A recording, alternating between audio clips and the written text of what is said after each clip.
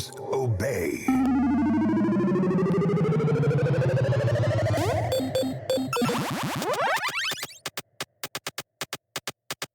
Let's roll!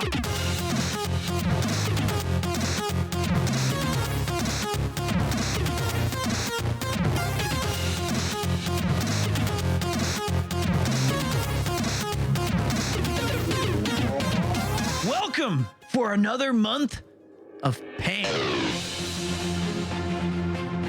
Hamburger.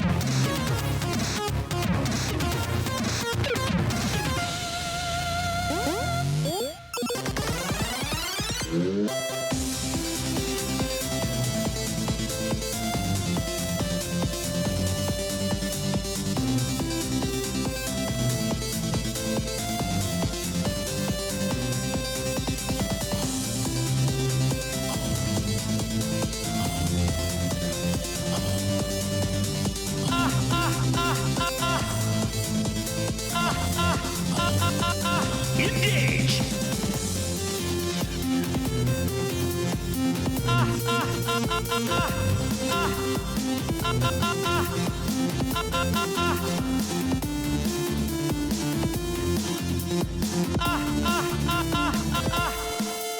Engage!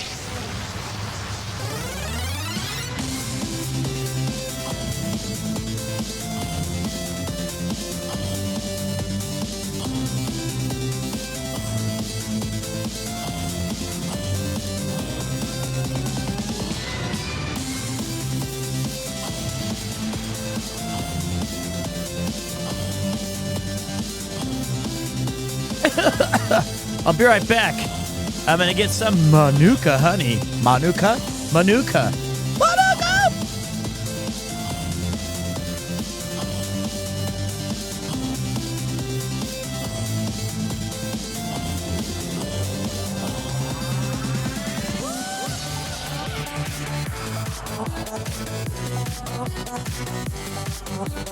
Party Peter.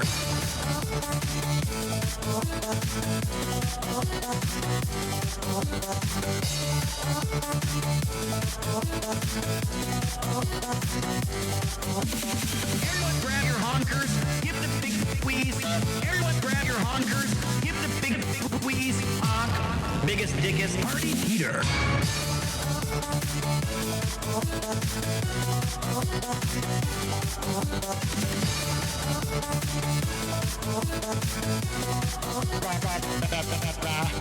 Sega CD was a cool system. I've got it. It's. I'm looking for a biggest, dickest.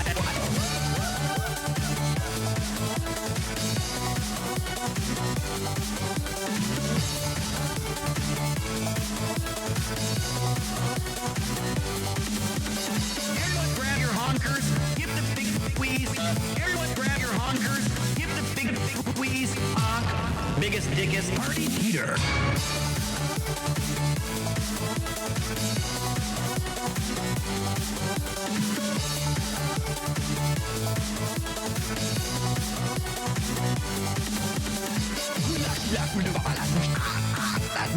Punch that knees.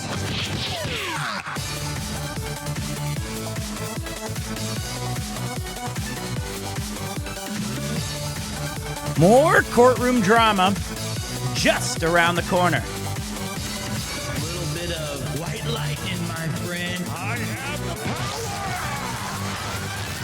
Party. No, I've become a gaming wizard.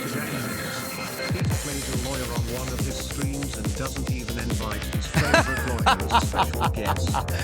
Hey, no, Malone, damn it. The idea, you've been invited. I've been channeling your energy on all of these lawyer streams. It's true. It's damn true.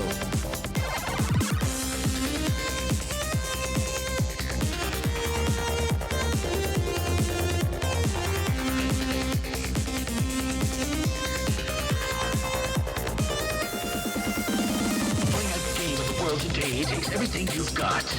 Having a friend who's a gaming wizard sure would help a lot. Can't beat the boss without a team. Friends and friends when in need. Ragtag crew from around the world. Games last fun. All aboard!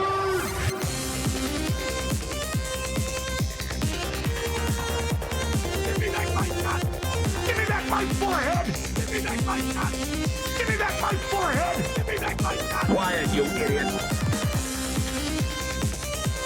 He's twerking on our puppet. Stop! Oh, God!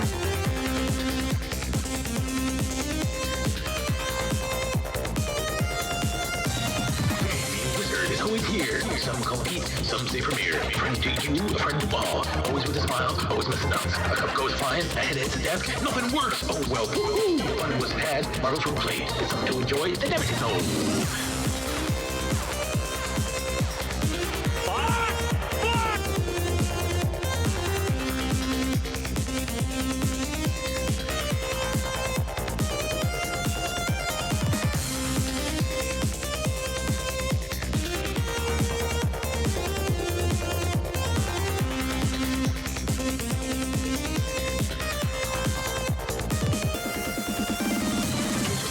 Bringing us together, a challenge to endeavor, and the love of laughter. A strategy, fighting, or adventure. A style for everyone, the center for adventure. Come on down and sit a while. Relax, chillax, and feel the vibe. PremierTwo has got to beat every game he beats if he really believes.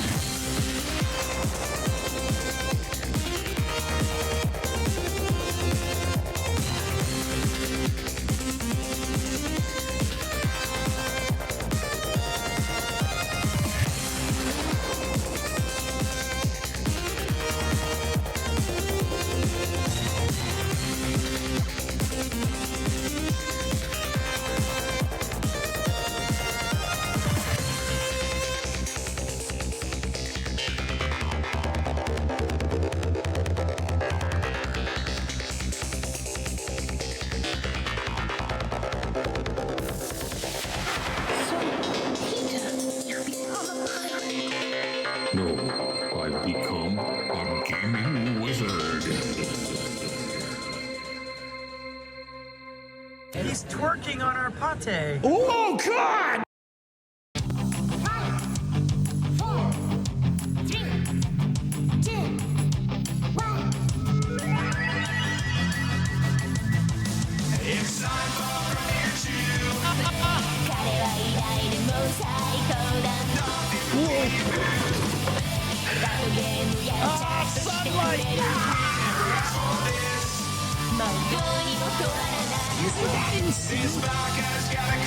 We're not going to have time to fix it. I think we should just...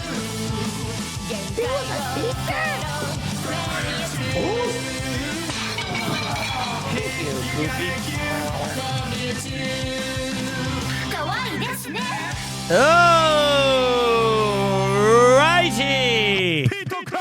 Okay, are you guys ready? I know I am. Welcome to another thrilling edition of PremierTwo. My name is Peter. Thank you for joining me on a still very hot day in Tokyo, Japan. I will endeavor to entertain you for the next, I don't know, 5 or so hours as we jump into more courtroom drama, the trials and tribulations of one Phoenix Wright, Maya Fey, and Miles Edgeworth. And who can forget the colorful cast of characters alongside of them? It's going to be a fun day. It's going to be good times. At least the rain and thunder is gone. I believe they're on their way again. Objection! I could be wrong. We support in full. We support in Premier full. I like to see that. Thank you for starting this stream off with a little bit of a bang. Let's get the hype train schmoving. He can never be Phoenix wrong. Oh, I'm sure I could. I'm sure I could. Let me get a little background bidgems for you guys. There we go. Hey, Pete, I heard about the earthquake that hit Japan, and I immediately thought of you. Is everything okay at your end? That's the first I've heard of it. So if there is something going on today, I missed it. I didn't know. but I'm good. I'm good as usual. I was feeling pretty lazy today, pretty slow. I think yesterday took it out of me. I can feel that my voice is very quickly and very rapidly reaching its genkai, which is limit in Japanese. I know it. I'm probably gonna have to take a bit of a breather after today, or at least switch the games a little bit, because it's starting to get me, it's starting to crush me, which is all right. Have you been doing vocal warm-ups? You bet your ass I have. I've been doing vocal warm-ups. I've been drinking lots of liquids, having lots of honey, trying really hard to make sure that I am well rested. And then, but it's actually this is actually a lot harder than I anticipated. I'm guilty of yapping too much. And I use a lot of breath support, a lot of diaphragm, which is why my voice is so loud. But we've been kind of jumping through maybe too many characters, maybe just a little bit. Can't wait for the Ace Attorney YouTube vids. Not even sure we're going to have those. I don't know yet. I got to talk to Mudon about it. Wait. Whoa, HK, pui.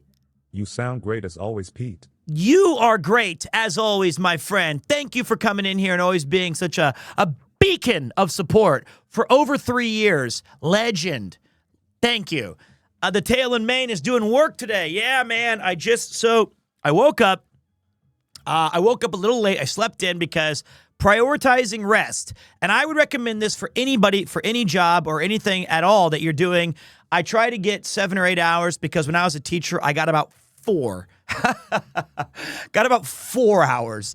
And so now I try to prioritize sleep, get 7 or 8. Did forget to clip my fingernails. I want to go back and do that today. So, or I'm gonna take a break today because they're bothering me.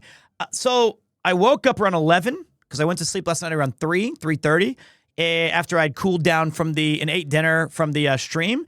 And then I immediately dragged my ass out of bed, went down to the local coffee shop, crushed a big coffee, and somehow got my ass back on the e-bike or whatever, the stationary bicycle. Had a pretty solid 45-minute ride, a nice little 14, 15 kilometers. CK Fingernail clipping Prime. Could be the next big thing, Pete.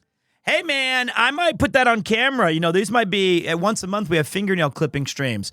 I did not get hit by the earthquake. I didn't even know there was an earthquake until I just found out from you guys. Or maybe it's my insulated room doesn't tell me. So it was a good exercise. Knocked out about 417 calories. So it says. And then I came home. I did some stuff. I added these amazing emotes from Macho. We have the Premier Take, the Premier Take That, the Premier Essay, the Premier... Lots of new little emotes and surprises. It always makes it extra special when you guys bring out these awesome contributions. I don't like the blue light film on your glasses. You know what? Honestly, I don't give a I'm sorry. They're helping me. All right? It's all right. You don't have to be sorry. I'm not sorry. You don't have to be sorry. You have the exact same opinion as I have. It's cool, man. No apologies necessary. I don't like it on mine. Hey, it's cool, man. You don't have to worry about a thing. I'm just saying that you don't have to like it, and I don't have to have you like it. So I take them off for the stream. So you're lucky when we get into character, I will be taking them off. For me, I've noticed, look, it's almost certainly, I am not a doctor. I am not a, what is it called? I am not a licensed physician. I am not an expert. But I found that recently, as my age got a little older, I'm 40 now, I'd say the past year or so, 2 years, I asked Yuki if she could grab me some blue light glasses, and they have helped me have less headaches. And I think it's because of these key lights. And also, I have 3 screens I'm facing at all times. So they kind of just help me do all right. So it just a lot of staring at the monitors for the age of 5 years old all the way up until 40 does it to you. I did not know about this earthquake, and this must have just happened. Hendricus, thank you for the 500 bits, mate. How late are you? Not at all. QB? No. QB. Thank you, brother. Hi, Pete. On the car to the airport for college. Glad to hop by the stream. Hopefully you're not driving, and if you are, be sure to make yourself safe. Good day, Mr. Macy. Good day, Mr. McCool. Always great to have you in the channel. Great news. I usually have the night light mode on Windows. It eliminates all the blues, and it rests my eyes. Good on you. Good on you. I recently switched to reading Kindles. Or it's a Kindle, it's not. But, like, I miss turning the pages. I miss the books. How you doing, Greb? I miss having the physical copy, but it's done wonders on the exercise bike, let me tell you. How you doing, Gnome? I'm going to be very critical during this stream. You can try to be critical, but I am a great attorney. I think the biggest problem is that the courtroom is a kangaroo court. The judge doesn't know what he's doing. Constant objections that don't make any sense. It's all just a bunch of wild style bullshit. Kindle is a double-edged sword, but it is working. What's up, Big Phil? What's up, Thunderfart? How you doing, Silva? How you doing, Onomichi? Hey, what's up, Rylus? What's up, Yin Win Lin? How you doing, my bash? Lord Lucier? Nobody 1221? How you guys doing? Hype train success. What did we crush today? Let me see it. Boom. Level 2, 78%. I take those. That's a W. I understand. 5 subs, 520 bits. Thank you. I know that the Phoenix Wright streams are, I do the heavy lifting. You guys just chilling, putting your feet up, kicking back, relaxing. Let your ears swim in the splendor of courtroom drama and sound effects. So it's going to be a good day of gaming. I might have a couple of days. The next 4 days after this are kind of up in the air. So, well, okay, you're not relaxing. I understand. But you're at work. I understand. But I'm trying to make it a little easier. Hey, Pete, my wife and I used your favorite places guide for Japan. You have premium taste. Well, thank you very much, Manila. I appreciate that. Hope you guys had a fantastic trip. It's amazing. Congratulations. I loved that Phoenix Wright was trending yesterday with 2.1K viewers, and it was just your audience, Pete. It was trending?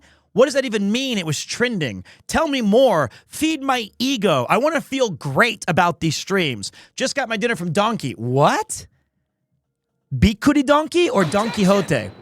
Ready to watch some amazing lawyer Pete in action. Good luck. I hope it's fun. How you doing, Prinny Squadron? Wah, dude. Wah, dude. Wah, dude. Welcome back. What's up, Pete? These Phoenix Wright streams have arguably been the most enjoyable so far. Love the voice acting and the extra charm that you put into the game. I appreciate that. Hopefully you guys will support the Diablo 2 streams. I've commented to Kleben. Kleben Splurknurch is not only a mod of this channel, he's not only a terrific streamer, he is a good friend of mine and a Diablo enthusiast. Do we have any Filipinos in the chat? Where are the Southeast Asian contingent? Where is my SEA gang? Where are you guys? We got to have you guys rise up. So none of this content. Thank you, Tricky Ponting, legend yourself. SEA gang is one of my favorites. You guys are always super supportive. We're near the same time zone. This courtroom stream has been one of my favorite streams this summer. It's like listening to a radio drama while I'm drawing. That's awesome, man. I'm very happy to hear that, Elder. I need to contact Chameleon Kirsty, who does all of our badges, like the badges for resubbing. We definitely need a Phoenix Wright badge because I feel like it's entered the pantheon of like memorable stream moments. You know what I mean? First time watching. I love Ace Attorney, and I'm looking forward to watching. I hope you enjoy it, buddy. Kleben and I and others, I don't know who yet, but I know Kleben, we're going to do a little co-stream Marino. I don't know if he's going to stream. I totally said he could. It's up to him. But he's going to help me get through Diablo 2 Resurrected. That'll be a nice palate cleanser as I let my voice rest from all the courtroom drama and proceedings. And that should be fun. And then I want to get back to some vanilla Minecraft. I don't know when yet. That's what he asked me, and I never have any idea. I'm really slow about that. I'm working on it. Is there any chance this whole shindig with the game will be turned into a YouTube video? So here's the thing, right? I'm just going to tell you guys straight up because I've always been transparent. I've never lied about any of this stuff. All of the, on the YouTube channel, which I'm very proud of, the editing is godlike. The content is good. It's great even. We have almost 130 subscribers, which is amazing. But consistently, video game streams or video game content does the absolute worst, which is terrible because I think it's some of our best stuff, which is really, really sad. But it never gets the numbers. It never does well. It has never once, except for the Fear and Hunger stream, has never popped off. So I can only say to you guys, as a creator who's spending a lot of money and effort to make this YouTube thing work, the video game stuff might have to take a big hiatus until what I feel likely what needs to happen. Let me just project my thoughts. We grind the IRL content. We keep making cool stuff. I keep trying new ideas with that area. And then once we get up to, like, let's say magically, somehow, miraculously, if we get up to like 500,000 subscribers on YouTube, and then I can do the video game stuff and it's doing as well as some of my IRL videos are doing now, I can justify it, right? I can justify it. But right now, I can't. Right now, it's getting harder and harder and harder to push that out at a loss. Hey, what up, kitty cat? Attack! Rawr. Welcome, welcome. It's a crying shame that YouTube does seem to prefer IRL stuff. At least it's in the VOD channel. Exactly. But I would totally be okay with it doing poorly, but I need it to do a little bit better than it is doing now. And I don't think I can do 2 channels. I think I already have 2, and I'm good. YouTube's a very stressful endeavor for me. I much prefer Twitch, where I can go live and be goofy, and it kind of takes care of itself, and it keeps the lights on. And YouTube is more of like a fun, I'm going to look back on this in 20 years and be like, that's some cool shit that we did. And I think that Phoenix Wright deserves to be on there. I really do. Because I think just like the Mario Brothers RPG stream and the Secret of Monkey Island that Conk put together, and the Future Snatcher stream, there are some games I just want to have on there just so I can be like, I did that. That was fun. Anyway, it's good to see you guys. Thank you for being here. Got a great stream planned for you today. We're going to be knocking out Case 4, Day 3 of the investigation, and then jumping into the final case of the first game of the trilogy. So when's the Van Gang video dropping? As soon as we're done filming it. We're getting there. It's going to look really strange that I have really long hair in the Van Gang video, and then my extra part of it, I have really short hair. Definitely the voice acting is too good not to be archived. Well, I appreciate that, Cantaloupe. Hey, Pete, have you ever heard of the absolute gaming masterpiece, The Blob 2? No. But I'll check it out. Is this your first playthrough? Kind of. I played it like 12 years ago, and I have forgotten literally everything. I've been waiting for one character to come on, and I haven't seen him yet this entire game. Somebody asked, could you describe to me what is Phoenix Wright for a newbie? Basically, it is like... Wow, I also played Diablo 2 back in the day. Online was fun back in the day. Don't forget the cow level. Oh, we're not going to forget the cow level. That's still a very, very important part of the experience. Basically, Phoenix Wright is a visual novel video game, kind of like an adventure game, like Monkey Island, Maniac Mansion, Full Throttle, Grim Fandango. But they've put a little spin on it by making it an investigation part where you're looking for clues, almost like you're a detective, and then going into the trial part where you are performing as a lawyer. So it's really fun. It's really, really fun. It's been really exciting. And I think that the characters that they have portrayed are wonderfully painted. Like, what I mean by that is they took some broad strokes. They all have great personalities. It's been really fun to give some different voices to them, things like that. We're trying our best. A lot of inconsistencies, but we have some voices get changed 2 or 3 times. And apparently there's a whole trilogy that I've got. So that's what we're going to do today. And other than that, so tomorrow, I don't know if I will have time to swing by and do a stream, but if I do, it would be during the day. Hey, Pete. You look formal. Are you queuing up to a job as an English teacher in Japan? I certainly hope not. I did that career for 10 years. I'm ready to be done with it. I'm good. It's the wee hours of the morning where I am on. From going to head out, have a good stream. Ace those cases. Kitty Cat, thank you for the raid. I appreciate it. I trust you had a great stream. You pushed it to the red line, and I'm glad that you swung by and brought your community here. Thank you. Thank you. So tomorrow is a maybe Minecraft stream. Maybe not. It depends. I'm trying to sort out some IRL plans. Saturday, maybe the same thing again. Daytime Minecraft stream. Some kind of things I'm working on. 28. Sheesh. Sheesh. Sheesh. Ricky, 28 months. Damn, brother. That might be the longest relationship you've ever been in. I didn't mean to insult you. I just meant 28 months. That'd be long. I'm just going to take all that back. Welcome back for 28 months. I didn't mean it like that. I was just thinking it. I didn't mean it like that, Ricky. Ricky, I didn't mean it. I meant like, that's crazy. That's a long time. Great. That was not savage. Damn, bro. I know. You guys, I have unk energy. That's what you guys told me. I have uncle energy, and that's what unks do at get-togethers. We make these kind of jokes.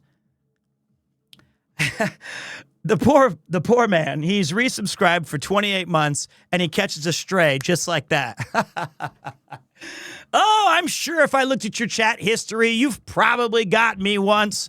I'm sure I've been on the receiving end, and if not, you get to pocket one. Wouldn't have it any other way. That's a man who knows what this channel's all about. Unk energy has got to be an oxymoron. It's got to be. It's got to be. Oh, did you just call me a moron? I'm going to remember that, lawfully criminal, when you resubscribe for 28 months. All right, so the other thing is that you're just a moron. That is true. Objection? Overruled? Okay. What's up, So Fucked? How you doing, buddy? Appreciate you pulling through. It's gonna be a fun one, boys. So we've got Sunday. Hi, Pete. Hey, what's up, Virgo? How you doing, buddy? Something's happening Sunday that I can't remember, but Monday, I have plans with Yuki. Those are big. So the next 4 days are kind of wildly or weirdly busy. So I trust that you guys will be patient. I will use that time to recover, of course, the vocal cords. But it's like I got stuff this weekend, just kind of piling up all at once, but it's still kind of tenuously planned. So I have some real flexibility in how I approach it. So that's happening. Should be good.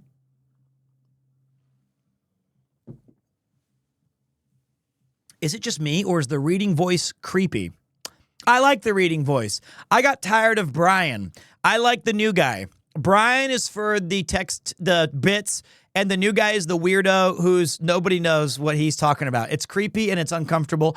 And I'm supposed to be adding Monster TTS so that you guys can talk to me with funny voices. I got to work with Mifu on that this weekend. How you doing, DJ Cambomb? Good morning to you, big boss. Who's been your favorite character to voice act so far? Great question, Agatharn. You always make my job easier.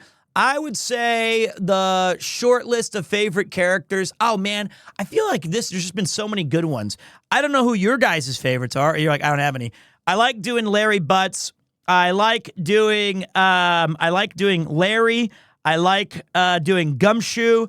I like the drunk guy who we just added. I even like regular old Phoenix. They're all really interesting. I like Gumshoe as a character a lot as well. He's like this. He's always trying to do the right thing. But Old Bag was not one of my favorites. Yo, saw you on Ludwig's channel. Followed. You did? How? What happened? What was it? The one about that? Was it the Halloween or the Taco Bell? Bring on that Von Karma sass. Yeah, I don't like Von Karma. He's a Steel Samurai was good too. I think that while we don't always reach the dizzying heights of perfection, I think that each character is at least fun to take a stab at. I just like them all. Walking back to the stream, I like Larry Butts was a moment. At least I didn't say Harry. I like the Gumshoe voice, but I feel like Phoenix is my favorite one. So the thing I like about Phoenix, even though it is mainly just my voice, but a little heightened, I think that Phoenix is one of the few times where I get to kind of play with the inflection because we get to have these moments during the case where it's really starting to go fast. And since I don't have time to read these scripts beforehand, it's very improvisational almost, right? So I kind of like it. And if you stand really, really, really far away and you turn the volume to like 50%, you can, when I say, hold it, or take that, it kind of sounds like the garbled version of the actual in-game character anyway. But I know Hannah's favorite. Hannah's favorite is when I turn the mic down to 40% and I go like, what do you want me to do about it? Every time I come down here, who the hell turned off my computer? I didn't even save my documents. I got 25 cases backed up here at the precinct, and I got the chief objection my neck. I think she likes That's that longer one. than all of my relationships. At $5/month, it's a lot cheaper though. Hey, I appreciate that, Dragon Fury. It's cheaper, buddy. I don't ask for a lot. The background gumshoe, and I think that my favorite recurring gag is that 25 cases and the chief breathing down his neck. And then I like even the chief where he's like, I don't care what you're doing here. So that kind of stuff. It's that kind of fun. It's that kind of silly shit that we're getting up to. New here, what are your normal streaming days? Objection? Take that? Do I have normal streaming days? So about that, my advice would be to join the Discord, and then, oh wait, the daily post. I haven't been writing those either. I would say I try to do Monday, Wednesday, Thursday, Friday, Saturday. That's what I try to do. Monday, Wednesday, Thursday, Friday, Saturday. I have succeeded on that twice in 3 years. But the good news is that when I am live, it's kind of like, oh, hey, fun, Pete's here. I think you've never done that. You might be right. I don't think I've done that. Maybe in a month. Like, I've hit all those days in a month. Background Gunshoe is my favorite bit as well. But Kid Voice is still the best voice. Kid Voice got banned. Are you back to streaming at this time now? I don't fucking know. I don't know. We need Phoenix to do an investigation. I did this because I realized that I was struggling to do 9 or 10 hour Phoenix Wright streams, and those are maybe less is more. So I feel like maybe it's better if I just do like 5 or 6 hours, get some prime time, bring in my Southeast Asian gang and say, what's up, and get like it's almost like like you're watching a TV program on late night or early morning. The Natural Playboy we save for special occasions. So let me knock this one off the queue. There we go. Kid Voice is so hard to understand when just listening. I like the Kid Voice. It hurts my throat. No surprise, it'll strain your voice, but quality over quantity, I say, exactly. I'm watching food ads. Twitch knows my fat ass wants some food. He doesn't know that I gave that line reading some real power. That's great. All right, here's what I'm going to do. I will not be able to stream unless I clip my fingernails. It's driving me crazy. I'm going to go do that really quick. A farmer installed a modem in his barn. I guess you could say he has stable internet now.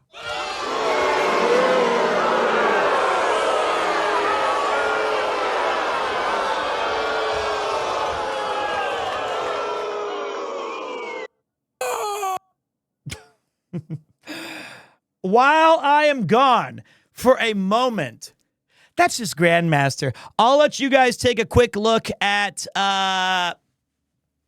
this YouTube. I look stressed and old. I'll be right back. I'm just going to clip my fingernails. If you like this video, go check out the YouTube. I'll see you guys in just a minute. Use my rewinds? I ain't no goddamn cheater. Are you sure about that?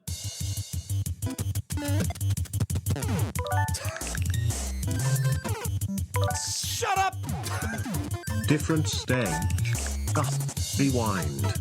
Different game. Rewind. I just don't understand.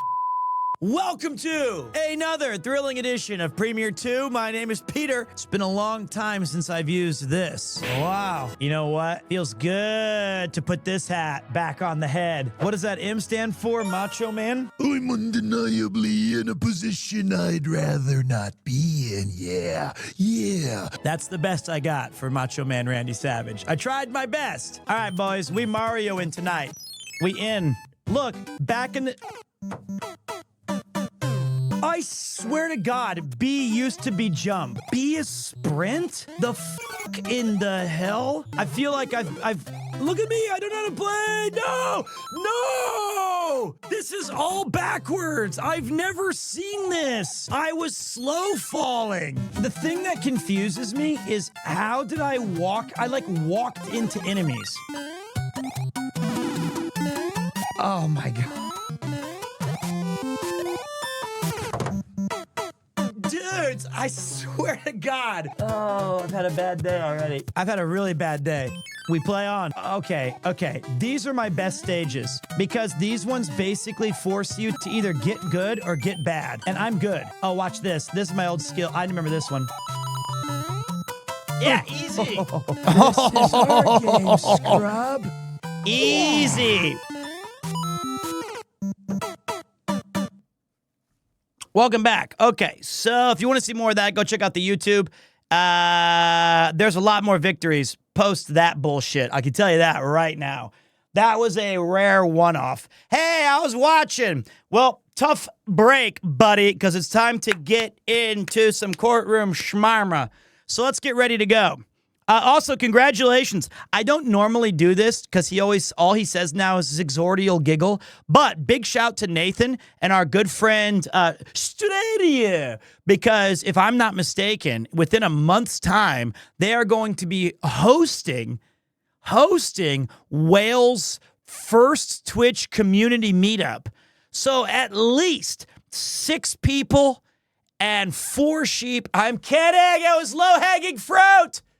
It was low-hanging fruit. I had to. There's gonna be celebrations. There's gonna be cheering. I'm gonna be there in spirit. Congratulations, big man. I hope that it goes super well. And I know that you are the right person, along with straight of you, to lead Wales in this endeavor. So that's pretty exciting, though. That's huge. Let me go ahead and hit the chroma key. All right. And let's see what we've got. I mean, I've done 3 Premiere Cons and I ain't fucked them up yet. Well, last time you and 3 others got violently ill, so you screwed that up. Mostly Stray, you did a good job, though. All right. Oh, God.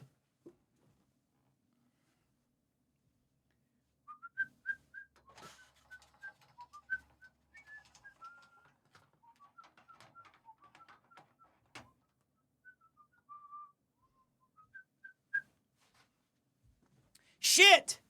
You guys aren't supposed to see that all of my IRL streams are fake. You're not supposed to know that I've never been out in Japan. It's all a big sham. FYI Pete, you can refer to Cardiff as West England, well all of Wales really. No, I will not. Wales is its own. You're just lucky that Wales didn't get to take over all of it. He's still in America? Busted. Yeah. Big shock, I know. I never leave my room. Let me see if I need to change anything here. Think we're okay. Yeah, over here we're all right. And then I got to change the lights. Pete, Gary mentioned yesterday that her AC broke. I couldn't help but think of your suffering. That's so brutal, man. Honestly, if I was her, I would get like a hotel. It's so bad.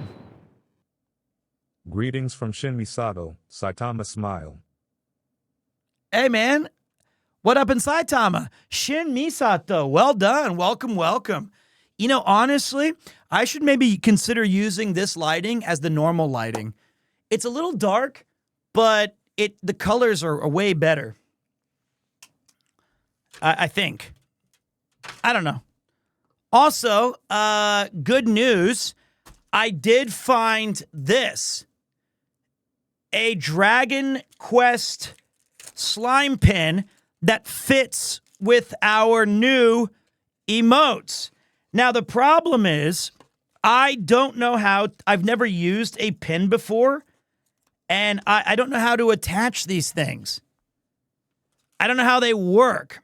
You thought it was a condom. Jesus. How does this... What do I do? Squeeze the back and pull it off. Oh, I did it. And all I got to do is put it back in? That's it? Cool. Those are new. Are you making the garage into a slime cave? Maybe. The sperm bank I visited yesterday had its own food court. Unfortunately, it was just a jack-in-the-box. Oh, God.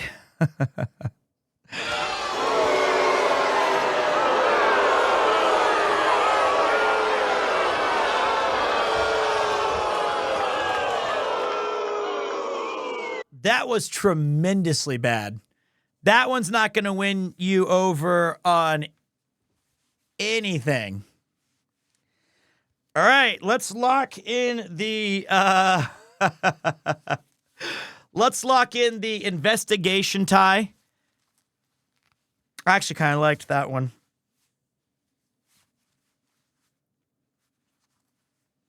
Sweet tie, thank you, Rainey. It was a gift from a student from about, how old am I now? 10 years ago? 9? So it was a while ago.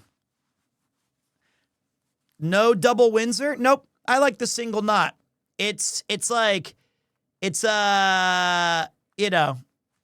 classic. It's easy to tie. And let's just say I don't know how to tie a double Windsor. That would be the easiest one. Double or nothing? No, stop. It's just, time is money, friends. This is in good condition, except, wait, I butchered this. Huh. It's literally 2 more moves. You are wrong. It's at least 3 more. So wait. It's a little long. Wait, weren't we in court yesterday, or is it investigation time again? It goes investigation, court, investigation, court, investigation, court. At least that's how it's been so far. What's on the time? Well, down here at the bottom, it's Mario. It's Mario hugging the tie stripe, which is cute. And then on this side, it's the only side that's been kind of damaged over time. On the tongue, it has a little Mario standing by the flag. This part's seen better days, but that's all right. Had this for 10 years. It's a nice tie. They had a collaboration with this place called the Perfect Suit Factory.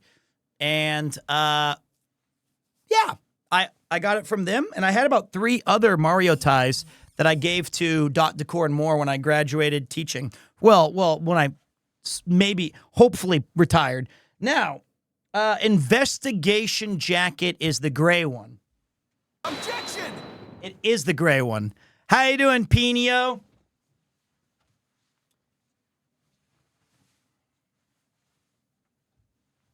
I know how the format goes. Played every game of the series, but I guess I did leave the stream early yesterday. Oh, my bad. I didn't mean that. Okay. Where does the pin go? My lawyer pin. Does it go like here? I guess so. The left lapel? It's my lawyer pin. Is the A buttonhole? There's a buttonhole? Is that what this is? That's what this is for? Oh, no shit. I didn't know that. Ouch.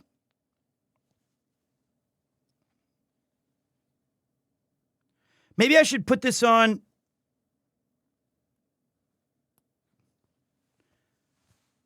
Wow. Wow. I'm a lawyer. Whoops.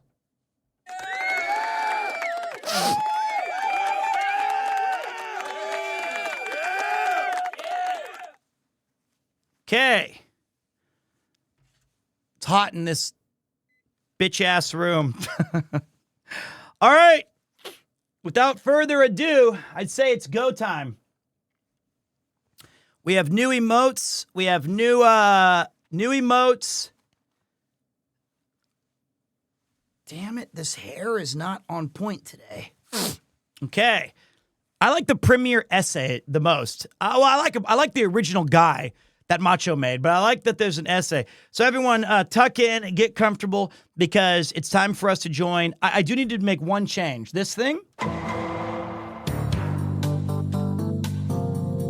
I got demonetized.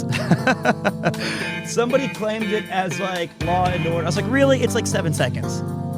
So I have to switch that to track 2. I'm still keeping it, but it's only going to be able to be heard on the stream. It's a little bonus of the stream only. So now when you hear it, it's going to sound like this, but it's set to just us. It's our little secret, a perk of being here. Okay.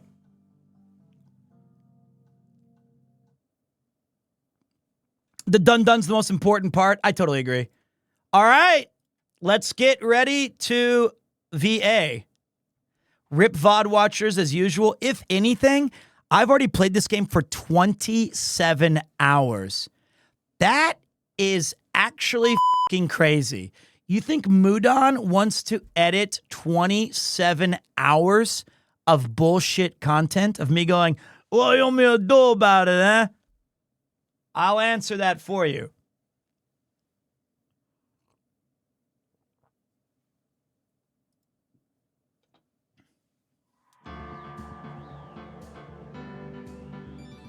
Nah! Okay. Are you going to play the other games too? Maybe someday. Phoenix Wright, Ace Attorney, Episode 4, Turnabout, Goodbyes, Day 3, Investigation. For those just tuning in, I'd like to remind you, our rival, Miles Edgeworth, is being held on the count of murder of a guy named Hammond. All of this goes circling back to one thing that we need to find. The literal key to this case is the DL6 incident.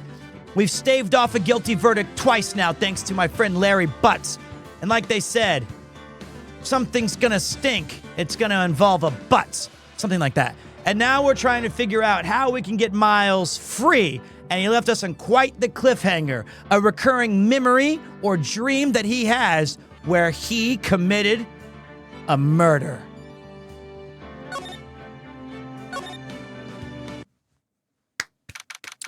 December 27th. December 27th, 2:11 p.m. Wright & Co. Law Offices.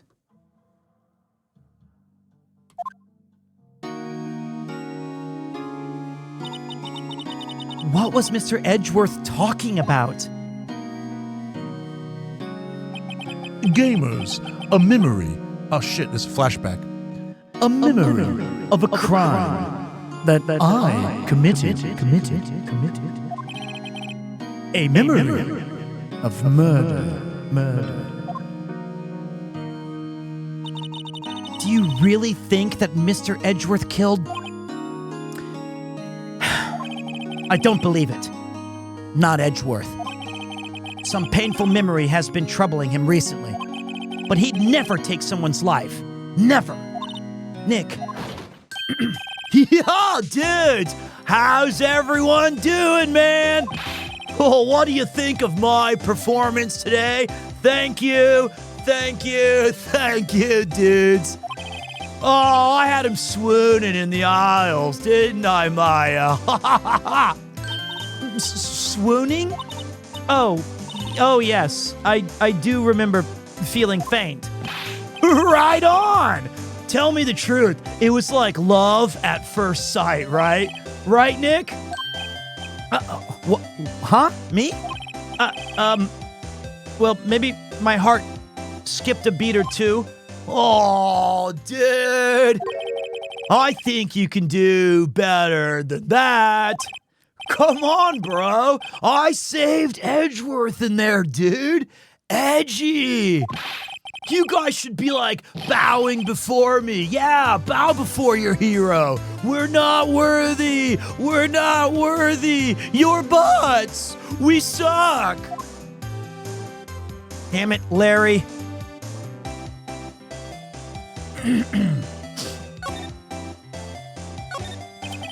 Looks like it's cleaning day again at the hotel across the way. I hear they're planning a second branch outside the city. I can see the bellboy, Ludbud, adjusting the angle of that screwdriver in the drawer.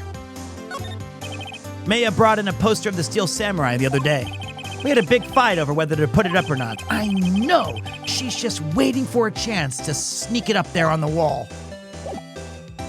I can feel my voice weaker. Weird. Ma.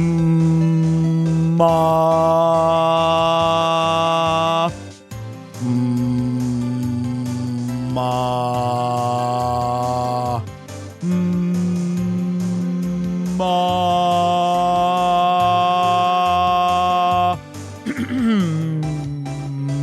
Ma. Okay, extra lot of water. Larry, you really helped out in the trial today. You did. If you weren't there, Larry, I'm sure Mr. Edgeworth would have been found guilty. Woo!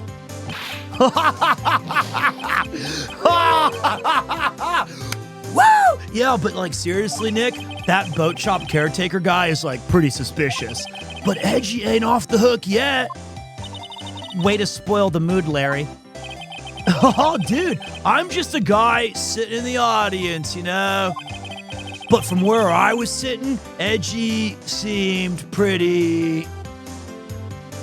edgy.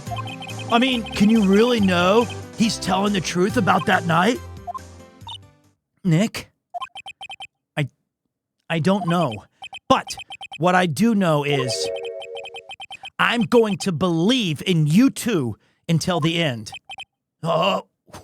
Us two? Edgeworth? And who else? You mean me, right? No, dude. He means me, right? Nick, dude. Yeah. You, Larry. Not me? But why you, Larry? Huh? Oh, dude.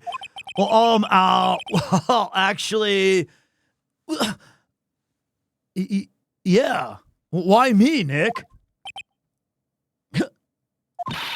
Huh. Enough with the silent treatment. Shit. Nick, why do you trust Mr. Edgeworth so much? I mean, he's changed recently, true, but when we first met him, he was kind of a jerk, don't you think? You didn't know him back then. Back when he wanted to become a defense attorney. Wait, was that when you two were classmates? Yes. In grade school. They saved me. Miles and Larry. They saved me and I'll never forget it.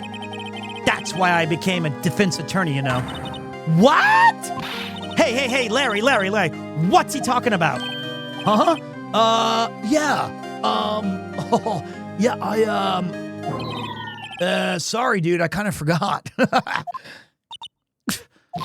Okay, Nick, out with it. I'm going to hear this story today, and that's final. Okay. It's kind of a long story, so hang in there. It was the very end of third grade. I was on trial. A class trial. A class trial? You remember, Larry? Spring, end of 3rd grade? A kid in our class got his lunch money stolen. Lunch money? Our school was really small. Every month, kids would bring in an envelope with money for lunch from home. Oh, I see. Anyway, this kid's envelope disappeared with $38 still inside. Oh, dude, yeah. Now that you mention it, I do remember that. I can see why you'd forget, though. You were out of school that day. Anyway, the envelope had been stolen during PE class. I was coming down with a cold, so I skipped PE that day. I was the only one not in class. So, they thought that you did it? Yeah. The kids in class said I should be put on trial. Trial? So the next day we held a classroom trial with me as the defendant.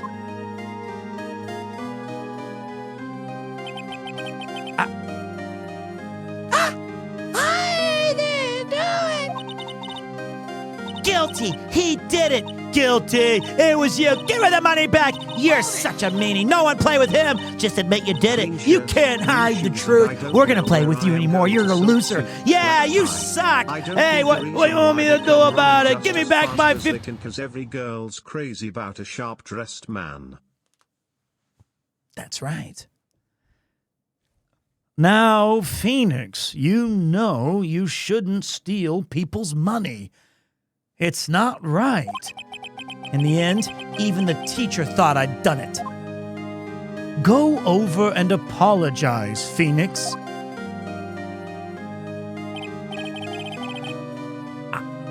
I didn't know what was happening. I was so sad. I couldn't stop crying. Everyone was staring at me like I'd done it. I tried to apologize. I went to where the boy whose money had been stolen was sitting. That's when it happened. Objection! He shouldn't have to apologize. The only thing that belongs in the trial is the evidence. Anything else has no place. You should all be ashamed. Amateurs. Miles.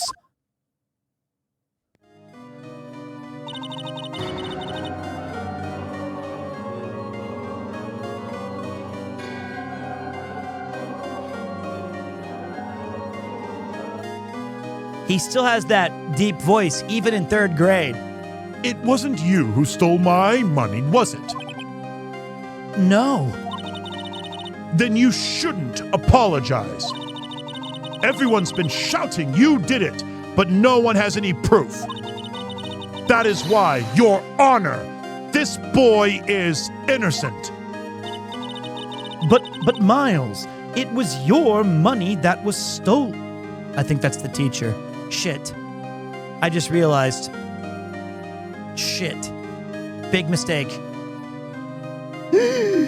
But Miles, it was your money that was stolen. Yeah, he did it. He's the one. This is our town, scrub. Why don't you all just shut up? Oh, dudes, this is always how it is. Everybody ganging up and picking on like one person. Just think how he feels. He said he didn't do it, so he didn't do it.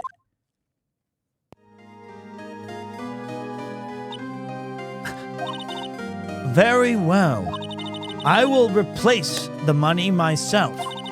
This class trial is over. That's how it happened. After that, the three of us were the best of friends. Wow, I had no idea. Yeah, I had no idea either, dude. I mean, yeah, I forgot. That's when I learned what it meant to be alone.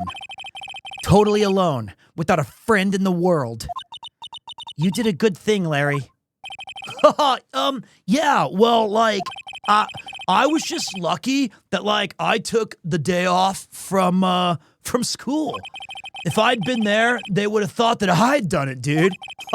So I kind of like took it personally. See, when something smells, it's usually the butts. Anyway, Edgeworth and I talked after the class trial. That's when I heard his father was a defense attorney. I remember his eyes would shine when he talked about his father. I'm going to become a defense attorney, just like my father. Famous defense attorney. Yeah, a famous one. Then, a few months later, he suddenly transferred to another school. The DL6 incident. Right. I'm not sure, but the transfer probably had to do with his father's death. That's so sad. It was several years later when I heard Edgeworth's name again. There was an article about him in the newspaper. The headline was something like, "Dark Suspicions of a Demon Attorney." Fabricating evidence, manipulating testimonies, covering up facts. The article said he'd do anything to get a guilty verdict. Anything. Dude, but why? What happened? I mean, dude, that's not the Edgy that I used to know, at all. That's what I thought, too. I tried to get in touch with him. I don't know how many times. He never replied. I guess he didn't want to see his old friends. I couldn't just drop it, though. I wanted to meet him, to learn why he had become who he became. That's when I decided. Wait, you don't mean that's why? That's why you became a defense attorney? To meet Edgeworth? If I was a defense attorney, I knew he'd have to meet me, whether he wanted to or not. In court. Edgeworth believed in me, and I believed in him. He's in pain, and no one's on his side. I'm the only one who knows the real Edgeworth. I'm the only one who can help him. Whoa! Nick! So, is that why you helped out me? For free? Yes. I helped you because I believed in you. Except I don't remember saying I would do it for free. Oh, dude, Nick! Nick! Nick, we have to save Mr. Edgeworth if it's the last thing we do, okay? Right. It very well may be. First, there's that rental boat shop caretaker. We need to find out who or what he is. I'd settle for who. I guess I can clean out some of this evidence I no longer need. Okay, let's go!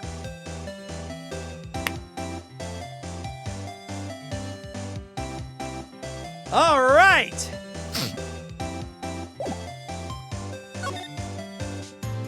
First, we'll go talk to Miles. December 27th, Detention Center, Visitor's Room. Hold it! This whole game could have been an email.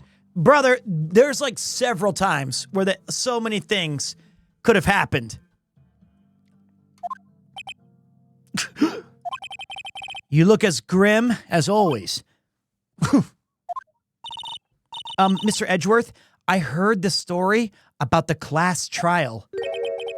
Gamers, class trial? What do you mean? You don't remember? No, I don't. Your lunch money was stolen, wasn't it? In 3rd grade? Lunch money? Oh, right. Yes, I seem to remember something like that. Nick, I think you're the only one who really remembers. Well, it probably only really mattered to me anyway. Mr. Edgeworth, didn't you know that that trial was the reason that Nick became a defense attorney? Ridiculous. Gee, thanks. That said, it does sound like the kind of thing that you'd do. You haven't changed a bit, have you, Wright? So simple. Even to a fault. Well, maybe, yeah, but I think you changed too much, Edgeworth. Perhaps.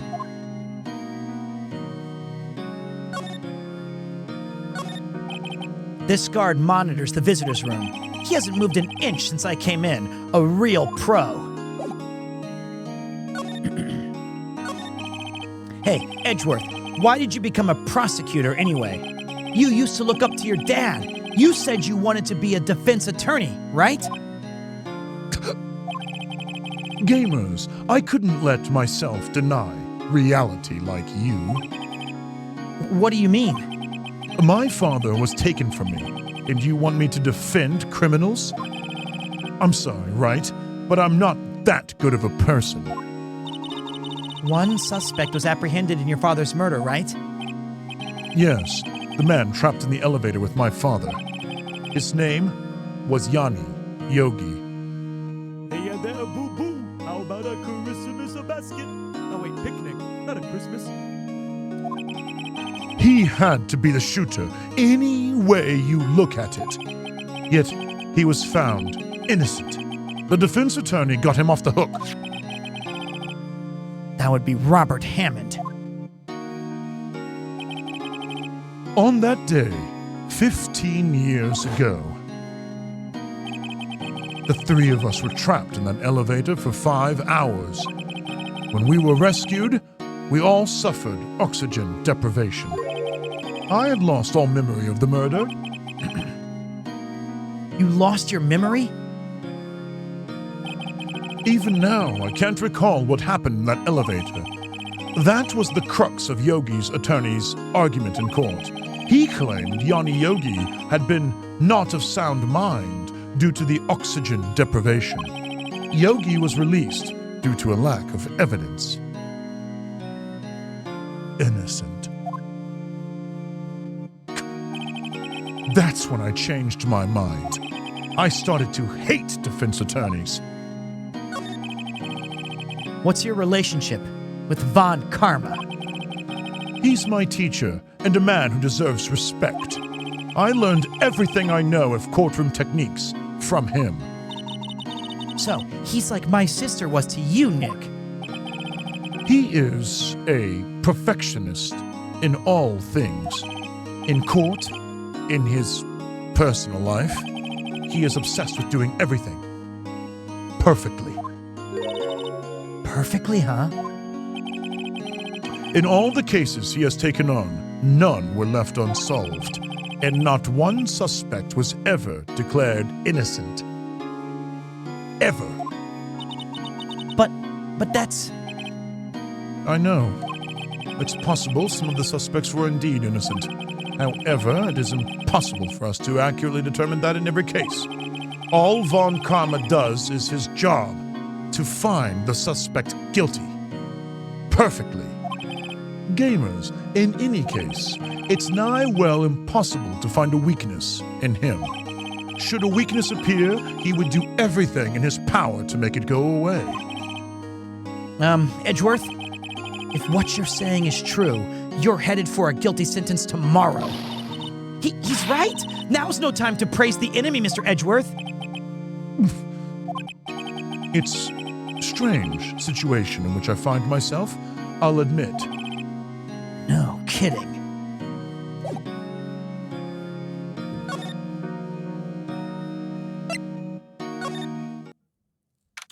December 27th, Gourd Lake Park. Entrance. Give me a second. Okay. I need a haircut. Okay.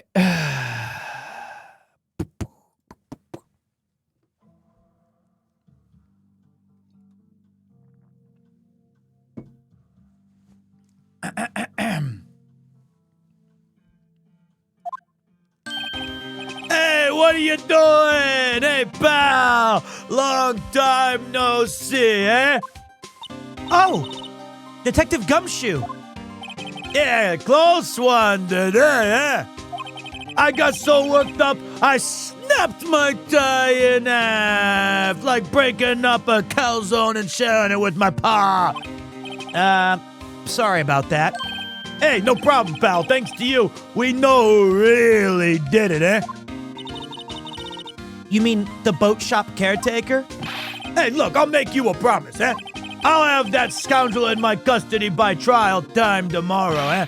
Come what may. It's my duty to you as a police officer. Now, I'm off to catch the criminal. Hey! What? Who took my badge? Yeah, I thought I had my badge here in the car. Who took it? How am I supposed to arrest somebody if I don't got my badge? Are you kidding me? I got 25 cases back at the precinct with the chief breathing down my neck. I'm gonna need my fucking badge.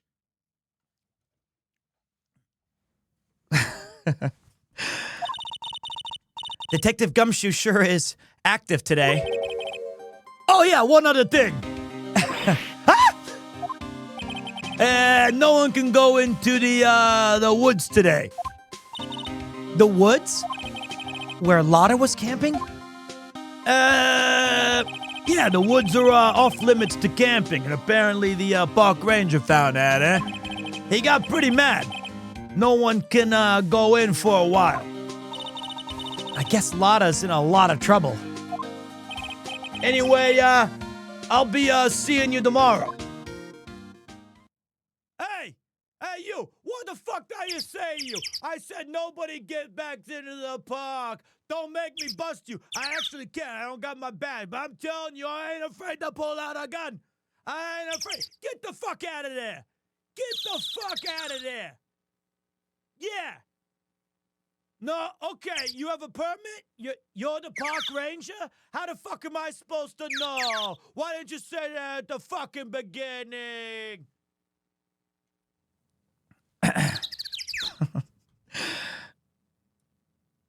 Okay.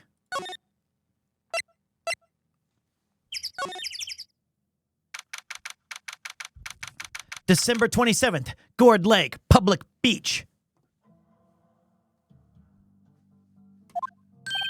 Huh? The steel eyesore is missing. Eyesore? Looks like the hot dog stand is closed too. I guess Larry's too busy worrying about Mr. Edgeworth to show up for work. A trash can with no trash. At least the place is well maintained. This lake sure likes to cause problems, doesn't it? Huh? I mean, everything that happened here turned out to be a lie. Gordy was a lie, and the charges against Mr. Edgeworth were all lies. I guess you're right. I mean, I'm glad the charges were all lies, but still. Guess Larry has today off. He was pretty happy about saving Mr. Edgeworth. True. We owe him. Big.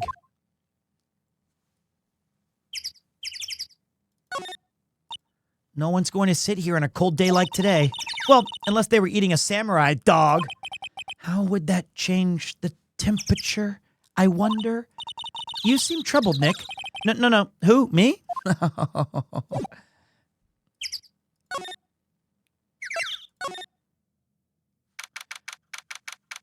December 27th. Boat rental shop.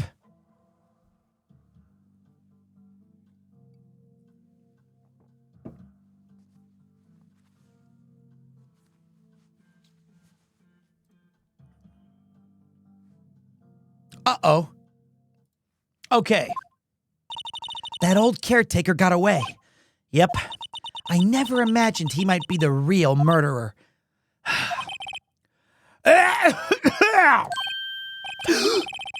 I'd know that clearing of the throat anywhere. Grossberg. I said. Well, hello.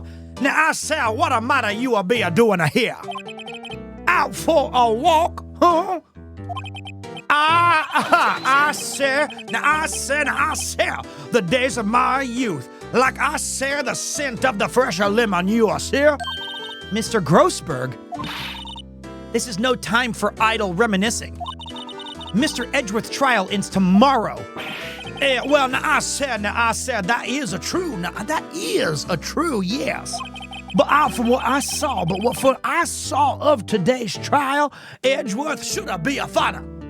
Should have been a fine, right? Well, I'm not so sure about that. Oh. Now, I said, what do you mean about that? Well, I'm not sure. Well, if you find out of anything, come by my office at once. I may be able to offer you some assistance. Thanks. Bye. Picked up the pen, Macho. Found it today on a stroke of luck. What do you think Mr. Grossberg was doing here anyway? Who knows? The boat rental shop. Doesn't look like anyone's around. The caretaker must have run for the hills, huh? Yeah, looks like it. He didn't seem like a bad person, just drunk. There's a forest here, beyond the bushes. Nick, the forest! There's someone in there! You're right. There's a few policemen in there. They must be looking for the caretaker. Good luck. Bro, new to you, but old to trash taste. Hello, biggest Chad. Hey, man, two-time Chad. Two-time, technically. But yeah, I'm just kidding. December 27th, Caretaker Shack. I'll be right back.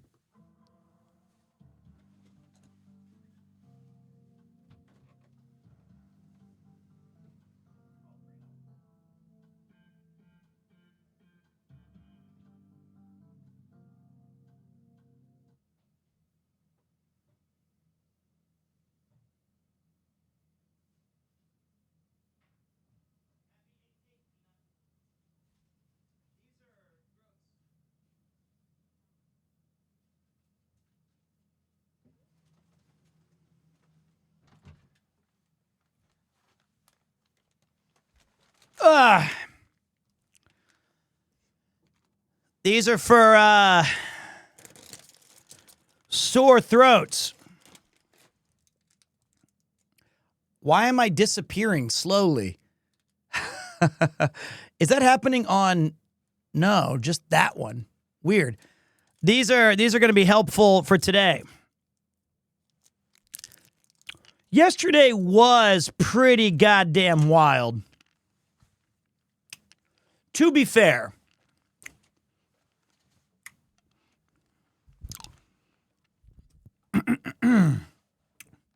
let me suck down this thing for a minute, then we'll jump back into the game.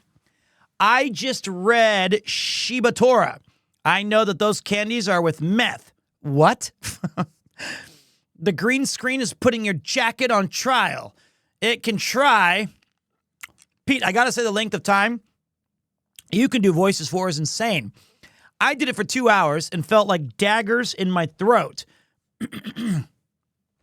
I think I'm finally starting to reach my nemesis, though. And I'm reaching my limit, I should say. That's all right, though. All we got to do is survive one more investigation day and one more trial day, and we're good. What's the most difficult voice? I would say the kid's voice destroys it the fastest, but I think it's just the amount of voices that we're doing.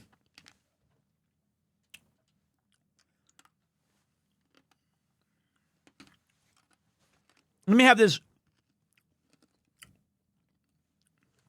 Let me finish this throat drop.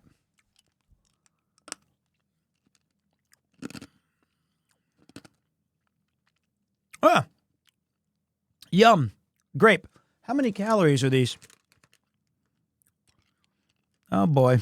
I'm going to gain weight eating throat lozenges. They call me the throat goat. Don't clip that. Okay. Huh. Nobody's home. Hello. Hello. Trunk. Hey, it's Polly. I wonder where your owner's gone, Polly. Hello. Hello.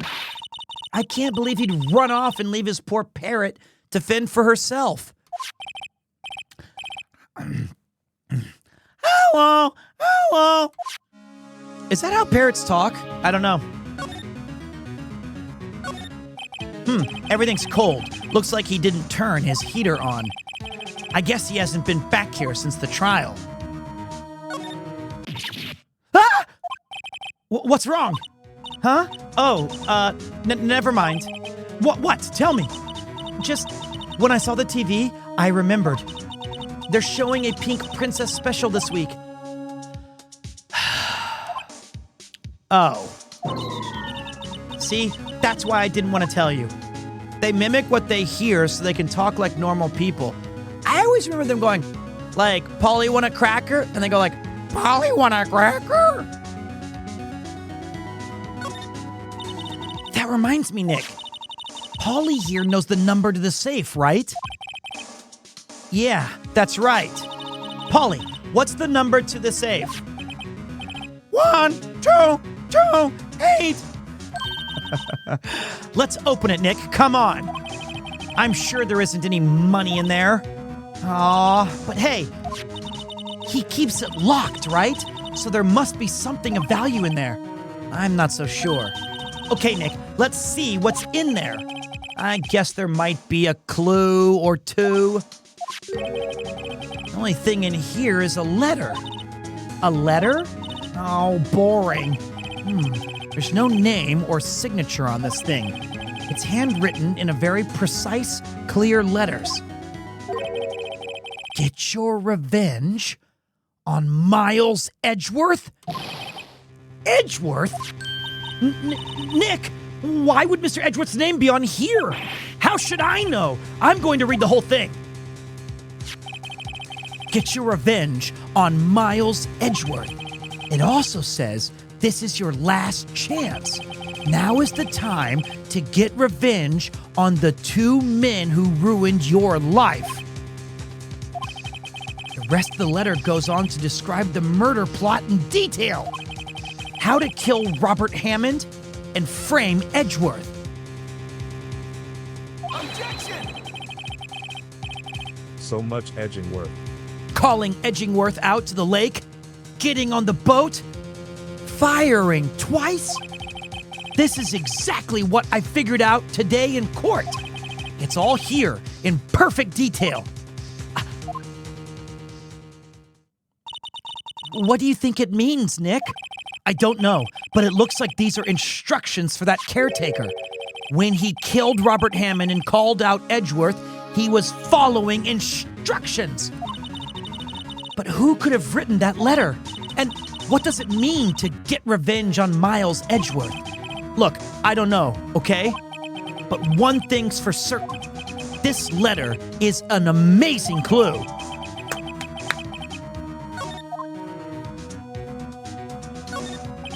There's nothing left in the safe. I wonder why the caretaker didn't take the letter with him. He left in a hurry, right? I don't think he'd even come back here after the trial. Maybe I should take care of Polly, Nick? You probably shouldn't just kidnap her. The police know about her anyway. I'm sure they'll do something. Well, okay. Sorry, Polly. He says I can't take you. Great, now the bird's going to hate me. It doesn't look like he used this kitchen much. You're right. I guess the whole pasta restaurant thing was a lie. What? You thought he was telling the truth?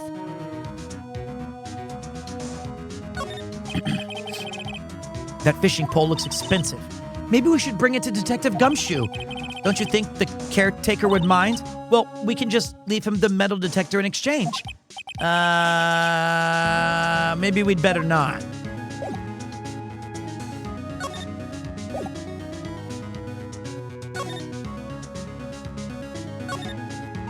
Say, Nick, don't people usually put pictures of fish up on the wall to boast about them? Yeah, I guess so. You mean pictures of the fish that they caught, right? Right. But don't all the fish on the wall here look really puny to you? Well, you know what they say. You should have seen the one that got away. It was this big. Except the ones that got away from us was the caretaker, and we did see him. Why do I feel like we're having two very different conversations here?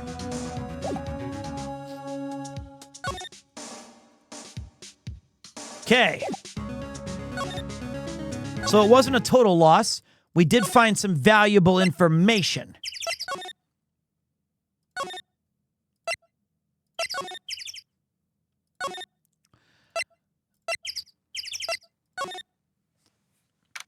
December 27th, Police Department, Criminal Affairs.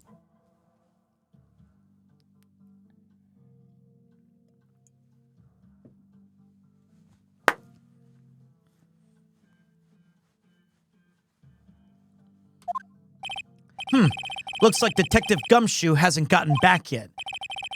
Gumshoe? He won't be coming back today! Oh, really? He said there was some guy he had to arrest by tomorrow. The boat shop caretaker. He shouted something about catching him if it's the last thing I do, pal. Good luck, Gumshoe.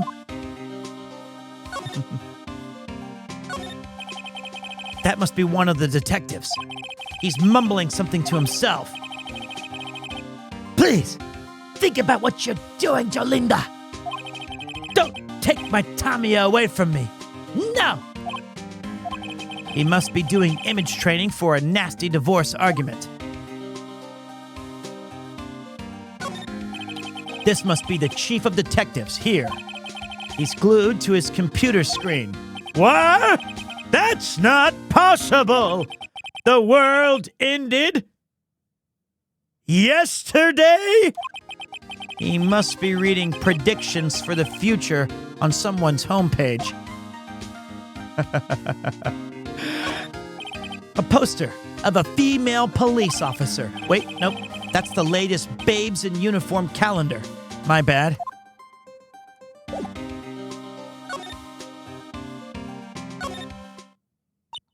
One day left, Nick.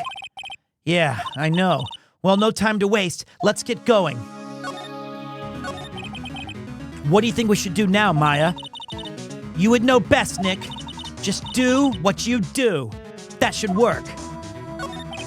Well, had any good ideas? This is all tied to the DL6 incident. We better find out as much as we can about that murder before tomorrow. Something that happened back then has a hold on Edgeworth and won't let go. It's time to go see that annoying prick Grossberg.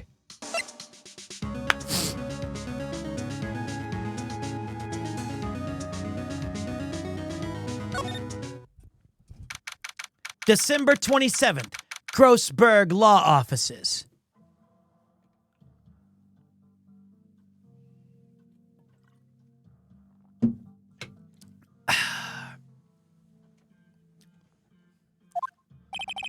He's out. Again. When does he work, anyway? Now, don't be harsh. Guess we'll have to come back later. What? He told me... A solid mahogany desk. I've already read this shit.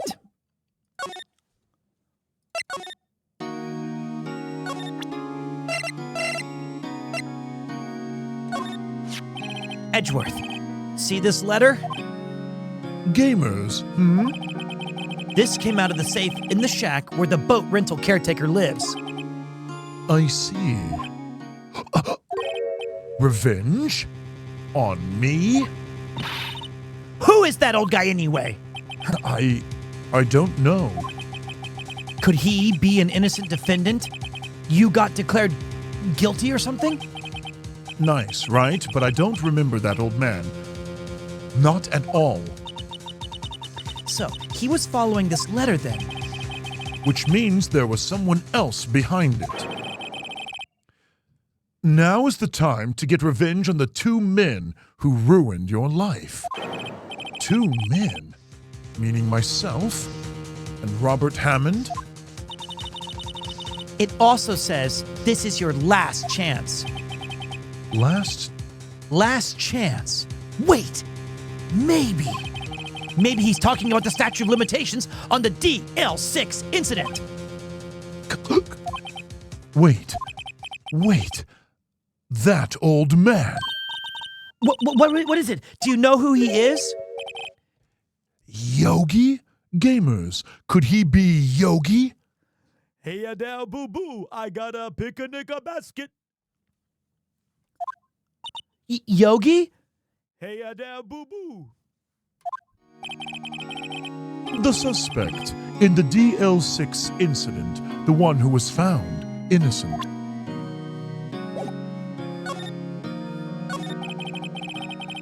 Yanni Yogi. Shut up. Was a court bailiff at the time. We just happened to be in the elevator together 15 years ago.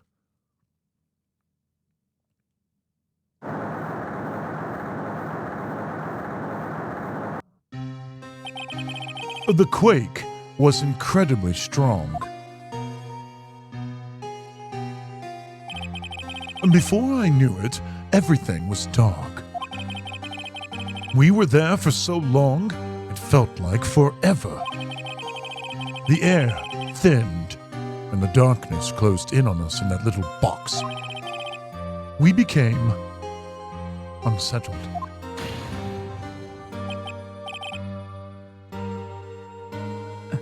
Help! I can't breathe! Quiet! I said quiet! You're not making this any easier. I want to get out! Help! Help us get out! Don't shout, you'll just use up more oxygen.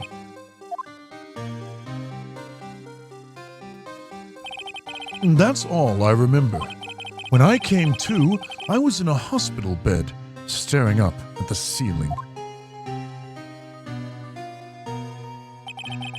In court, Yanni Yogi's mental condition was called into question.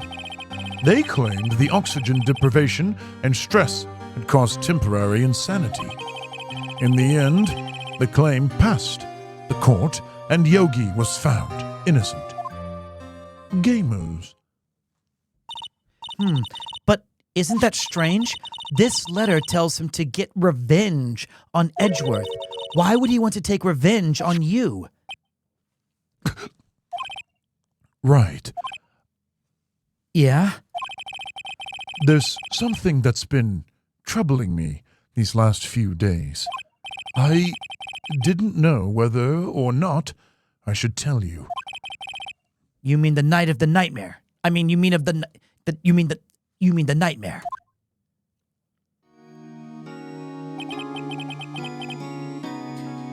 It's a nightmare I've had.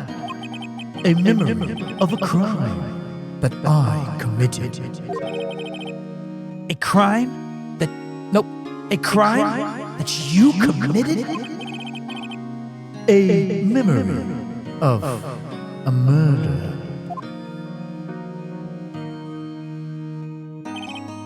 I think that the time has come to tell all. Gamers, for the last 15 years, I've had the same dream almost every night. I wake up in a fearful sweat every time. What kind of dream? It's a dream about my father's killing. In the dark. This dungeon. Help! I can't breathe! Quiet, I said quiet. You're not making this any easier. I want to get out! Help! Get us out! Don't shout. You'll just use up more oxygen. I can't breathe. You're using up my air. What? Stop breathing my air. Oh, I'll stop you. What are you? breathing my air! No! Father! He's attacking Father! Then I see the pistol lying by my feet. I don't know if it was evidence from that day in court or the bailiffs. In a daze, I picked up the pistol. Get away! Get away from my father!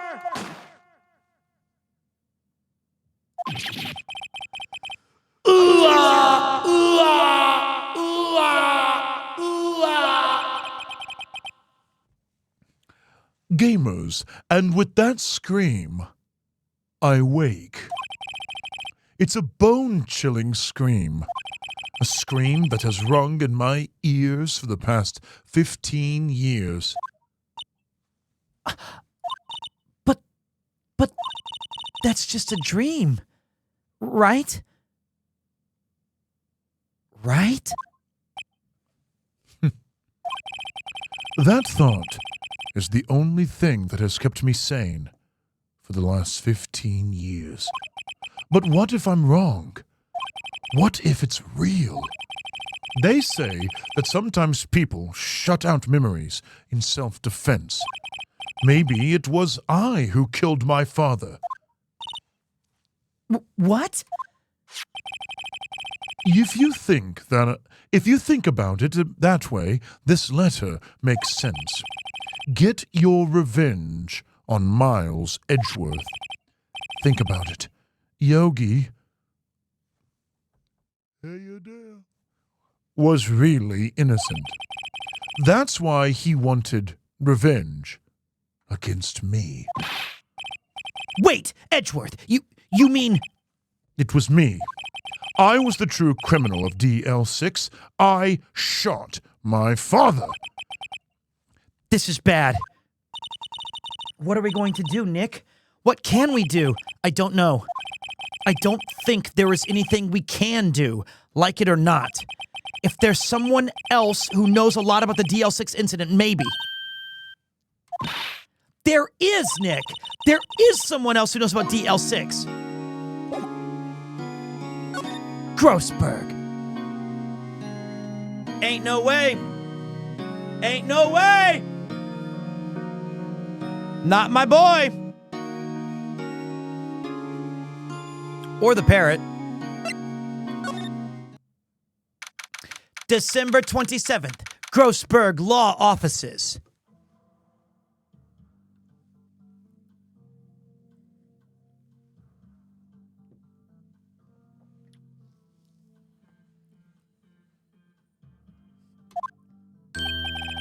Mr. Grossberg! Now, hello there! What's wrong? You look a trouble. No kidding. I can't believe it. You're not. Well, my. Now, I said, just calm her down and tell me what's happened, huh? It's Mr. Edgeworth. He.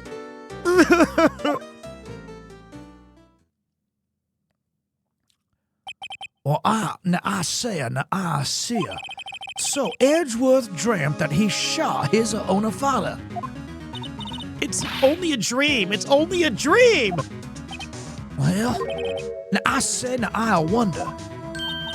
What? If that's the case, then why do you two look so troubled, huh? Well, also consider this. Yogi. Hey there, but shut in the hell. Now, I said shut in the hell up. Yogi quite certainly holds a deeper grudge against Miles Edgeworth. So deep, he'd want to frame him for murder. Now, I say this leads me to a surmise that Mr. Edgeworth's dream was not a dream. Now, I say it was real. As you imagine, Miles Edgeworth threw the pistol. He threw that pistol to save his father. The pistol fired, and the deed was done.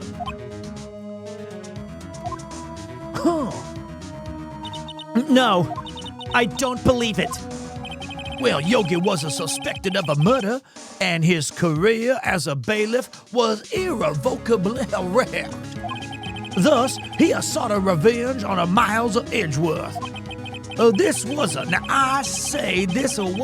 last chance, of course, with the statute of limitations so close.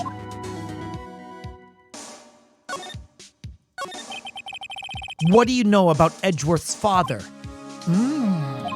Well, he was a defense attorney without a peer.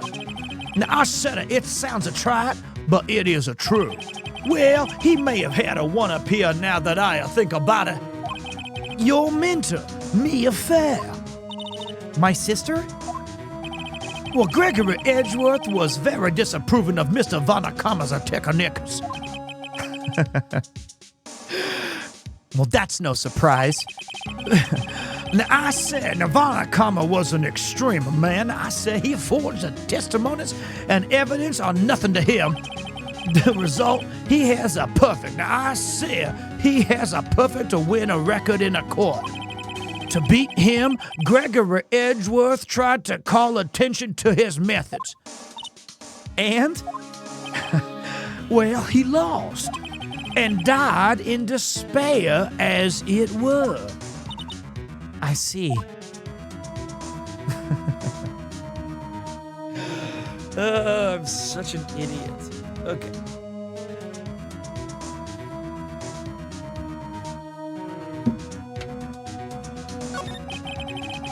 When Gregory Edgeworth was killed, the policeman, I said it was the policeman called on a spirit medium.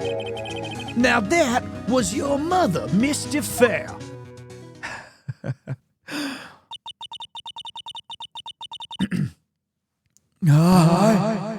I'm Gregory Edgeworth. I have been killed. The one who shot me was the bailiff, young Yogi. Yet Yogi was found innocent. That's when my mother left us. Everyone called her a fraud. Now that's a right. Everyone thought she was, you see. Yeah, now that I think about it, it seems the one who lied. Now I said the one I said who lied was Gregory Edgeworth's a ghost. Gregory Edgeworth must have known who shot him. And I don't believe it. So you're saying he falsified his testimony? That Edgeworth's dad lied to protect his son? Well, now, it's only a possibility, mind you, but a possibility nonetheless.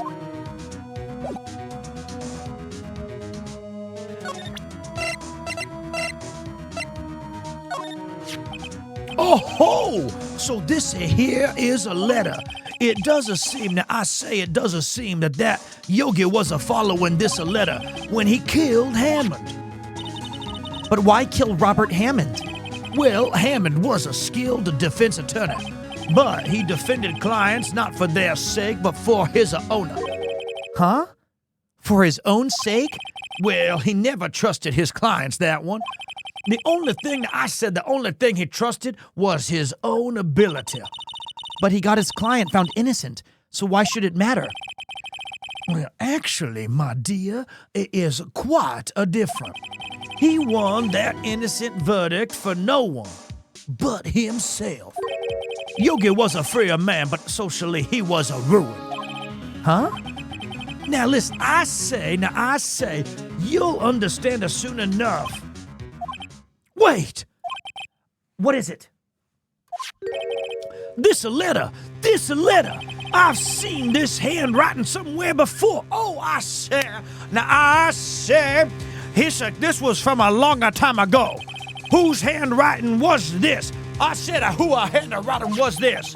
Do you have any idea? Now, do you have any idea who wrote this here? Manfred von Karma. Perfectly penned. Could it be Manfred von Karma? Von Karma? Now, wait a minute. Why would he have something to do with this?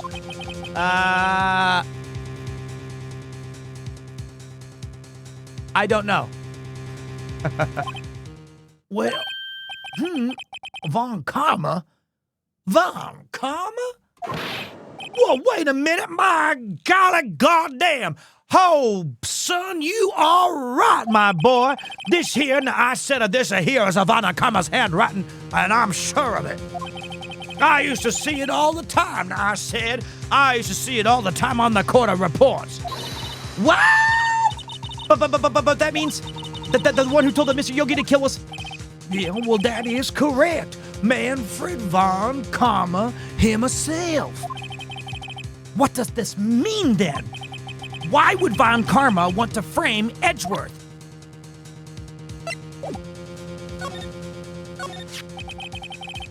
Now, I said, if it was a truly a Von Karma who wrote this a letter here, then he would know the truth. Now, I say he would know that Miles Edgeworth had accidentally killed, he accidentally killed his own father. He'll say as much tomorrow in court, I should think. He'll press the point until the court finds Miles Edgeworth guilty. Oh, no! But how could Von Karma know about Mr. Edgeworth's past like that? Even Mr. Edgeworth thought it was just a nightmare. Well, now that, I do not know. Yet I do know that Von Karma is both persistent and a perfectionist. He may be seeking to satisfy a grudge against Gregory Edgeworth by hurting his son. What do you mean? It was...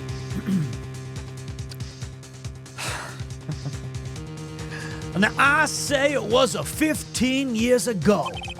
Von Karma met Gregory Edgeworth in a court, and Von Karma did win. But he didn't make it through the trial unscarred. What happened in the trial between Edgeworth's dad and Von Karma?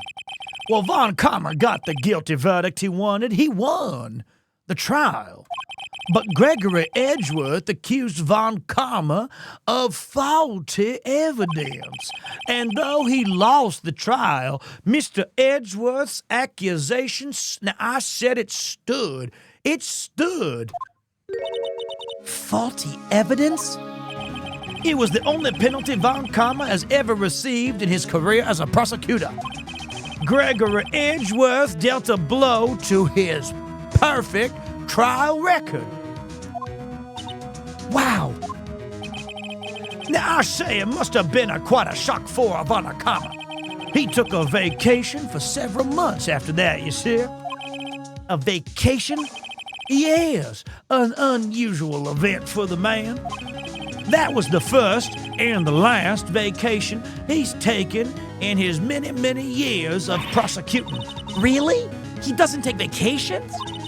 Like, go to the sea or go to the mountains. Don't tell me he's never been to Europe.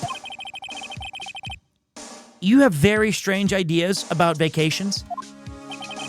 Now, I said, in a case, that was the only time he took a vacation from work. I believe the penalty upset him quite a lot. Odd. If he wanted to keep a perfect record so badly, why would he take such a long vacation? What do we do, Nick? Von Karma's going to bring up DL6. You can bet on it. What if Mr. Edgeworth pleads guilty to DL6? I won't let him. Yes, Mr. Wright. I hate to say this one, but, even accidental murder is murder. It is murder, you know. I know that. I just believe in Edgeworth's innocence. I can't believe he'd kill someone. But Nick, Mr. Edgeworth admits it himself. His father must have lied to protect him from beyond the grave. I don't care. I know he's not guilty. Well, Mr. Wright, I said, if you would say so, I suppose I could go check again.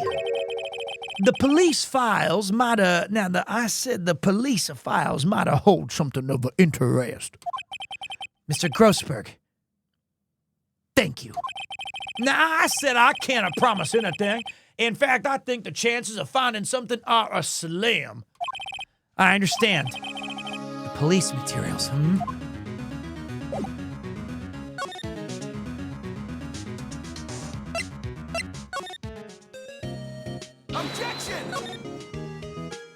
Legal Eagle wouldn't have a chance in these cases. Paralegal Pete is the guy to call. Paralegal Pete, that's right. The Pete illegal.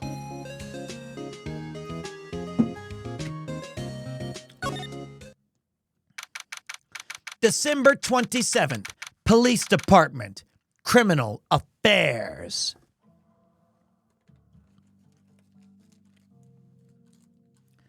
Break time.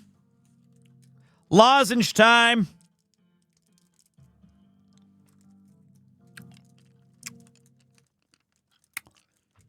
Throat lozenge time, boys.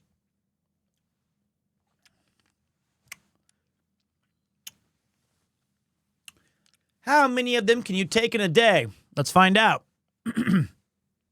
What's up, Han Solo? What's up, Pete? Love the acting so much and this game. It's a very fun game, isn't it?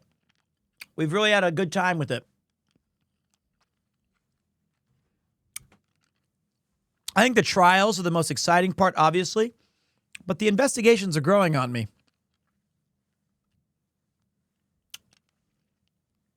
Krungo. Pa! What the hell's Krungo? Is that an emote that I didn't know about? How many can you shove in your mouth at the same time? Are you kidding me? I bet you I could do about 40. FYI, some of those can have a laxative effect if you consume too many. The ground quakes.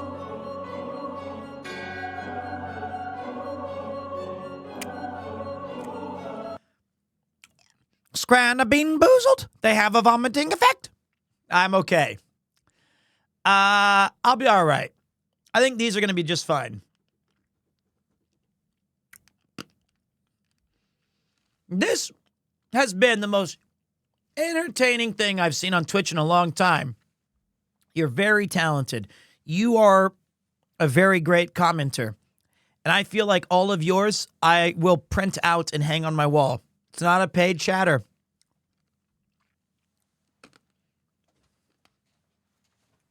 It's not.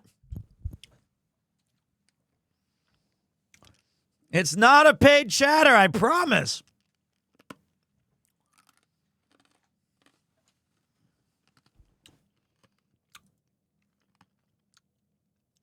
It's not. The ground quakes.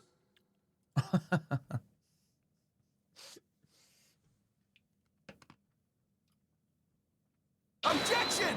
See, look. He used his Thank you prime. for all the fun. I was about to gift him a sub. So then everybody would be like paid chatter. Hey, what the hell? These lights are different colors.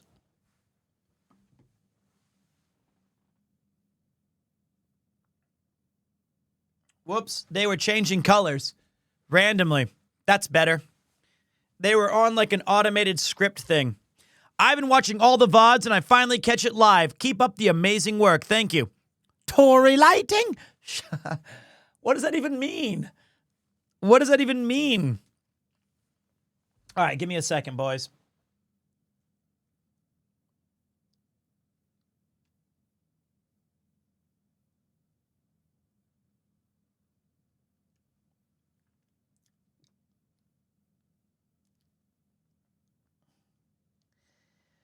Whoa!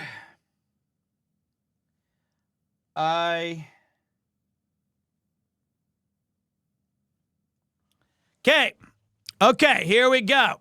Here we go back into the game. We're in the criminal affairs. There's hardly anyone here. Everyone must be out looking for the old guy, Yogi. Oh, it's you. I don't think Gumshoe will be coming back today. He's staying out late looking for someone. Sounds like Detective Gumshoe is pounding the pavement for real. We were wondering if we could go check out the records room again. Well, now I can't have just say anyone wandering around in there. But I guess Mr. Von Karma is in there now anyway. You can go in as long as he's in there. Von Karma? Yeah, he just, arrived actually. Von Karma's in the records room. Nick, let's hurry.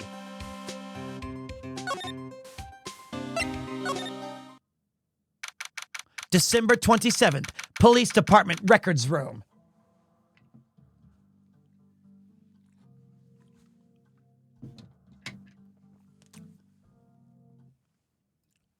Damn.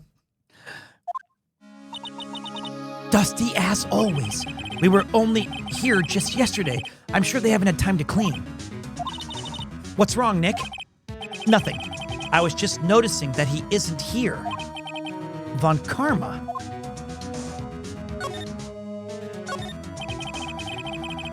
There are shelves stuffed with case files in the back of the room, too.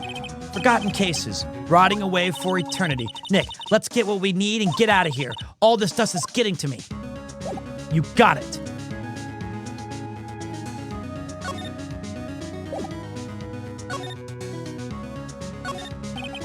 Here are the files of collected case reports. There's quite a large volume of reports here.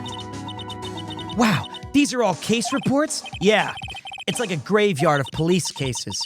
I guess my sister's case report is in here too, quietly gathering dust. Wah, wah, wah, wah, wah, wah. It looks like there are files inside the glass case. The case is so dusty I can't even see what's inside. Nick, it's locked. They must keep important case files in here. But, huh? One of the drawers here is open. Someone must have been looking in here recently. The label says unsolved cases. Evidence. Unsolved cases. Nick, the file for DL6, it's completely empty. What? What are you doing in here, Potter? Ah! Karma! You.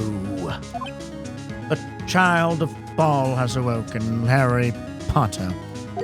How do you know my name? Huh? Have we met? What are you saying? We see each other every day, don't we? We're Miles Edgeworth's defense team. Defense team? I beg your pardon, you see, I rarely remember defense attorneys. They are like bugs to me, needless things to be crushed. I can see how this guy was Edwards' mentor. Tommy, the tit, was praying, and if he's not, he fucking should be. Well, we haven't had a character show up for that yet. Mr. Edgeworth is your student, right? A romanticist who still can't shed that veneer of amateurism. Just like his father. Always second rate. Mr. Von Karma, you had an axe to grind with Mr. Gregory Edgeworth, didn't you? Me? A grudge against a mere defense attorney. Why? Because he dealt a blow to your otherwise perfect trial record. So you did. But what I don't get is, why did you take his son under your wing afterwards? The son of your most bitter rival. When Alexander looked out over the breadth of his domain, he wept, for there was no more lands left to conquer. That, my dear attorney, is none of your business. Tomorrow will be the last day of this trial. It's been a while since I've had a defense attorney last this long. Still, you will lose in the end. Miles Edgeworth will admit his own guilt. His guilt of 15 years ago, you mean?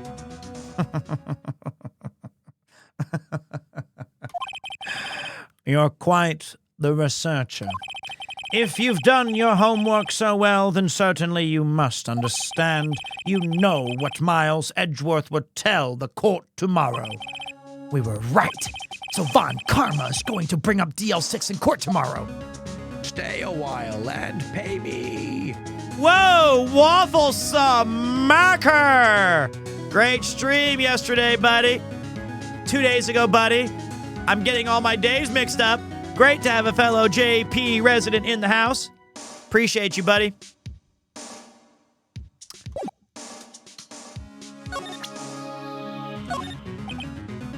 Fool.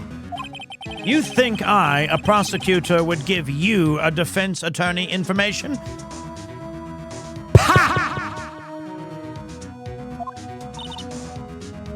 Creep.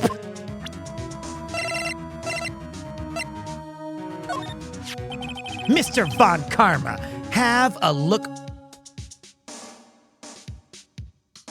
Wait. Mr. Von Karma, have a look at this. This was you. This was you, wasn't it? You instructed Yanni Yogi to commit murder. Yanni Yogi. How many years has it been since I've heard him called that name? He's a fool. I told him to burn it after he read it. So you admit it? You wrote Mr. Yogi this letter? Yes, my dear defense attorney. Thank you for taking the trouble to bring it to me. You've saved me a lot of needless hassle. What? Nick, what is that thing? A stun gun? For self-defense. Usually. Indeed. 600,000 volts will course through your body like a dog touching an electric fence. 600,000? Oh, don't worry. People don't die from it. Usually. Now give me the letter. No! No! Whoa! What are you? Nick, run! Ah! Maya! Out of my way!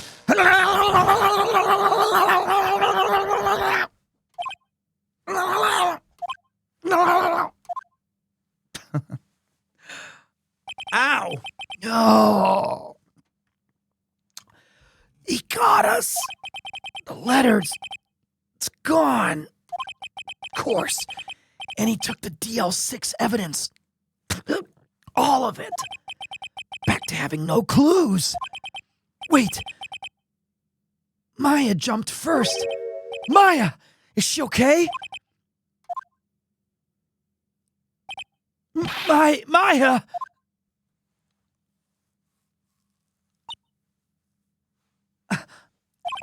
Maya! Open your eyes, Shelby. Open your eyes. Your baby wants to see you. That's Steel Magnolias. Nobody gets that reference. That's fine, though. Maya, open your eyes.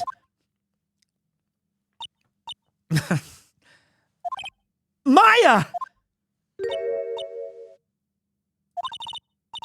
The letter. Did he take it? Huh?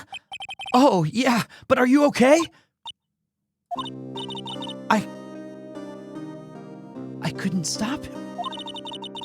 I jumped as fast as I could, but one shot from that thing knocked me out cold.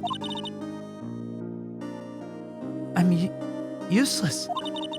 I'm no good as a lawyer or a medium. I can't even call my sister. Not even now when we needed her the most. I wish I hadn't woken up at all. Maya! Oh, there has to be some way I can help her. I'd better do something about her self-confidence first. Huh? Maya. She's holding something. What is that? A bullet? DL6 incident. Evidence number 7. Taken from the heart of Gregory Edgeworth. I remember. Von Karma was holding this when Maya jumped him. I'll prove it to you, Maya. You're most definitely not useless. I'll prove it to you in court tomorrow. To be continued.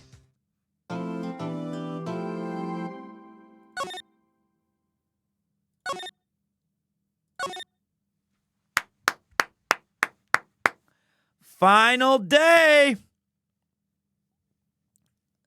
Final day. Ha. Okay, first things first, we gotta change suits.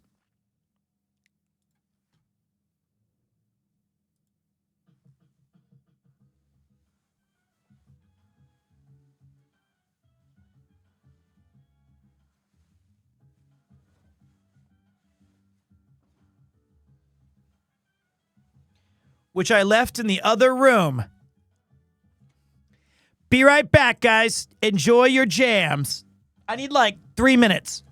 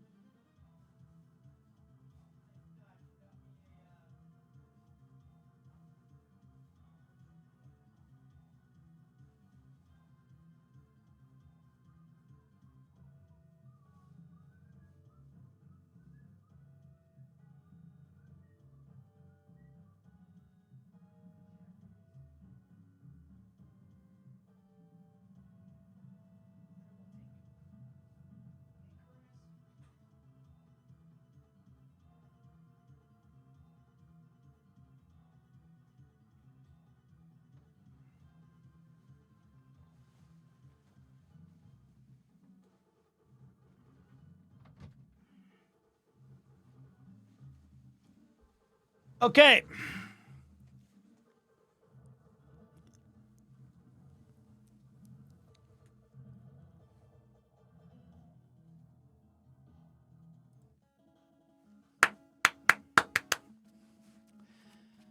All right.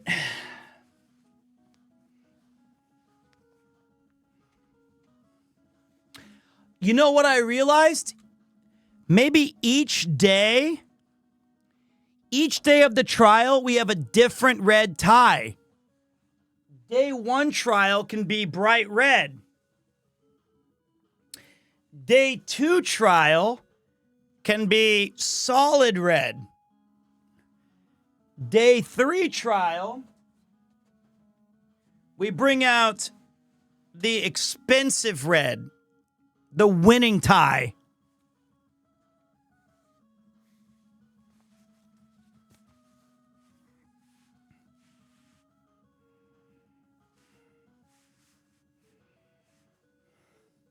So as a double Windsor, so for a double Windsor, do I just... what's the extra 2 moves?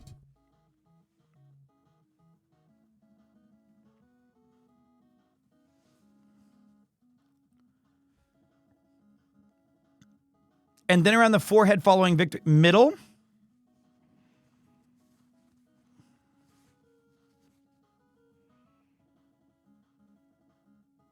And then through here, sling it once around each leg.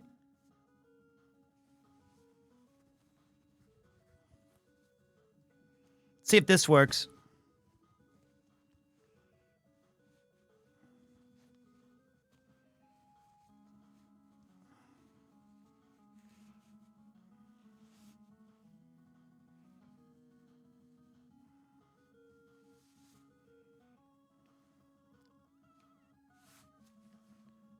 Is that right?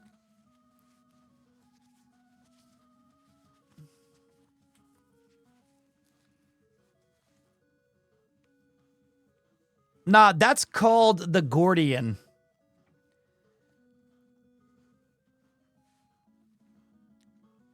Well, this works for me. This is so much worse. How is that? It's not even that. That looks good. That's still a nice... That's not the Windsor. It doesn't even look that bad.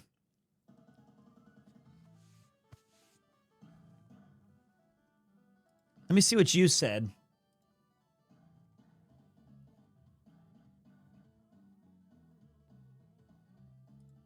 This is so complicated.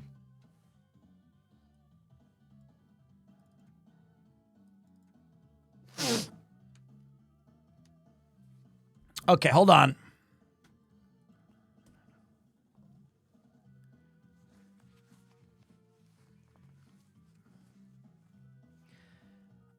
I can do it blind. I wish you could do it silently.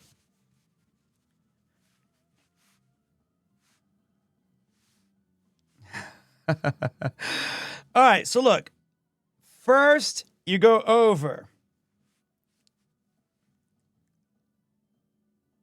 Then I go up. Hold it! I can do it even louder if you want. The fuck?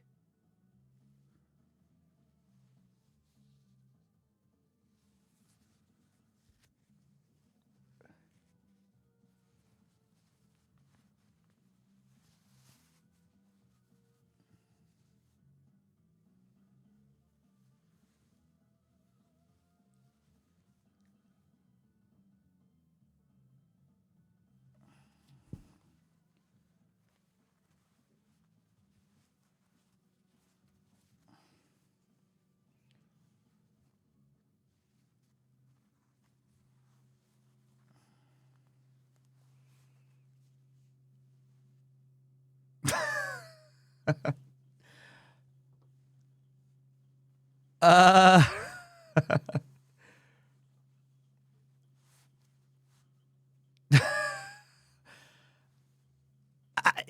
the length may be a little off.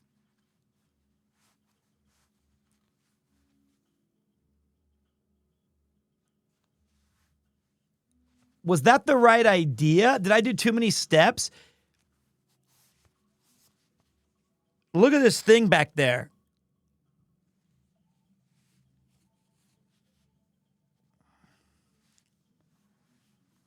Was that the right way, but I have to just be like super clean with it?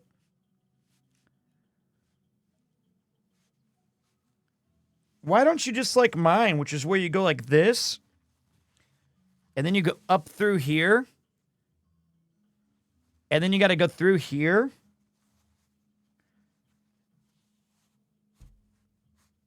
And you pull it up, and it looks good. It's not symmetrical. Yes, it is. It's perfectly symmetrical. That's the teaching tie. See, look, dogs, that's symmetrical. Looks great.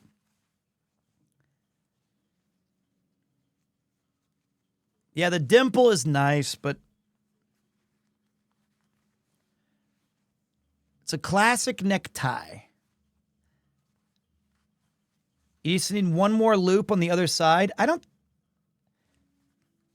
As symmetrical as your IRL streams, maybe. All right, so now wait. This is our day 3 trial time. And look, I brought an extra just in case. For me, who never wears tie, it looks great and awesome. Exactly.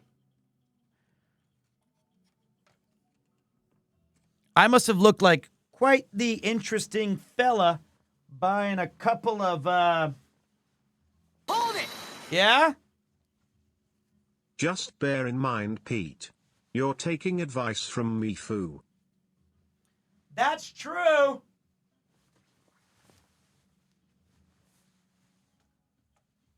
That's true. That's a worrying decision. Okay, what's up, J. Wear Ward? the tie how you like it. Looks great. Thank you, buddy.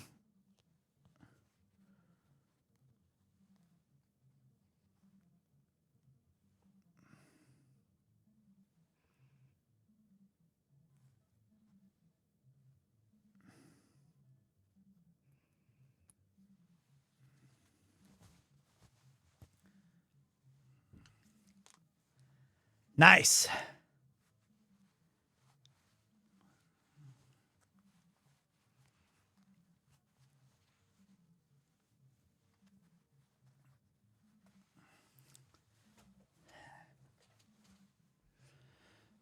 All right. I need to... These jeans are too tight. That's what I think. Day 3 trial. My mom would be so proud.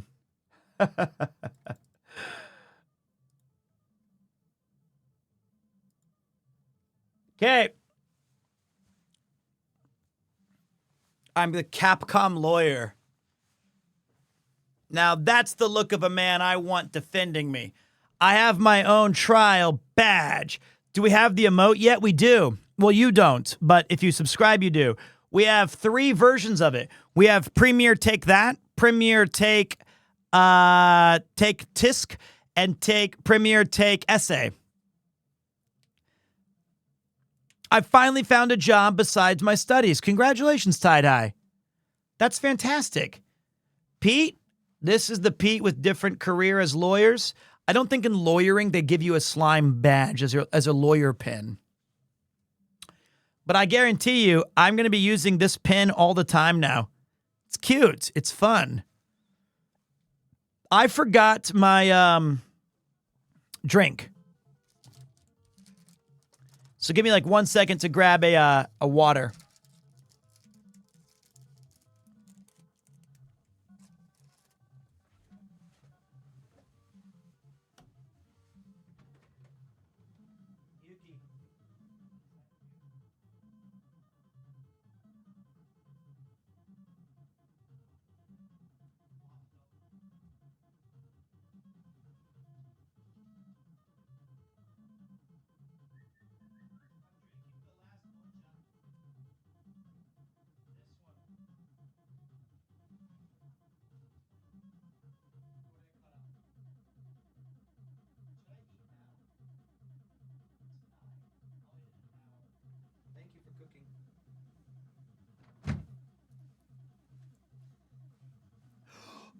No, my tie is too short. My tie is too short. That's fine. We can't have that. That's fine. Nobody can see it. All right. In we go.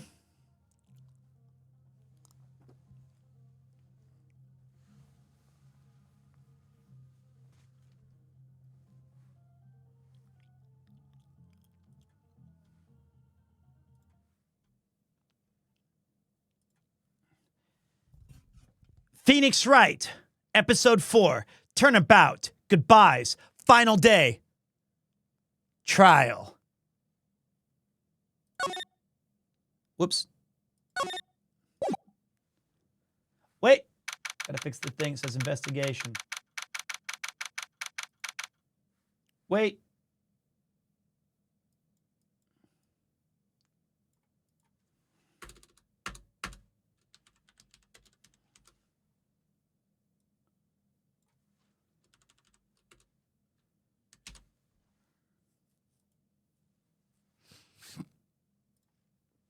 December 28th, 9:51 a.m. District Court Defendant Lobby, number 2.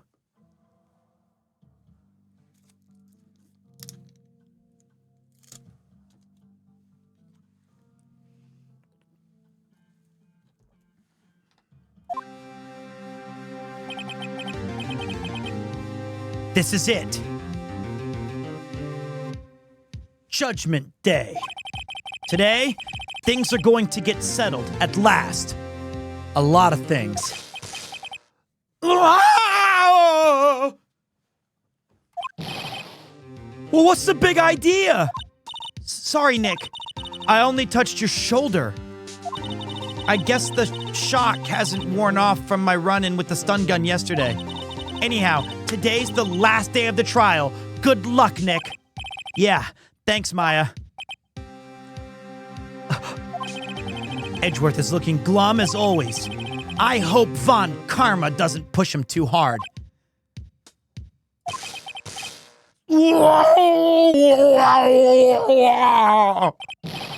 Gamers, what are you doing? Sorry, I'm so sorry. I just thought I would cheer you up with a pat on the back. Maya, maybe you should go outside and discharge. Right, good idea. Try not to electrocute anyone on your way out. Hey,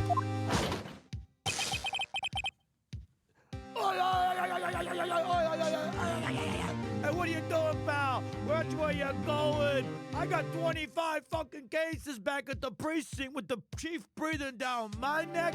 Oh, it's you, Maya. What are you doing out here? I heard you got quite the shock when you went into the records room. Hope it wasn't because of the dust. Look, I told those p-heads, why don't you clean this up? What's taking so long?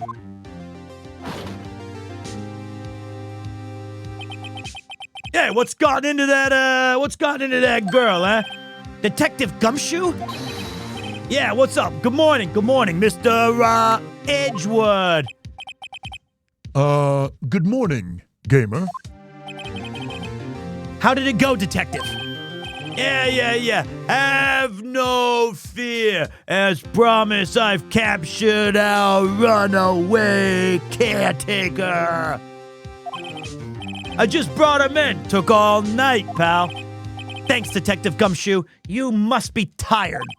Actually, after that shock I got on the way in, I feel pretty good. Yogi says he's forgotten his own name, but that has to be a lie. Why would he want revenge on Edgeworth if he couldn't remember his past? He does remember, and I'm going to prove it. Objection! What? I have been stuck 7 months in this chat. Get me out, Mr. Lawyer PremierTwo. Sorry, you're guilty of having a good time. Hey, good luck in there, Phoenix. I'd watch the trial, but I got 25 cases I gotta do. December 28th, 10 a.m., District Court, courtroom number 3.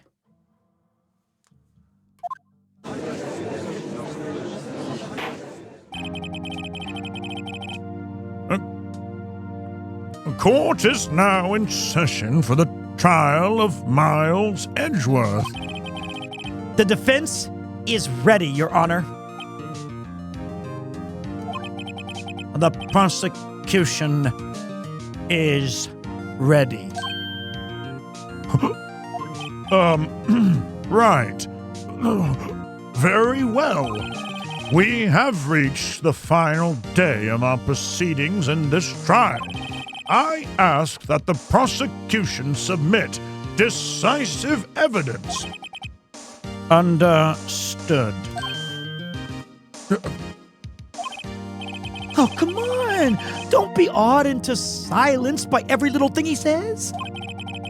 Very well, Mr. Von Karma, your opening statement. Right. Thanks to Detective Gumshoe's efforts, the boat rental shop caretaker has been arrested. In yesterday's trial, the defense asserted that the caretaker was the murderer. However, the caretaker has yet to confirm this. I would like to ask the defense to cross-examine him as much as necessary. Very well. Please bring the witness into the courtroom. Ladies and gentlemen of the court, I believe you all remember our witness. He lives in the boat rental shop on the lake, from where he witnessed the incident. In addition, he has currently lost memory of his name and identity. Witness, why did you run away yesterday? The witness was not running away, as he will now testify. I see.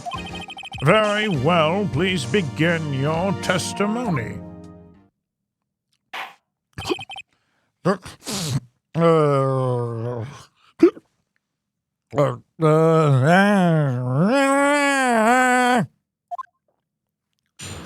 Witness testimony. Why I left court. Really sorry about this leaving yesterday. Like I did. But I wasn't running away or nothing. I went out to buy some food for Polly. I figured I got nothing to do with this incident. Anyhow, I need one of those things, right? And I got one. Sir, my testimony yesterday stands as is.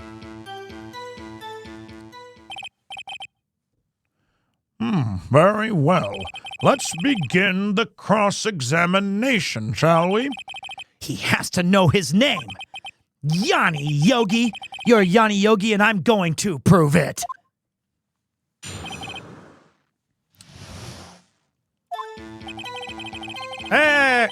Save.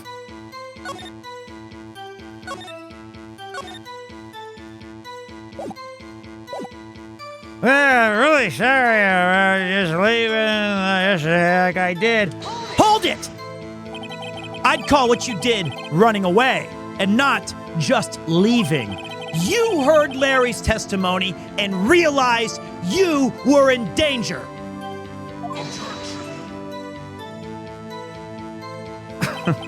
Now, Mr. Potter, right, there's no need to rush to conclusions. As I said, the witness was not running away. Listen to the testimony. He sure seems relaxed. In fact, they both do. Von Karma and Yanni Yogi. Nothing. Hold it! Then why did you leave? He's just about to say why is it so hard for you to just quietly listen when someone is talking? If I sat quietly, Edgeworth would be guilty in 3 minutes. I went to buy some food for Rosie. Hold it! Food? Well, Carly is a bit of a girl. You see? So she only eats these high-quality bird village round. They only haven't been solved in the big stuff pet shop out there. But you weren't arrested until this morning. Why didn't you go back to the caretaker's shack? Well, I kind of got lost. Can somebody say to the chat so I don't leave the screen, I'll pause for ads?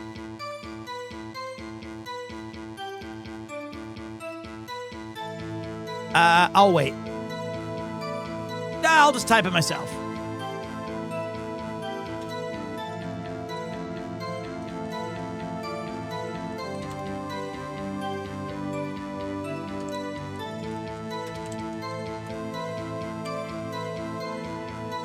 Okay.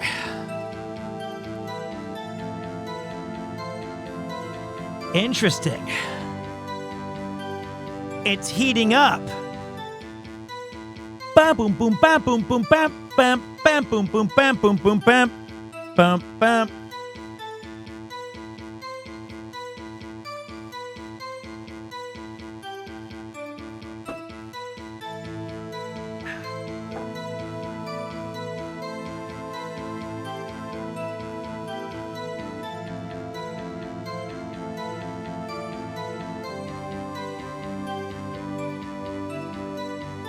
Okay. What a cool case this has turned out to be, though.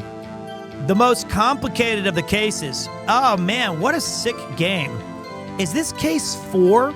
So case 1 was the Thinker. Case 2 was the Thinker. Case 3 was the Steel Samurai. Case 4 was Objection. Good to see Phoenix Wright is taking on Brome and Pete on the stand. That is the future of Brome and Pete. Look, he's got the scarf, he's got the beanie, he's got the beard, and he may or may not be inebriated. Could be me.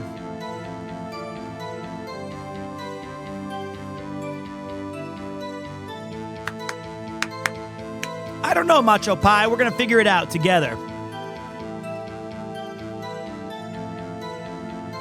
Are we back? Are we back?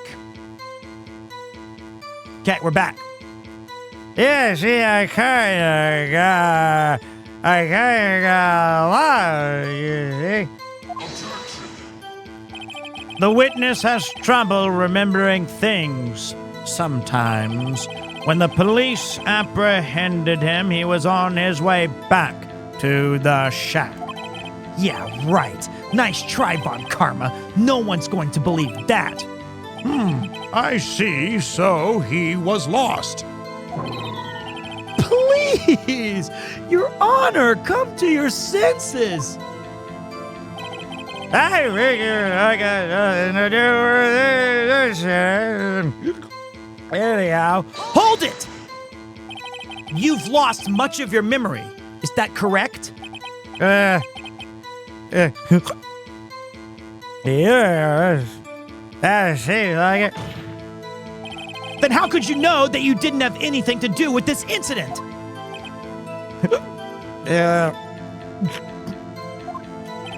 Or maybe you're lying about having no memory, You know exactly who you are. The witness has testified quite clearly that he has no memory of who he is. If you claim he's lying, then show the court proof. How am I supposed to prove what's going on in that old codger's head? That's impossible. I'm glad you've come to your senses, Mr. Potter. Very well, witness, please continue. I need one of those. Right? And I got one. Hold it! How can you say you had no motive? I say you do. You had a grudge against Edgeworth and the victim, Robert Hammond. That's why you took revenge on them, right? Please, don't make me repeat myself, Mr. Wright.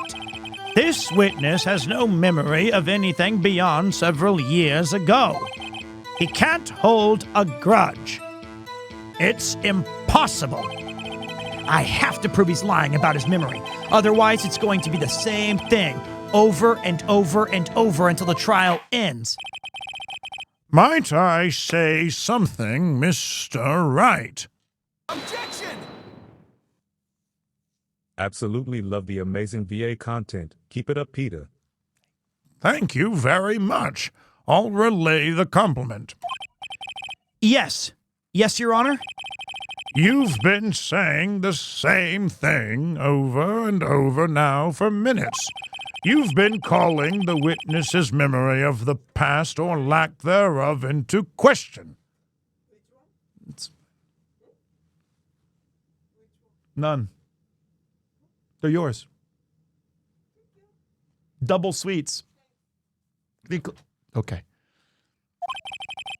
But does this really have anything to do with the current case? Of course, Your Honor. The witness has said he has nothing to do with this case and no motive. Both of these statements are lies. Order! Order! Mr. Wright, there's a serious problem with your claim. Or are you saying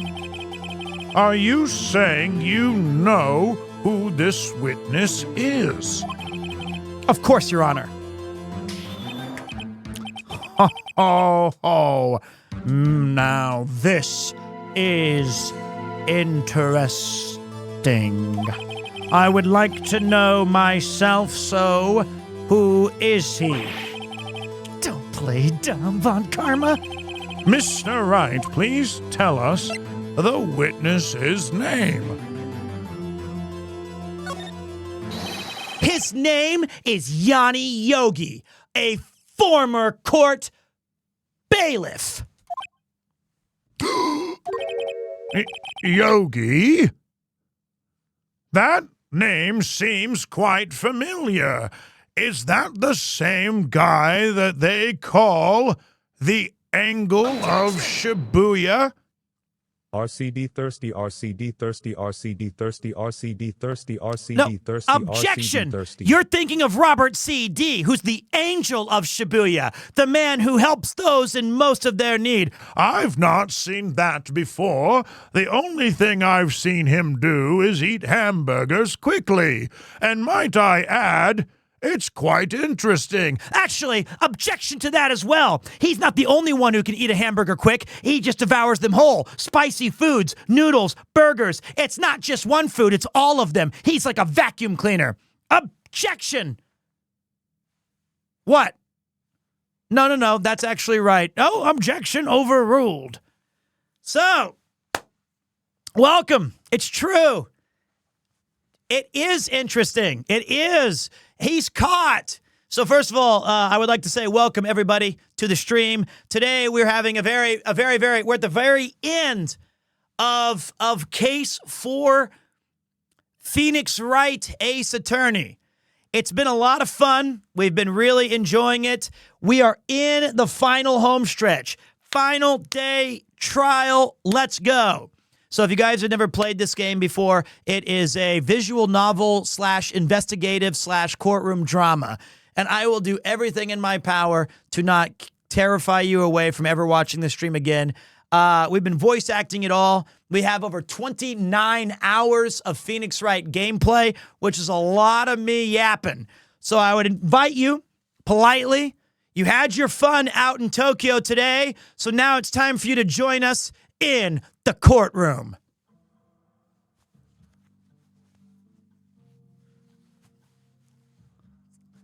Let's bag this bastard and put him behind bars.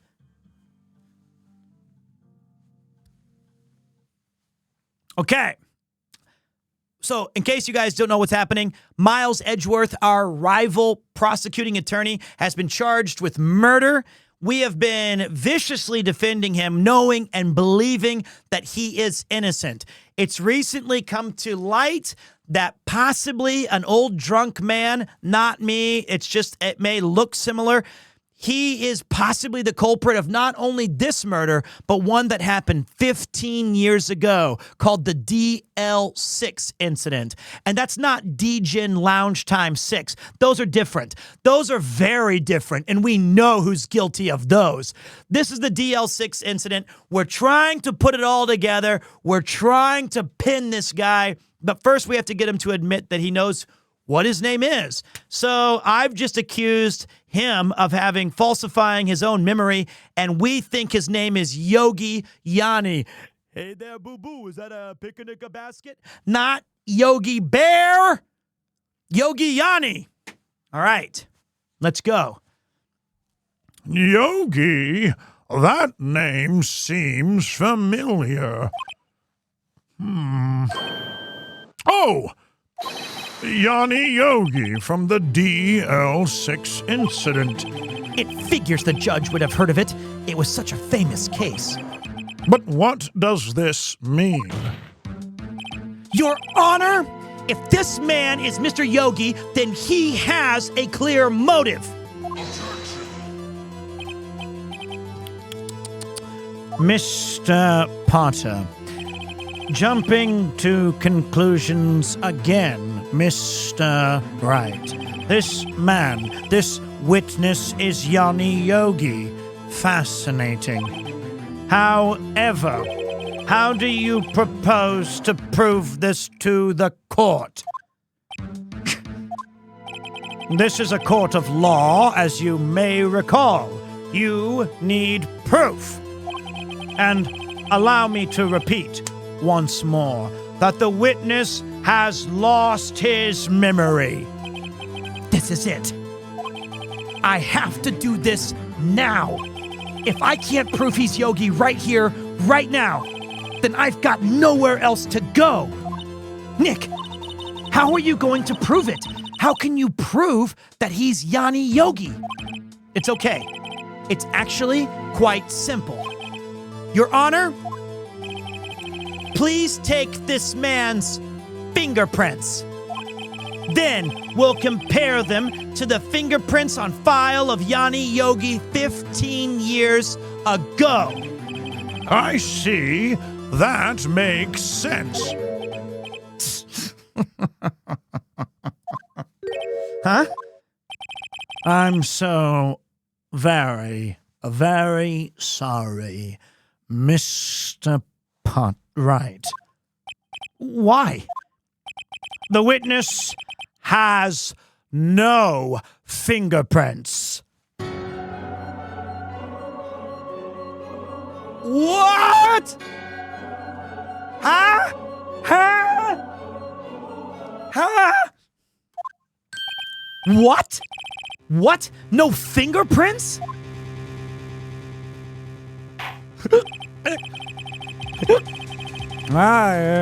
You see,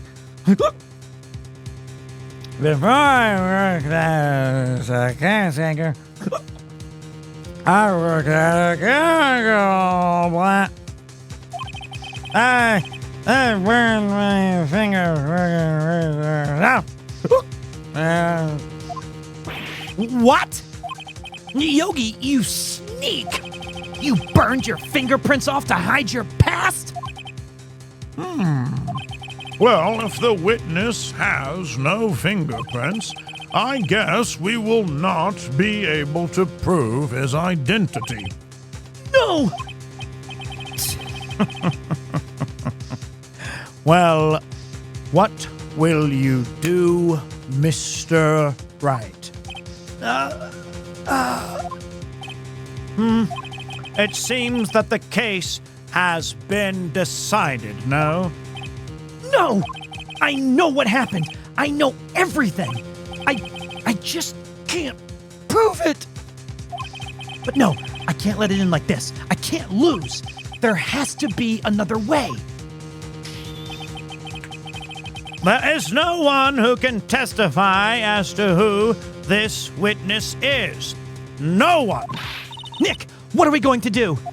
I didn't even consider that he might have erased his fingerprints. What do I do?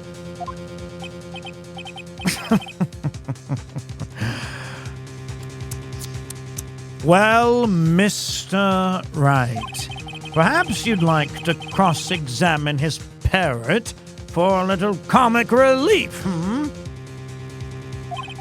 Yeah, very funny. You're a sore winner, Mr. Von Karma. Wait a second. Cross-examine his parrot. What is it, Nick? No, you're not going to. Your Honor? The defense would like to take Mr. Von Karma up on his proposal. Take Mr. Von Karma up? Oh, my proposal? Exactly, Your Honor. I would like to cross-examine the witness's pet parrot. Order!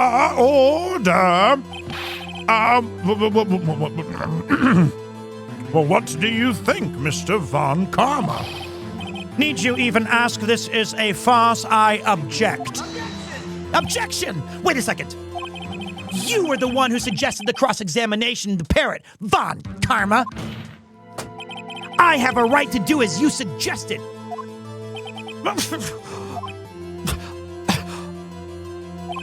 Well, if you're so desperate, then please be my guest. Of course, should you go through with this and nothing comes of it, then I hope you're ready for the consequences. Nick, this is crazy. Well, still want to go through with your little game? Let the parrot take the stand. I will cross-examine her, Your Honor. This is the most ridiculous thing I have ever heard. Von Karma's rigged every person's testimony, every piece of evidence, except the parrot. She's my last chance. At least, I think so. Bailiff, bring in this parrot.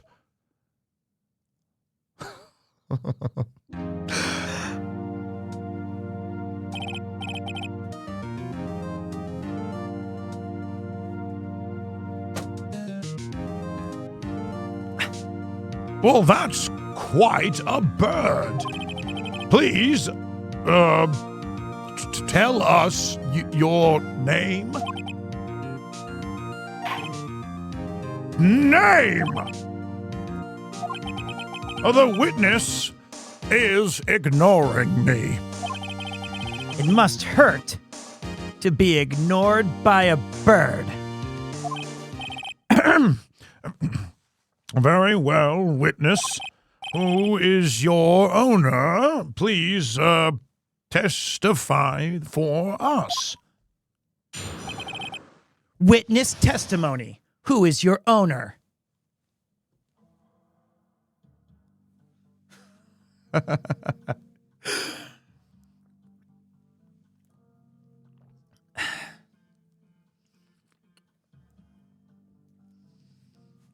Okay.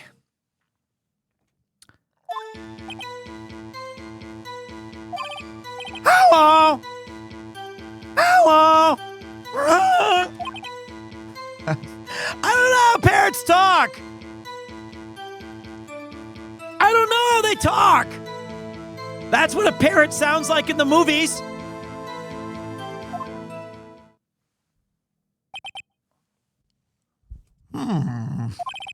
Certainly the most concise testimony we've heard so far.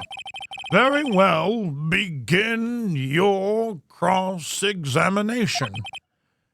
Right. What are you going to do, Nick? I don't know.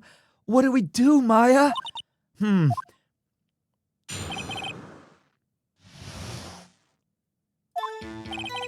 Hello? Hello? Hold it! Witness, you can't just say hello and expect us to get anywhere. I want you to testify. Maya, you talk to her. Right. What do I say? What's your name? Maybe I should get her to say her name. Polly. Polly, what's your name? Polly. Polly. Ah! No! Mr. Wright, I think we've established that this parrot is named Polly. Does this have anything to do with her owner's identity? Yes, it does. Huh? Ah! Fascinating. You claim that the parrot's name will prove her owner's identity. Then show us this proof. Nick, don't you think you're taking the bluffing a little too far? Listen, we're not here to answer the question of who is the caretaker. We're here to prove that his name is Yanni Yogi. All we have to do is tie the name Polly to Yogi. Your Honor, the proof that the parrot's name reveals the caretaker's identity is...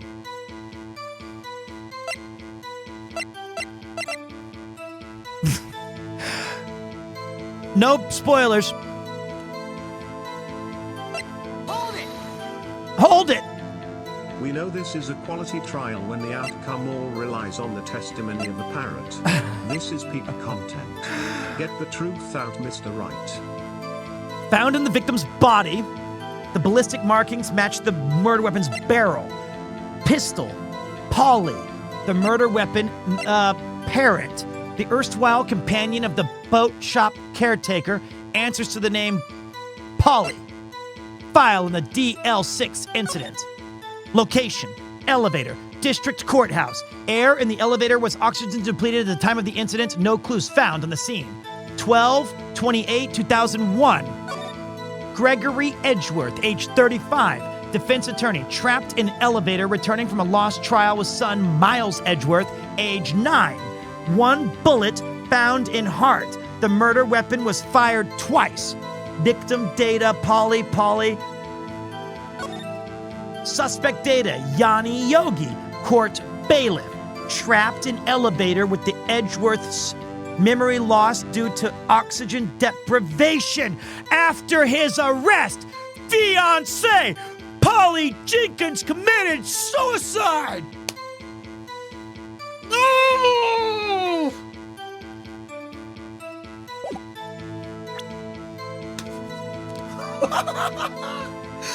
Oh boy! Oh boy! Take that! The DL6 case file.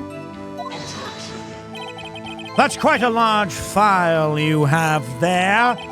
Which page is this proof on, then? Show us, or stop wasting our time. Very well, Mr. Wright. Please show us the page. Where in this file is the information connected to the patient's, parrot's, whatever name? Objection! Your Honor, I forgot. Let me check the file again. Case summary. Victim. Suspect data.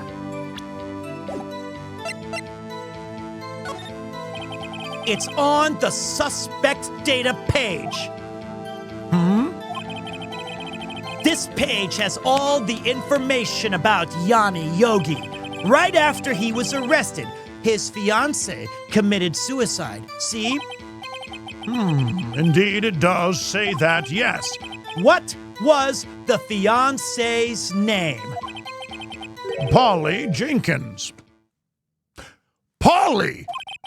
Exactly, Your Honor. He wanted to remember the name of his fiancée who had committed suicide. That's why he named his parrot after her. I see. I guess that is possible. Bah! Pa! A mere coincidence, that is all. My granddaughter has a dog that she calls Phoenix. Well, Mr. Phoenix Wright, does that make you my granddaughter's fiancé? She's only 7 years old. Indeed. Alone, it is a little weak for evidence in a murder trial. We would need some other corroborating evidence. Where am I gonna find that? Nick, we're getting closer. Once more, if we can just get one more piece of evidence. Right, but what? Save.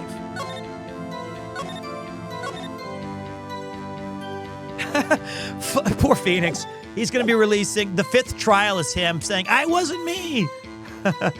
Right, but what? Humph! Very well, witness, you may continue. Well, I guess we should try to get some more information out of her. We need to show the judge that her owner is Mr. Yogi.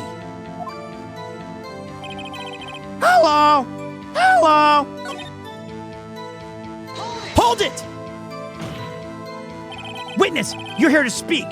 You must speak to me. Frankly, I can't believe that you're speaking to the parrot. Well, I guess we should try to get some information out of her. We need to show the judge that her owner is Mr. Yogi. Caw, what a twist, caw. Okay, let's press on the first one again. Hold it! Witness, you can't just say hello and expect us to get anywhere. I want you to testify. Maya, you talk to her. Right. What do I say? What's the safe number? Maybe I'll get her to say the number of that safe. Huh?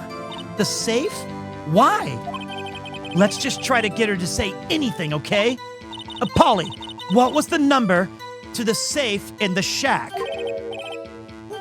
1, 2, 2, 8.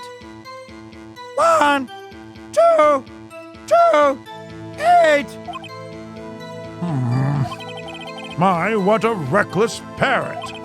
Well, Mr. Wright, you aren't claiming that this number has something special to do with the caretaker. Oh, but it does, because I just read the case file, and that's the day of the murder, and the statute of limitations ends today. Actually, it does. That's why I had her say it. Ha! Potter, that is ridiculous. How can the number to a safe tell us who the caretaker is? Show us your proof. What could possibly link this number to the caretaker's true identity? Right there, baby. Right there, baby. Right there.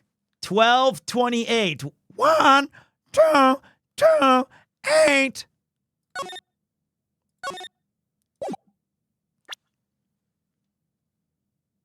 Take that! The DL6 case file What is this obsession you have with that case? Mr. Wright, where in this file is something relating to the safe number? It's on the case summary page. The case? Summary? Specifically, the date on which the DL6 incident occurred. The date of the DL6 incident, December 28th. Why, that's today's date. 15 years ago. And the number on that safe is 1228. God. Oh! He used the date of the DL6 incident as the number for his safe, Your Honor. That's how important that date was to him. I see. It certainly is an interesting coincidence. People often do set their secret numbers to dates. Pah! This is not tangible proof. I set my ATM card's number to 0001 because I'm number one. This has nothing to do with a date. Nothing. That's enough. I think we've reached a conclusion here. This is a mere coincidence, that's all. True, that is a possibility. However, two coincidences at the same time seems more like a pattern to me. What are you saying? Summon the caretaker of the boat shop. Immediately! Witness, tell us your name. Wait, this witness, he doesn't remember.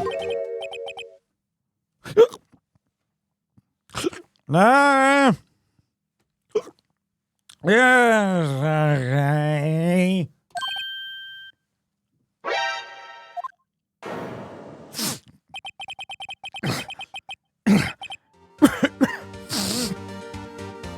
I've accomplished what I wanted to do.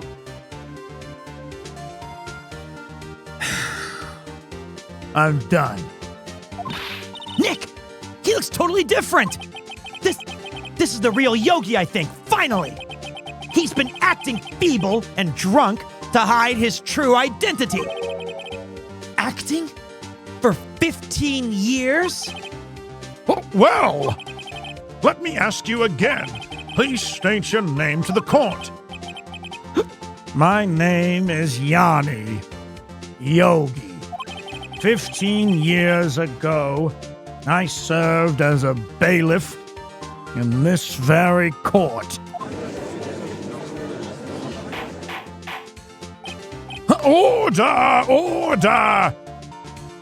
Yanni Yogi. Shut up! So, was it you who killed Robert Hammond and tried to frame Miles Edgeworth for his death?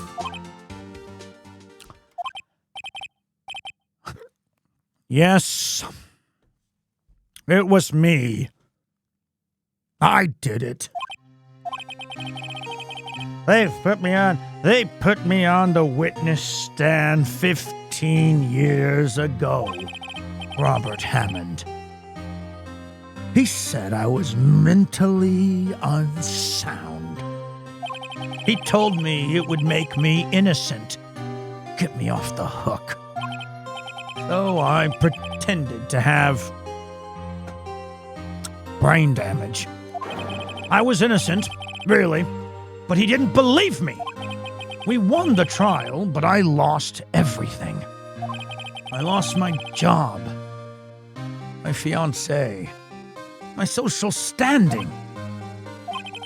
Then this year, 15 years later, a package arrived. It was a letter and a pistol. The plan was written out in careful detail. It was a plan for me to take my revenge on the people who ruined my life. I didn't care who had sent it. I thought this was my chance. After 15 years. This was it. Finally, a chance to have my revenge on Robert Hammond and Miles Edgeworth. I have no regrets.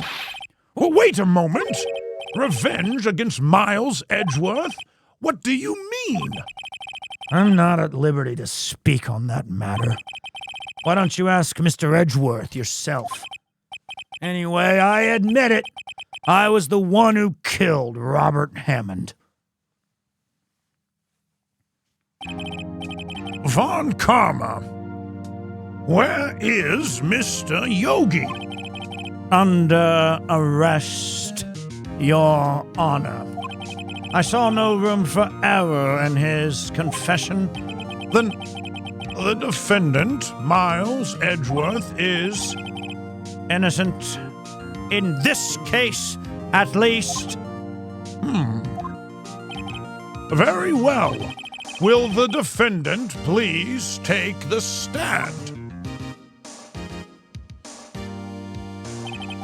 There are a few mysteries left unsolved. Still, you are cleared of suspicion for this particular case. So I would like to pass judgment on the murder of Mr. Robert Hammond. Any objections?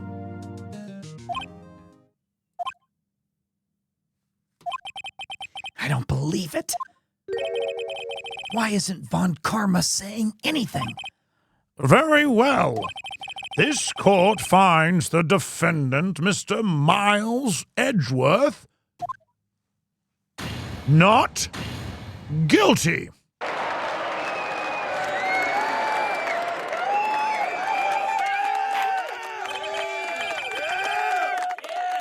That is all. This court is adjourned.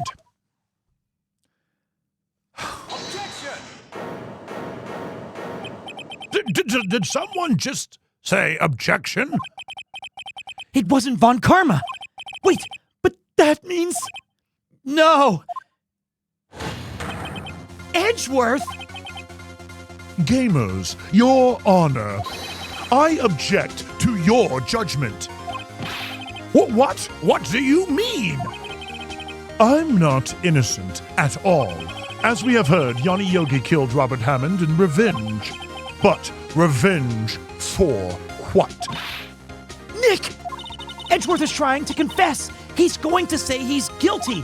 He's going to tell them he was the murderer in the DL6 incident. He's going to tell them he killed his own dad. Uh-oh, what do I do? Objection! The judgment has already been passed. I object to Edgeworth's outburst. Didn't something like this happen yesterday, too? I believe a certain witness raised an objection after a guilty verdict was passed. That would be Larry. We must hear this new statement. We must hear Miles Edgeworth. He is right. We have a duty to hear Mr. Edgeworth out. Oh, fuck! Gamers, for 15 years, I have had a recurring dream. A nightmare. It's only a nightmare. That's what I told myself. But now I know. It wasn't a dream. Yanni Yogi wasn't the killer. You mean in the incident where your father died. From the distance of the shot, it wasn't suicide either. Everything was as clear as day. The murderer, the criminal, in the DL6 incident. It was me. Your Honor, I confess my guilt. I am guilty for the DL6, the statute of limitations of which ends today. The culprit is me. Order! Order! This is certainly unexpected. The defendant, declared innocent, is confessing to a different crime. A crime for which the statute of limitations runs out today. I'm not really sure how I should deal with this. Pa! It's obvious we hold a trial right here, right now. We tried this man for his crime of 15 years ago. I think I would like to take a 5-minute recess.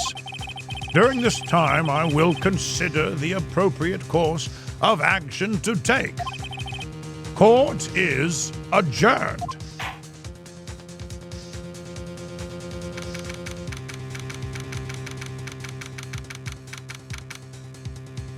December 28th, 2:24 p.m. District Court, Defendant Lobby number 2.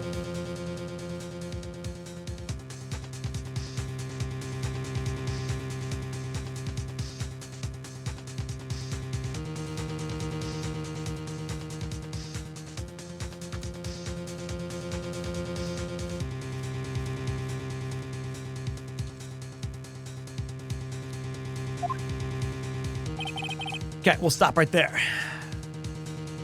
Wow! The most unbelievable thing is a government official working on the 28th of December. That's why these courts are set in Japan. All right, we're going to take a quick break. I'm going to save the game.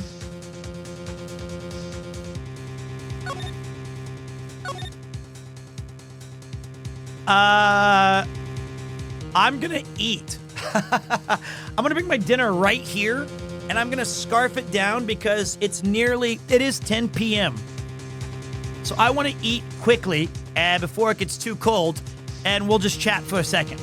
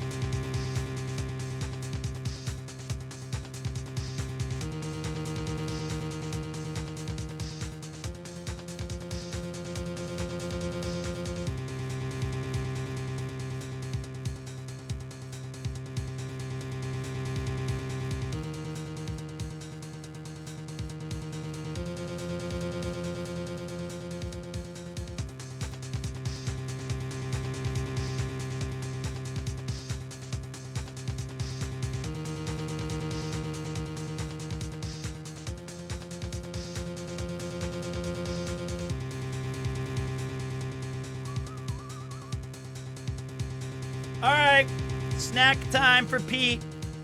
Give me a second, boys.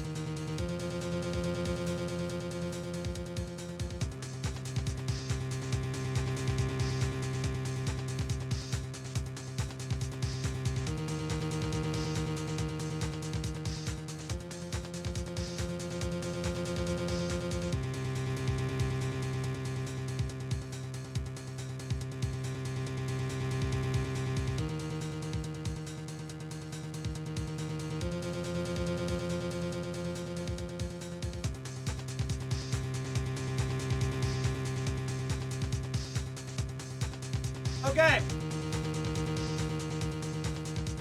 I have some soup.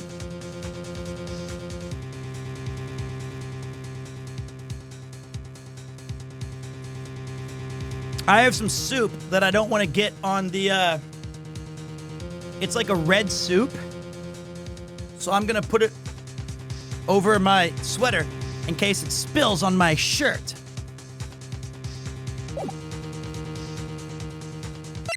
Okay. Yuki cooked it. Now you look like a professor. This is very much my teacher gear.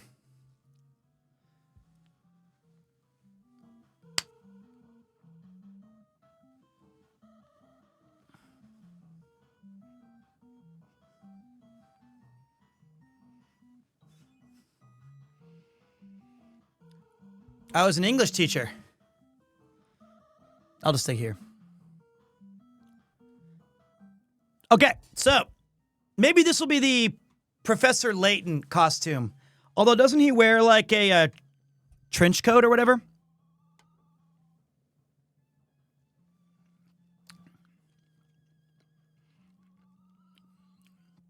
I'll buy a top hat. It's a big turtleneck. Brown coat and top hat. Count on me.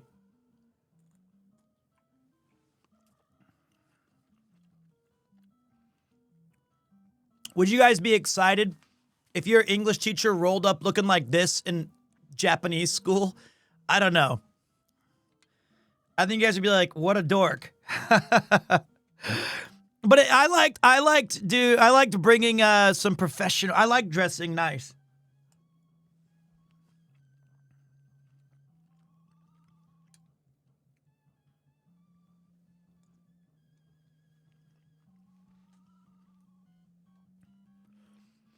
Honestly, most of the professors didn't know how to dress.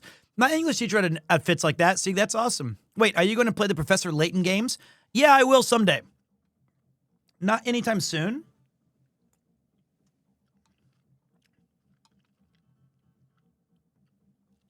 Your voice is crisp. Do you do voices? Anime? I wish. Someday. Maybe. I would. The soup's very good. All my food is cold.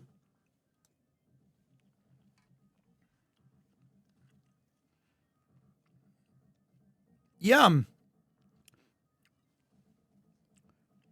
Goya champuro, rice, a little bit of pasta, and a piece of chicken. Homemade. Yummers.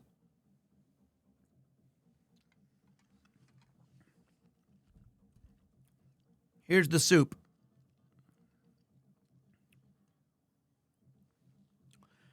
Hopefully you'll have a safe trip, Molten Chocolate. Well, I really ate light today. I think that if I was to calculate this entire calories, I would probably say around 750 to 800. It's not really that much carbs because the rice is a half portion.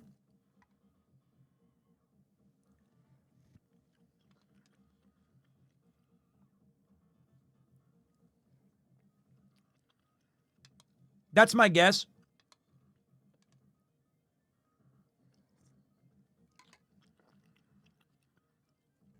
Are you going to do that voice actor's gig that you met on the vacation? Maybe you can get some connections. That's not generally how I mean, maybe, but I doubt it. I generally don't really do that sort of thing. If it happens organically, cool. If not, that's fine.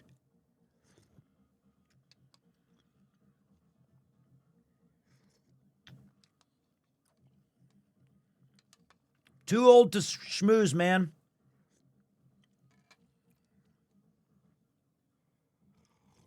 Mmm. Yum.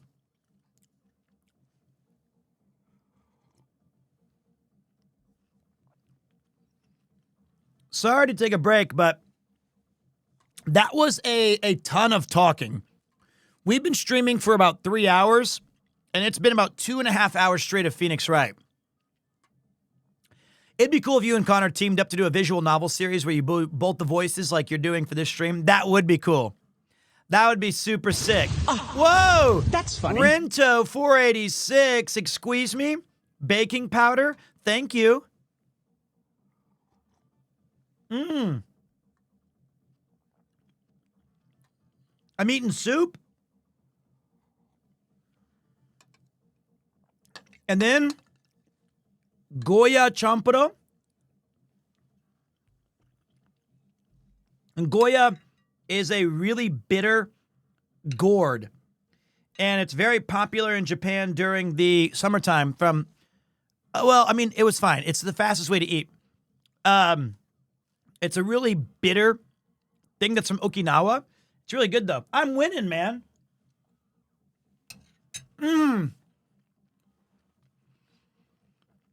Objection!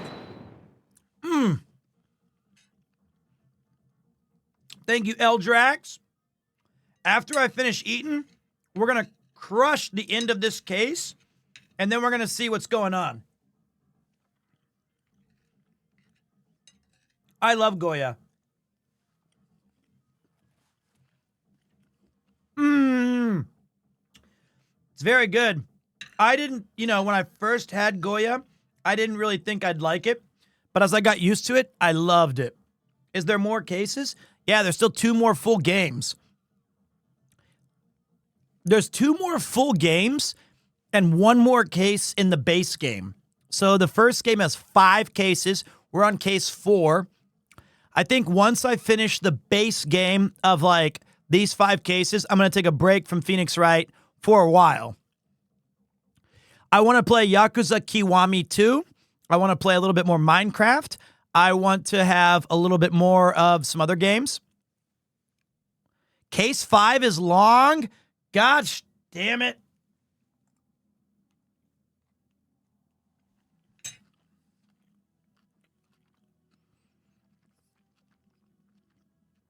Really? I did play Baldur's Gate, but we had to retire. Case 5 is roughly the same length as 1 through 4 combined. Oh, God, for real? That's a lot.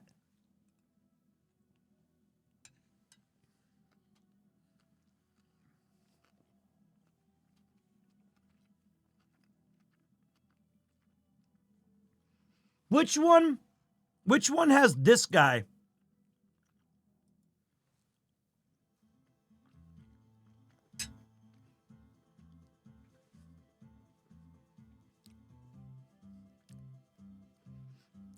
Yeah, we're doing case 5.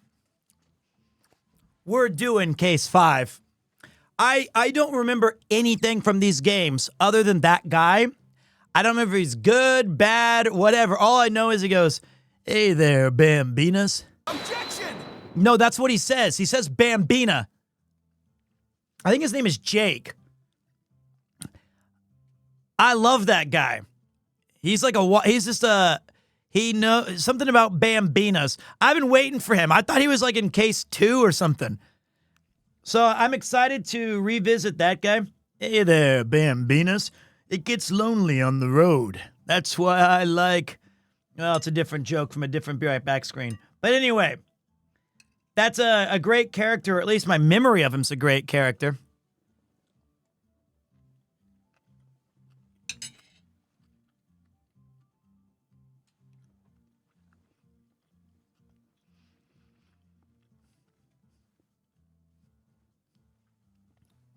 Can't wait.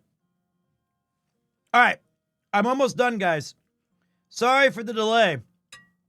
But I've been exercising again and like trying to eat healthy.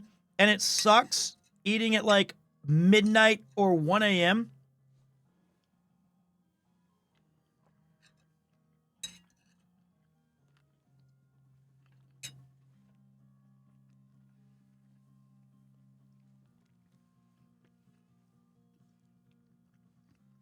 Well, nobody, I'm really thankful. Nobody's spoiled anything so far in this. Everyone's been really respectful. I've been really asking them, please don't say anything. Please don't tell me any spoilers. I just want to enjoy it. Why are you eating that late? Because I generally don't like eating on stream.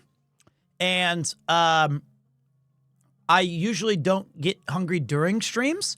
So it'll be somewhere, I'll finish around 12:30, 1 a.m., 2 a.m., and then I'll be finally eating. Enjoy time. Thank you guys, moving that hype train along. Big shout to Rob for the big raid.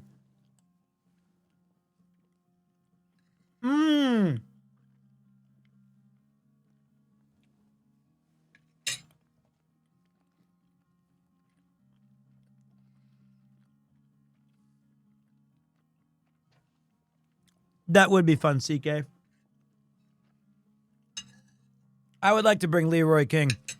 Well, goddamn, we haven't even brought old Leroy King out for any of these characters yet. I don't know if he's that Jake guy. Hey there, Bambinas. Let me tell you something. I've been married at least a dozen. And I don't have many good experiences about him, I'll tell you that much. But if I see that goddamn gumshoe walk through here, I can already tell you right now, I'm booking it. I'm not going to jail for you or anybody. Not again. It'd be nice to have Leroy King back.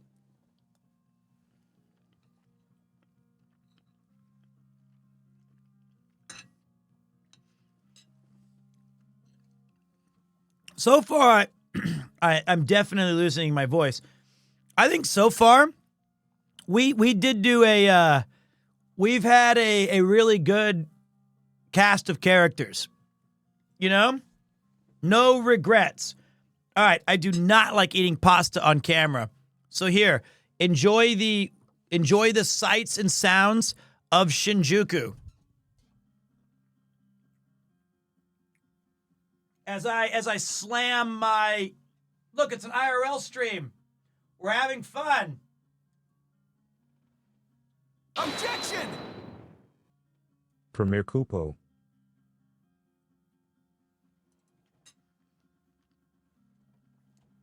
Good idea, CK!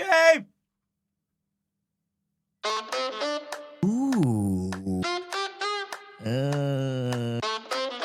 Ooh. Yeah. Ooh. Everyone dies eventually. Hmm.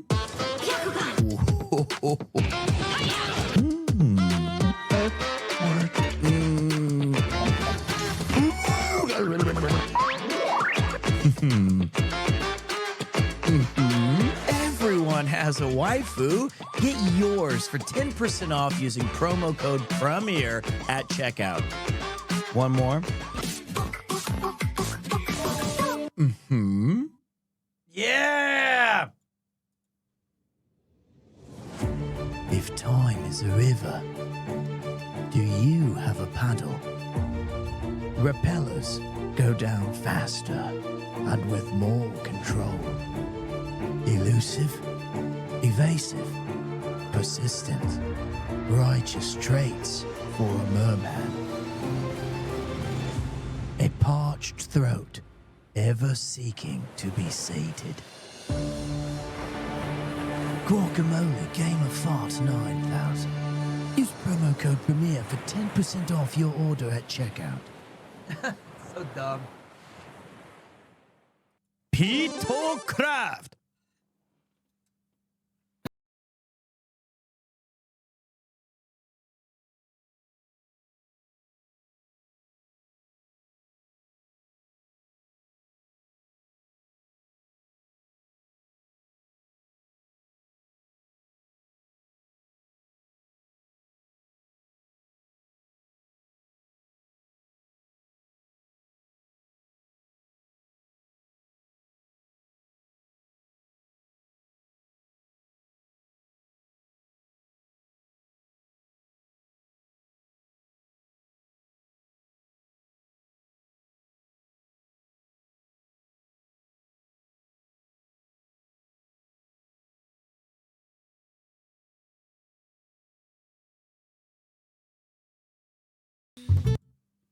Okay. We're back, and we're better than ever. All right, boys. Food is done. I will, no way, IRL stream. You nailed it. Let me play one more little song for you guys, and when we get back, we're gonna do this final trial. Yeah. Here you go. This is a great track to get you guys in the mood. Objection! Okay, he objected. Damn, he objected. There, take this one. I'll be right back, boys. When are we getting the next piece of craft stream? Soon, Sorry, objection, BFM. I mean Pito Craft stream.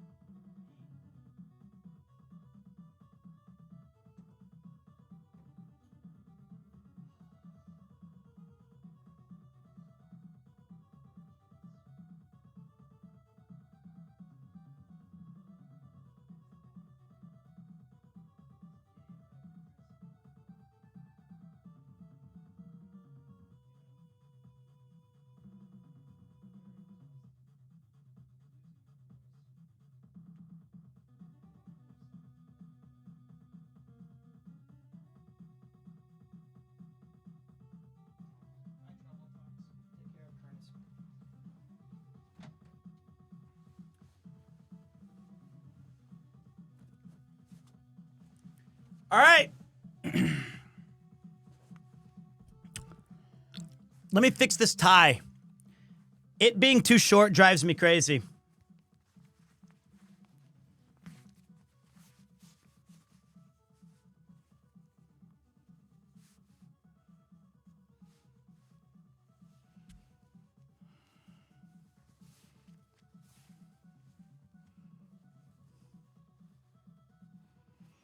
Thank you guys for being so patient.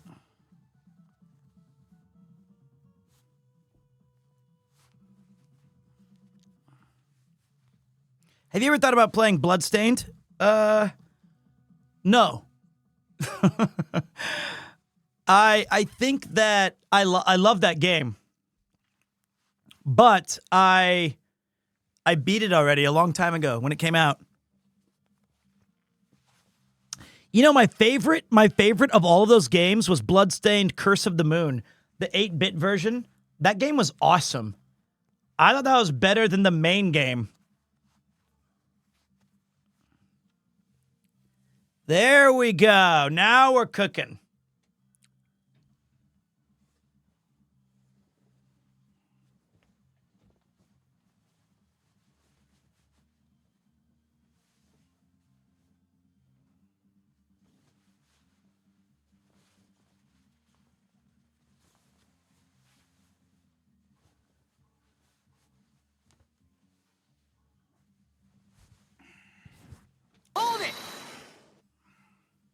It's been so fun watching you play and voice act one of my favorite game series. Great. I appreciate that. I'm glad you're having fun. I'm very happy to hear that. Are you planning to play the entire trilogy? I have no f***ing clue. I think yes, someday. I already answered your question about Bloodstained. Am I muted? What? I said the Bloodstained answer. You've asked it 3 times. I just think we're going to take a break after this. You know? Okay. Into the back to the pit.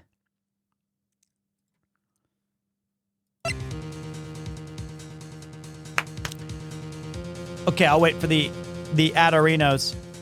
No, I liked Curse of the Moon more. And I beat Bloodstained already. I beat Bloodstained, I crushed Bloodstained, and I don't want to go back to it anytime soon. In case you're just tuning back in, Miles Edgeworth is not guilty in the murder of Robert Hammond. It was Yogiana, whatever. YY already confessed, but as we are about to finally be done and escape from this trial with a free man, Miles Edgeworth confessed to a crime that happened 15 years ago. So now we've got to get him out of another mess. It ain't over. Till it's over. Gamers, I'm sorry. Right. I've just wasted all of your effort. Hey, what are you doing? Mr. Edgeworth, I don't believe it. I don't believe it. That's ridiculous. What are you talking about? You're my guy. You wouldn't be like that. I mean, yo, you killed your dad? Nah, forget about it. I didn't want to believe it myself, Detective, but it's the truth. I deserve to be punished. Murder is murder, no matter what the circumstances.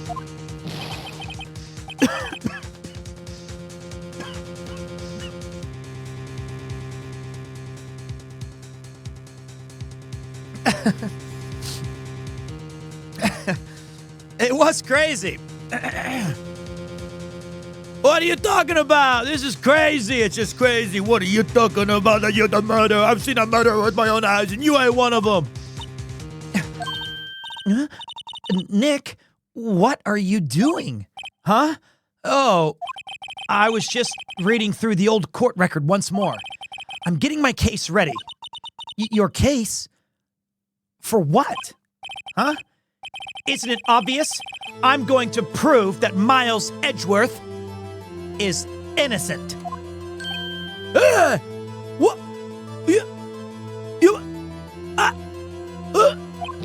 Well, what are you even talking about, pal? He just admitted to it, You must have been on some of those drugs that your friend Harry Butts uses, You gotta get off that. What are you talking about? Wait a minute. Well, he confessed that he did it, I'm sorry, Edgeworth, but I don't believe your nightmare. Gamer, what? It's just a dream. It's not real. The truth is right here in this court record. In any case, tighten your belts. The real fight is just beginning. I'll prove you're innocent. Trust me. Right.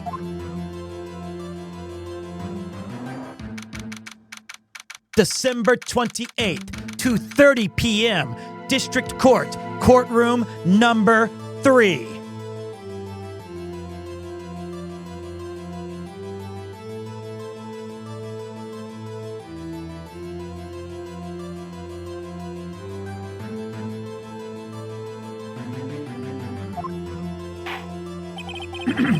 Now then, I would like to resume our trial.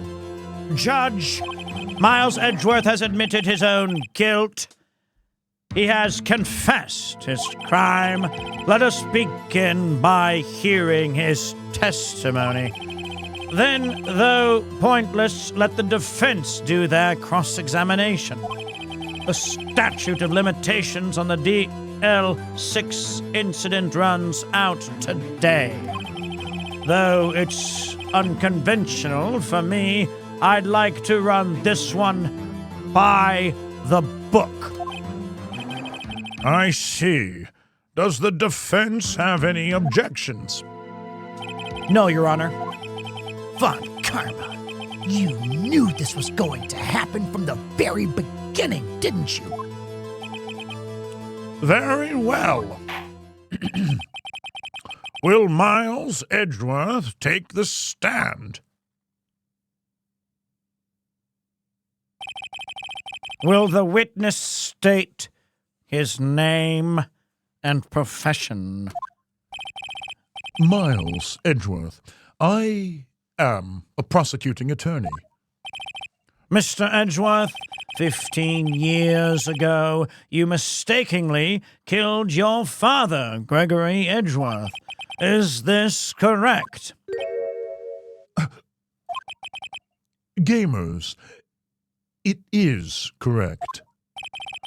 Then testify about this matter to the court. When Edgeworth was telling me about his dream yesterday, I noticed something.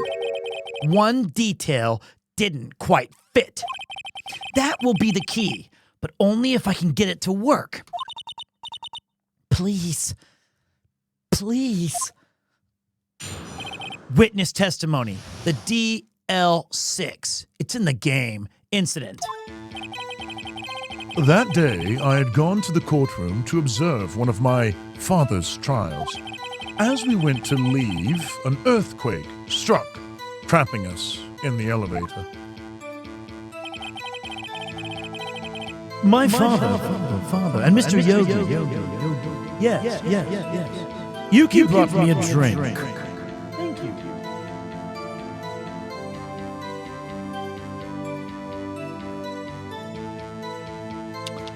My father, Yogi, lost the composure and began to argue. Just then, something heavy fell at my feet. I picked it up and threw it at Mr. Yogi. I wanted them to stop fighting. And a moment later, Wait. Gamers, and a moment later there was a single gunshot, then a scream. It was a terrible scream. I remember it to this day. That's all.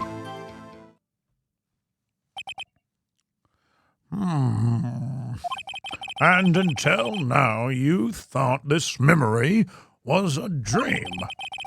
We were stuck in that elevator for 5 hours.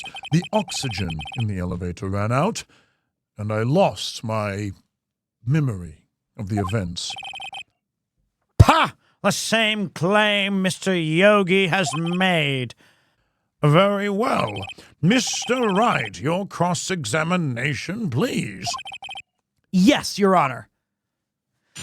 Okay, Phoenix, it's time. That day, I had gone to the courtroom to observe one of my father's trials. Hold it! What was the trial your father was involved in on that day?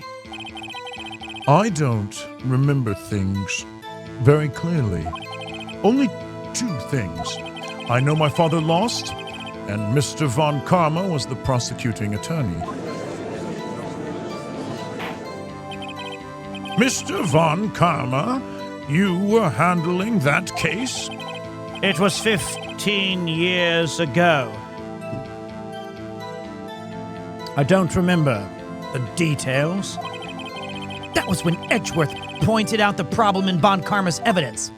No way he forgets that. As we went to leave, an earthquake struck, trapping us in the elevator. Hold it! So, there were 3 people, including yourself, trapped in that elevator. Yes, my father, myself, and Mr. Yanni Yogi. We were fine at first. But then, as time passed and no one came to help, my father and Mr. Yogi lost their composure and began to argue. Hold it! What did you do then? I was a 9-year-old boy at the time. Gamers, what could I do? I was scared, trembling in the corner. But then, just then, something heavy fell at my feet. Hold it! What was it? A pistol. I assumed it was the bailiff, Yanni Yogi's. The safety must have come off when it fell from his holster. And you picked it up. What happened next? I picked it up and threw it at Mr. Yogi. I wanted them to stop fighting. Hold it! Did you know it was a pistol when you threw it? I think I knew. I knew it was dangerous, but the air was getting so thick, I panicked. So you're saying that you threw the pistol at Mr. Yogi? I was in a daze. A moment later, there was a single gunshot, and then a scream. Hold it! The gun fired once. Yes, I think after I threw it, I lost consciousness. Since then, they've echoed in my head every day. That gunshot and that horrible scream. The scream. It was a terrible scream. I remember it to this day. Hold it! To this day. Gamers, yes. I can practically hear it now. I doubt I will ever forget that scream so long as I live. There it is.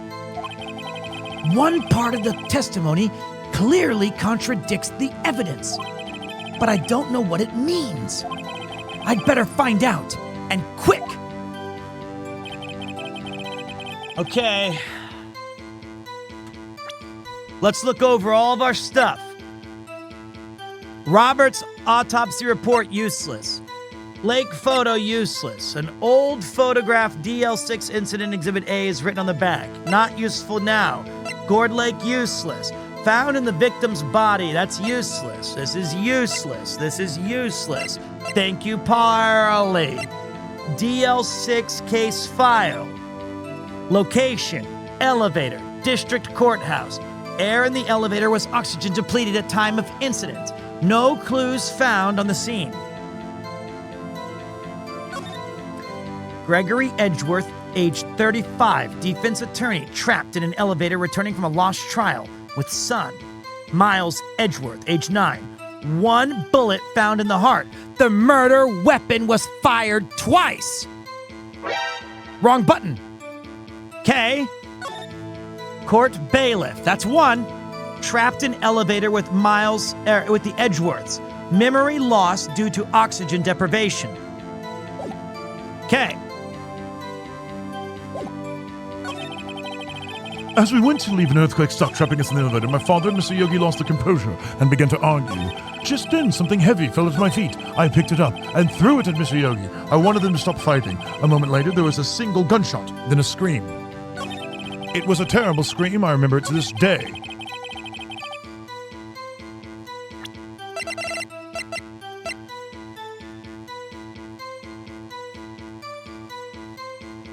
Objection!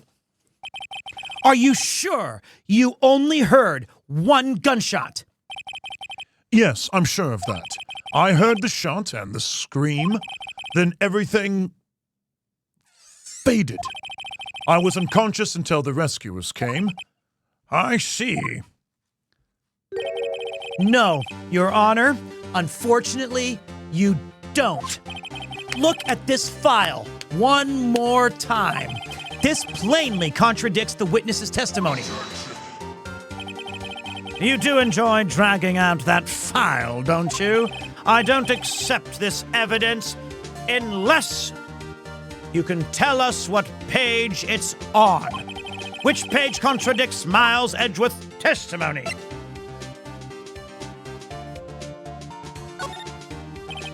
Look at the victim data in this file. It says it quite plainly. The murder weapon was fired twice. Miles Edgeworth only heard 1 gunshot, yet the murder weapon was fired twice. The first gunshot was the accidental firing when the pistol was thrown. So, who fired the remaining shot?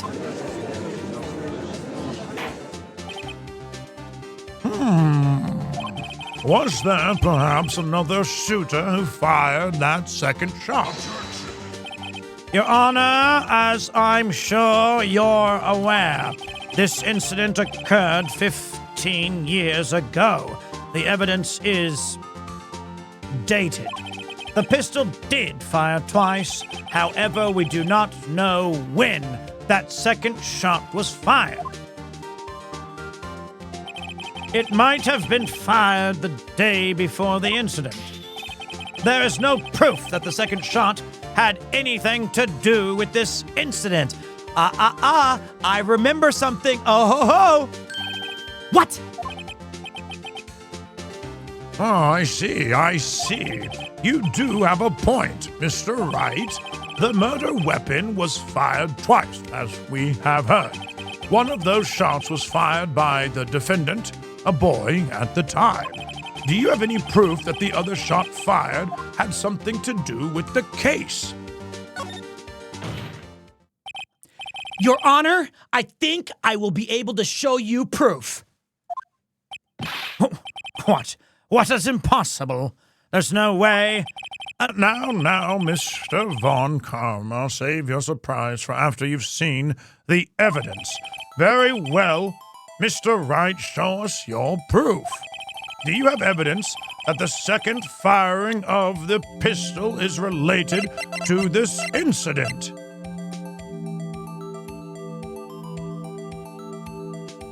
Yes, I do, Your Honor. Something's been bothering me since the moment I saw this photograph. You can clearly see that the bullet was found inside of the victim's body, but there's a second bullet hole in the elevator. Take that! Look at this photograph. Well, this is a photograph of the scene of the crime 15 years ago. I can see that the victim lying there is Gregory Edgeworth. This proves the murder weapon was fired twice at the time of the incident. This photo proves it. Huh? So let me get this straight. This photo proves that 2 shots were fired. Where? Your Honor, please get a clue. Show the judge the contradiction in the photo.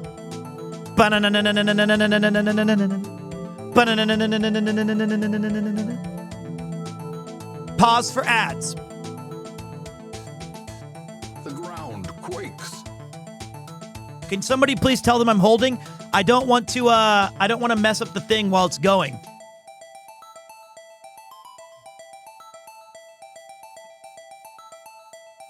Thanks, Mifu. Thanks, everybody.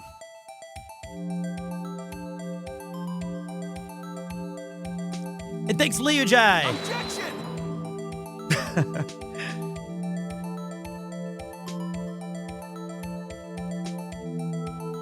Hold it! We pause in full. We pause in full.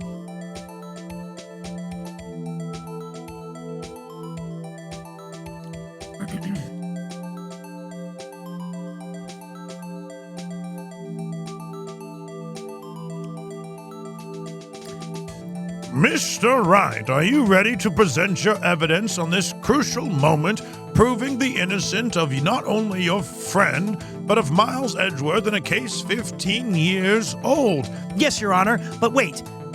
After this commercial break.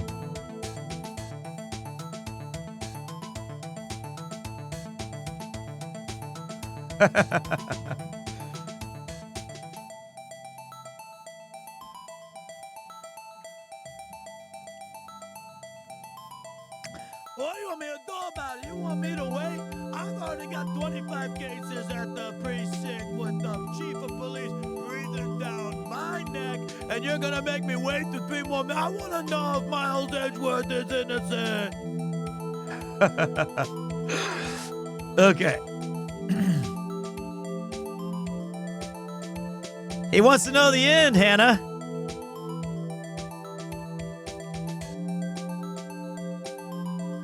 Looks like Saddlebert. One more second.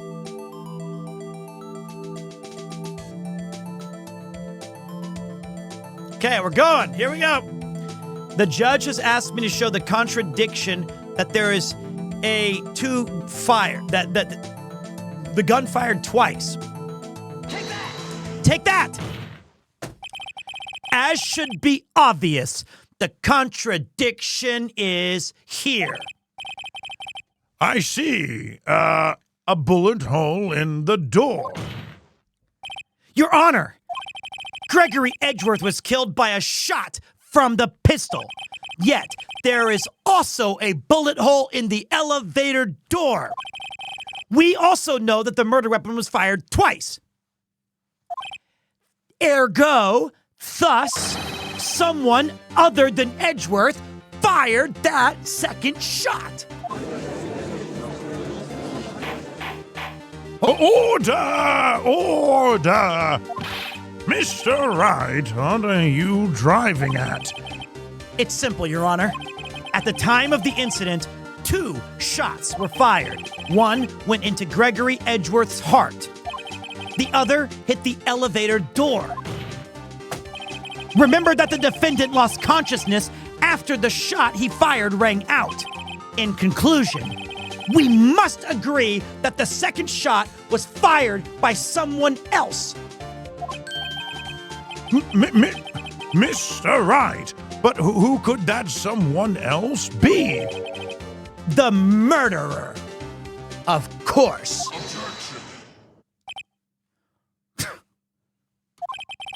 I knew I should have stepped in before your wild fantasies got out of hand.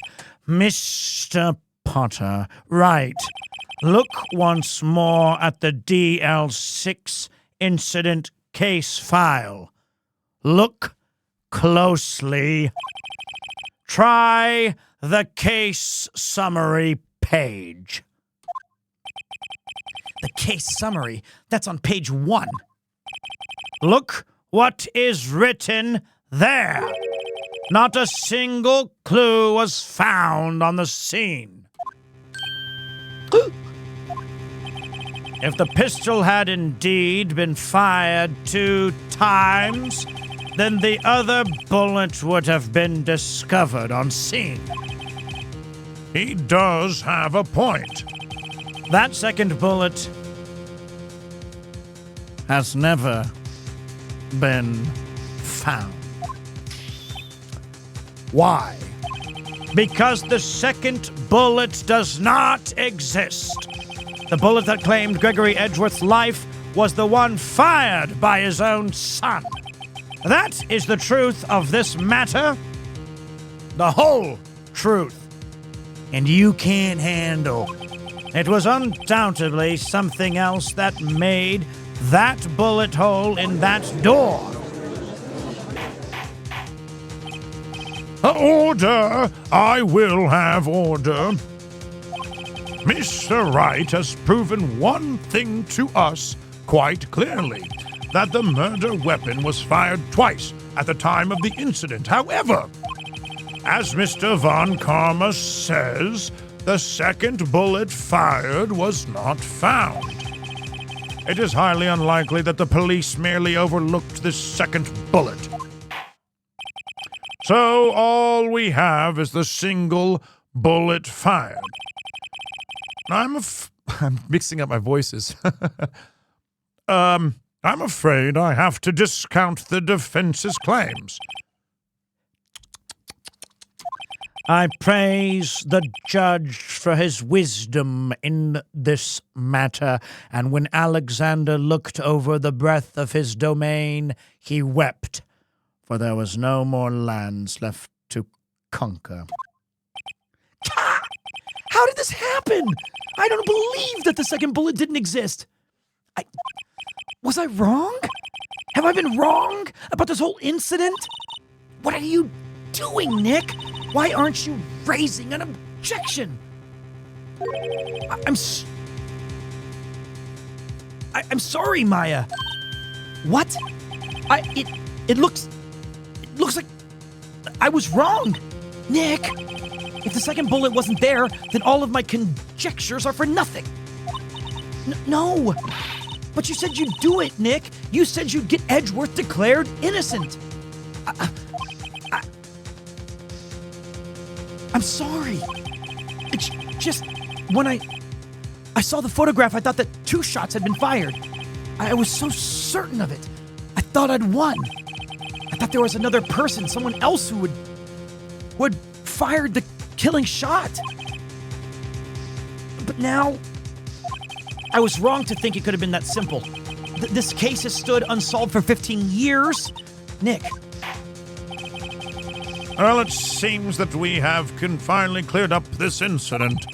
Only 1 bullet was found at the scene of the crime. That shot was fired by Miles Edgeworth. Precisely.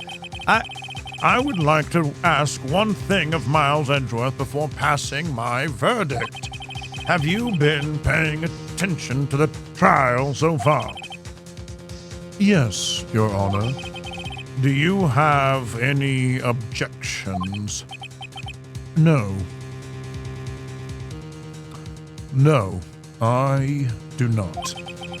So you have killed your father, though that was not your intention. Gamers, yes, I did. Oh no, he's accepted the guilt. Very well.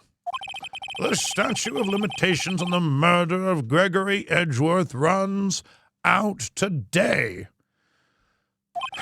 Therefore, I must pronounce a verdict on the defendant today, right here. Right now. Indeed. Does anyone have any objections?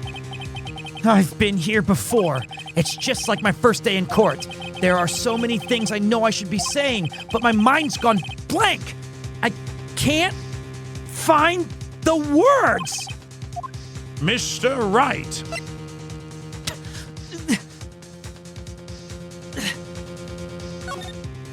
Objection! Your Honor! I I object.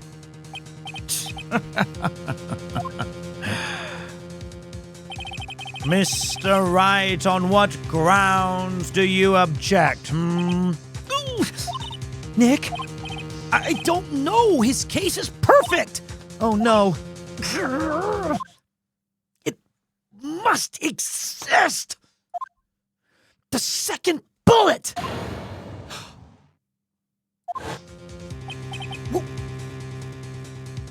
What? What did you just say? Nothing. The second bullet must exist. But where? Someone took it. It seems waiting is not going to produce us any answers from Mr. Wright. Wait, Your Honor!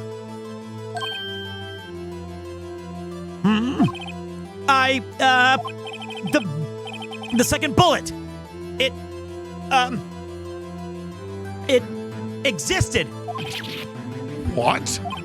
But we've just heard proof that it did not exist. I realize that, Your Honor. Oh, man, I'm really grasping here. It's just someone took it from the scene of the crime. That's what happened. But who? The murderer.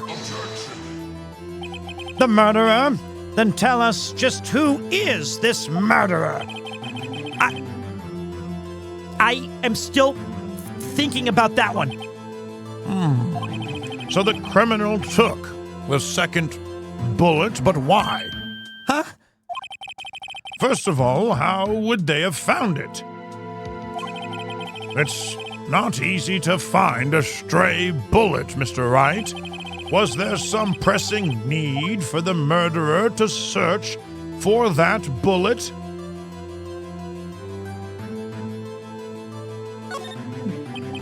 Of course, there was a need. That's why they took it. Bah! What possible reason could they have had? Where the reason the murderer took the bullet away from the scene with them is maybe they thought that the bullet would be used as proof. Proof? It was a special bullet, so they took it with them. If that was the case, then they should have taken the bullet from inside Gregory as well. Huh? Why would they only take one of the two shots fired? Oh, right. Mr. Wright, have you really thought this through? I'm going to have to penalize you. Oh, this isn't going so well. Was there some pressing need for the murderer to search for that bullet? No.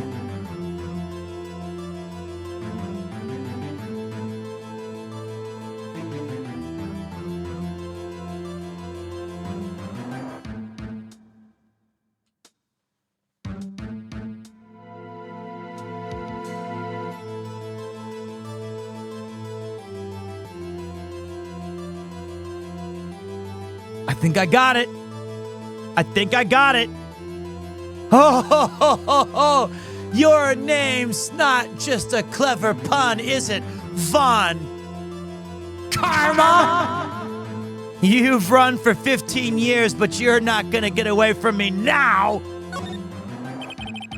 Why would the murderer have spent the time to look for the stray bullet? I haven't got a clue. What's wrong, Mr. Wright? Pah!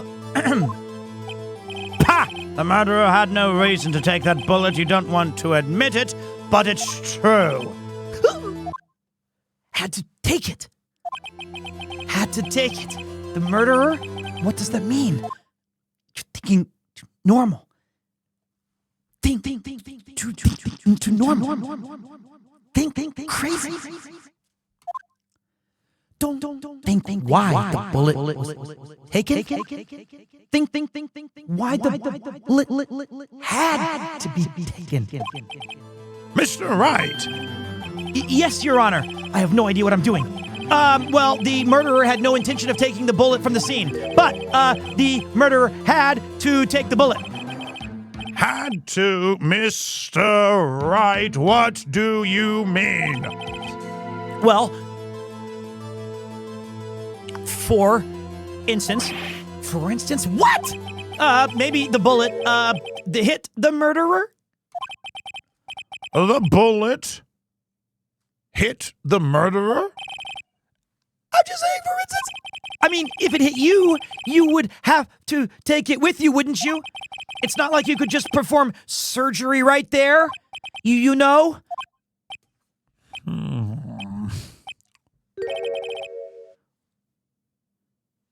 Wait a second.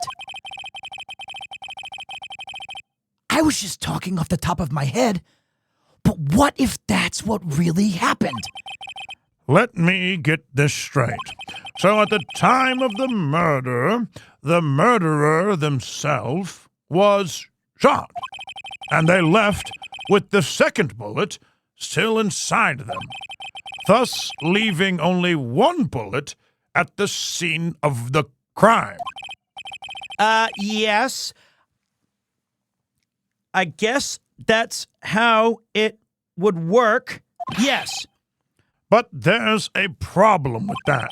The other two people rescued from that elevator, Miles Edgeworth and Yanni Yogi, were both unharmed. So that would mean... The murderer came from outside? Yes. Order! Who's speaking? The two men fight inside the elevator. Trying to stop them, the boy picks up the pistol at his feet and throws it. The pistol discharges, and the bullet goes through the elevator door and hits the murderer outside. The boy loses consciousness. Then the murderer opens the elevator door, sees the men inside.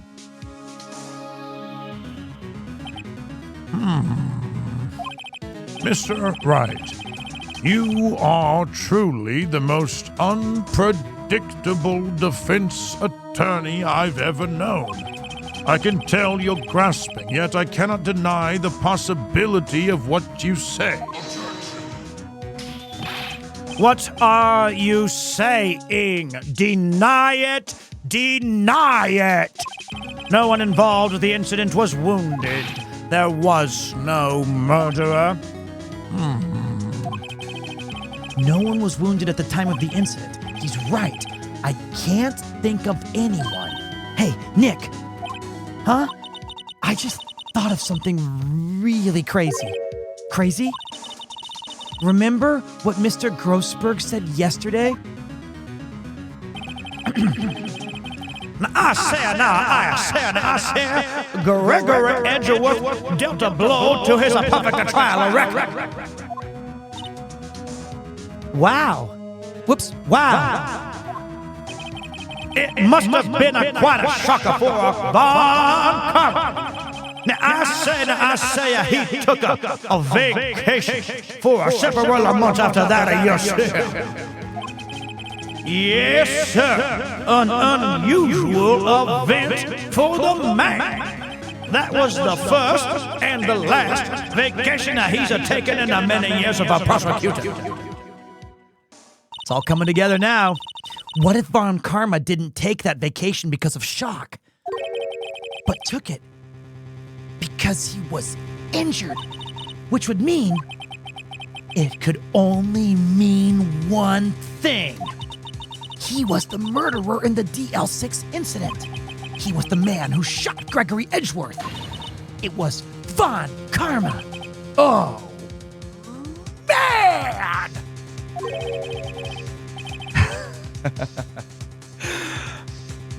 Something's wrong. Mr. Wright, you seem dazed.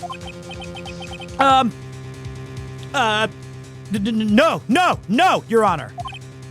Well, you have indicated the possibility that the murderer came from outside.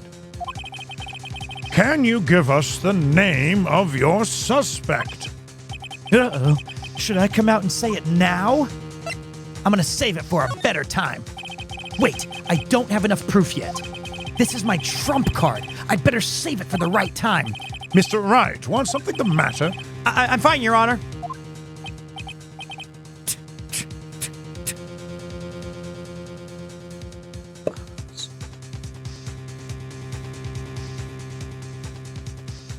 Okay, say pausing for ads.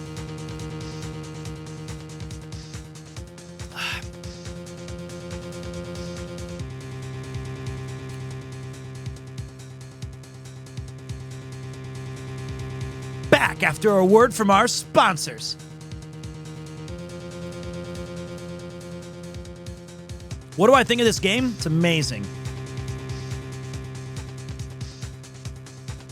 I've blown through about 30 plus hours of voice acting for real. I have gone through a lot of lines of dialogue. Exhortal till giggle. You breathe life to it. I already played it, but your VA really makes it a great experience for stream. It's been a lot of fun, right? And what's cool about it is every streamer could do this if you like voice acting or at least trying it. Hold it! Do we think this will make it to the Hall of Game? Ah, great question. Great question. What's up, purple stuff? Not if you can't read. That's true. I've been trying to get into the voice acting industry for a long time. Not trying, but I've been interested in it.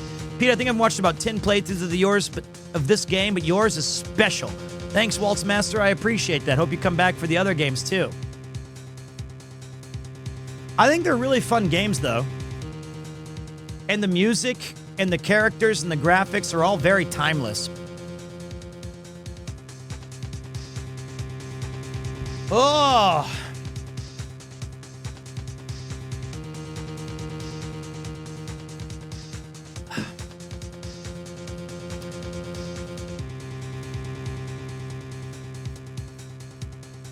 Such a good time.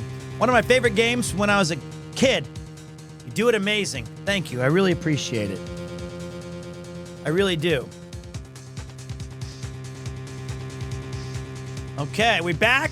Are we back?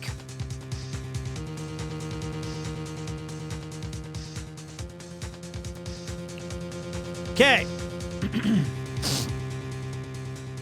Mr. Potter, shall we carry on with the trial then,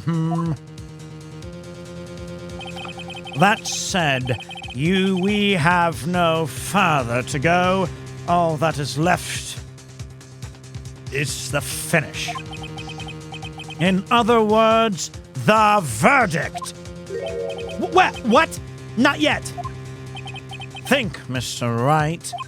You have said that someone from the outside was the murderer, yet you cannot suggest anyone as a possible suspect, which means that your conjecture is worthless and will be rejected, of course. Nick, now's no time to be holding onto that trump card. The trial's almost over. All right.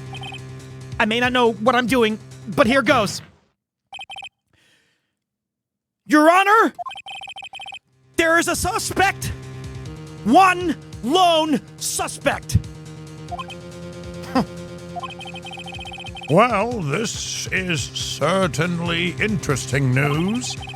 Very well, Mr. Wright. Who is your suspect?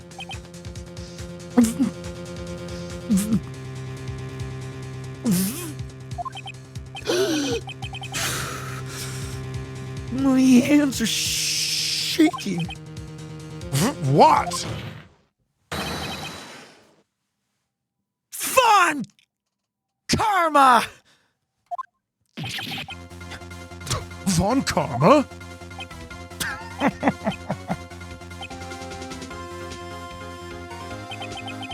You mean the Von Karma, the prosecutor, the one standing right over there? You don't object. I see no need why honor this ridiculous outburst with my objection. Because you took a vacation for several months, starting the day after the incident. Yet you pride yourself on a perfect record. Why would you take such a long vacation without any reason? So you're claiming that I took a vacation to heal from my injury from the incident. Fascinating. Prove it. I would have needed surgery. No. Where did I go under the knife at, Mr. Wright? Bring the doctor that operated on me. Have him testify. Nick, let's find out who his doctor is. It's no use. Edgeworth? I know Von Karma. Perhaps too well. He's perfect. He wouldn't leave clues. He probably didn't undergo surgery. That would leave a doctor as a witness. What? Okay. Nobody's that perfect. So what, Nick? Did Von Karma pull the bullet out by himself? That's insane. No, he couldn't have. You can't just pull bullets out of yourself. Wait.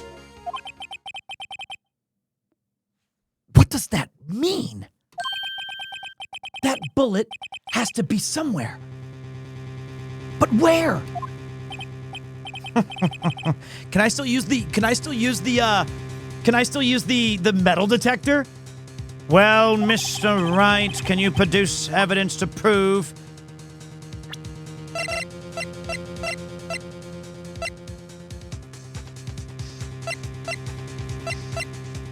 What if we just stick that metal detector right up on his chest?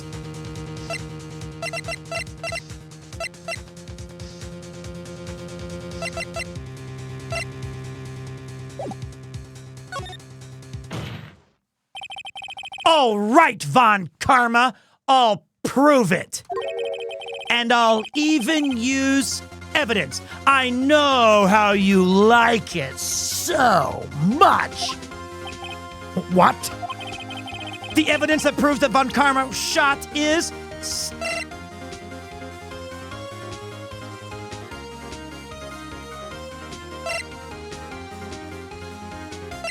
Objection! Wait! Show that old fart what you're made of. There's no way it can be the metal detector.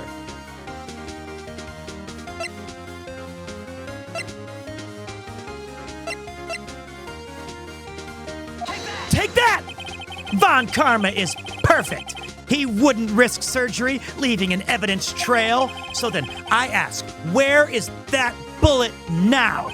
I think it unlikely that Von Karma performed surgery on himself. Huh? You don't mean...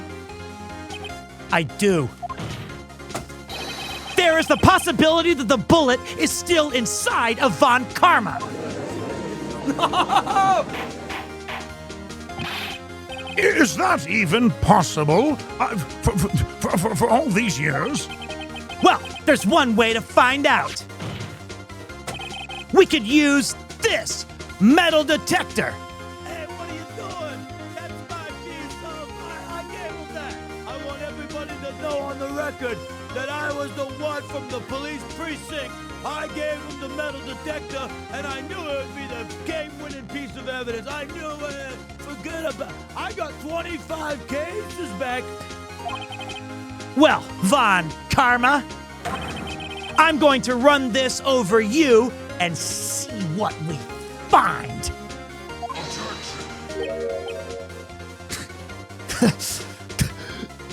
I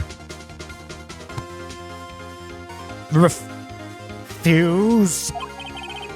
You refuse? But refusing this means... You acknowledge that the bullet is still inside of you. Order! Order! Order! Your Honor, the defense requests that we be allowed to use the metal detector. Clear, Judge. I call for a suspension of this trial. He's certainly sweating. Bullets. This is an invasion of privacy. That statute of limitations runs out on this case today. It was you who said we have to end it right here, right now.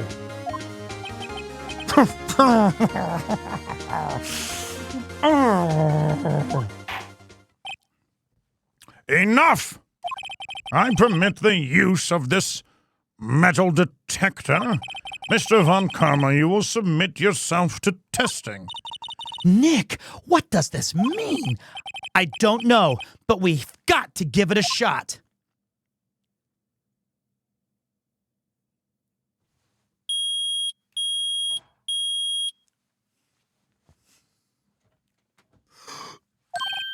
It reacted!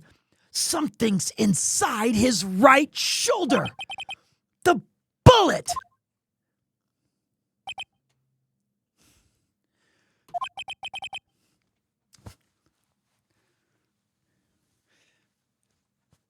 Mr. Von Karma? You. It was you.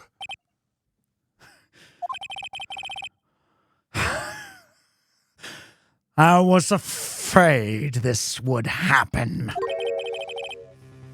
And so I remained silent. Indeed, there is a bullet in my shoulder. However, it has nothing to do with the incident. What? I was shot in the shoulder long before the DL6 incident. I claim that the bullet in my shoulder has no relation to the DL6. But Mr. Von Karma, can you prove that? Prove?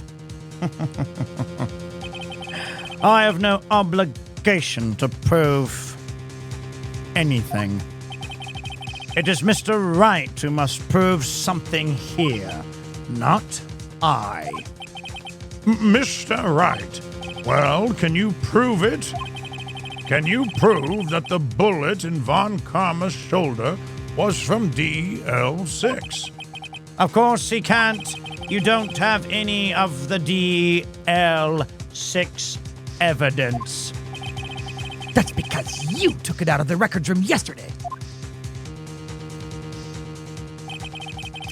With no proof, you cannot convict me of any crime. So sorry, Mr. Potter. Right. No. I'm the one who's sorry, Mr. Von Karma. What? You were close. One day away from freedom. But you see, I have proof. What? Who would have thought that you would dig your own grave trying to convict Edgeworth? I can link that bullet in your shoulder to the DL6 incident. And here's my final proof.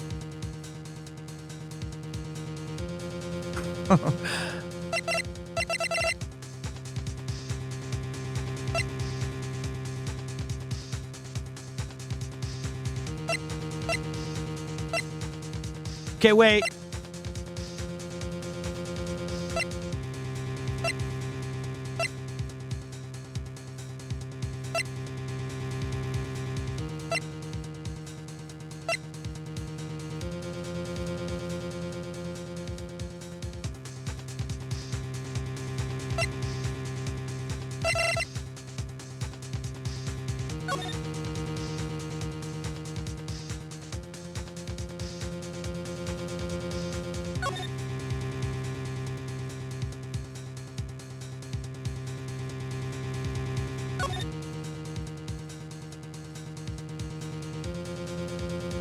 Tough one.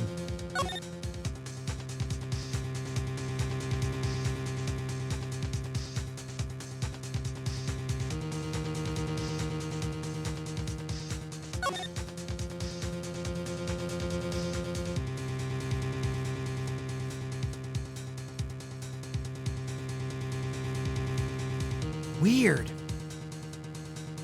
I don't know. Wait.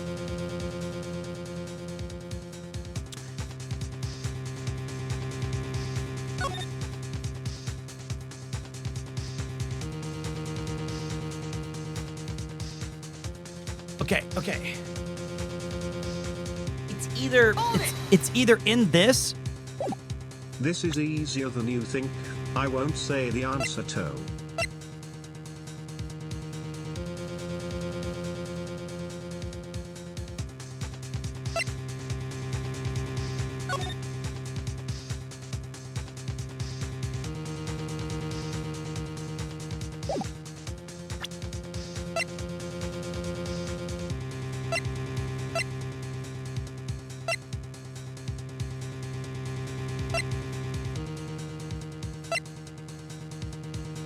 Why did he take the bullet?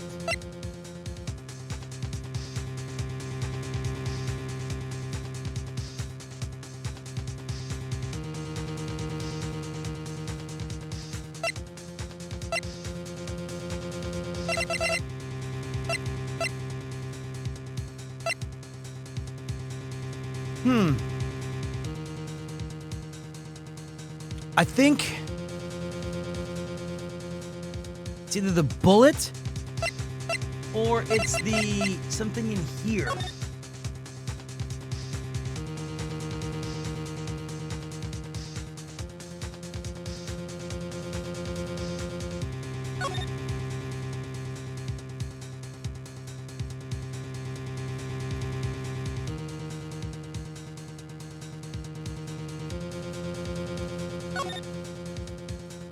Tough one. Court bailiff trapped in elevator with the Edgeworths.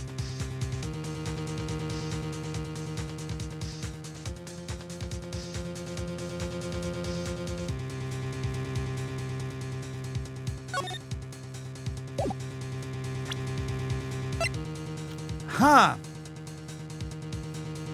It could be one of three things.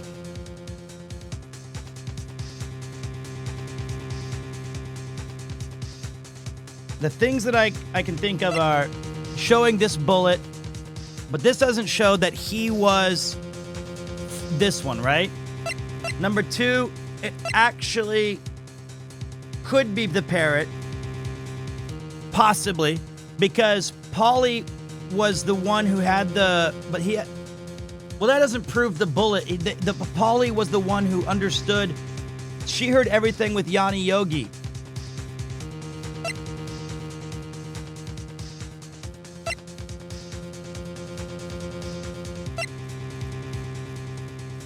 Tough one. I don't know, but I have at least 3 tries at it, so.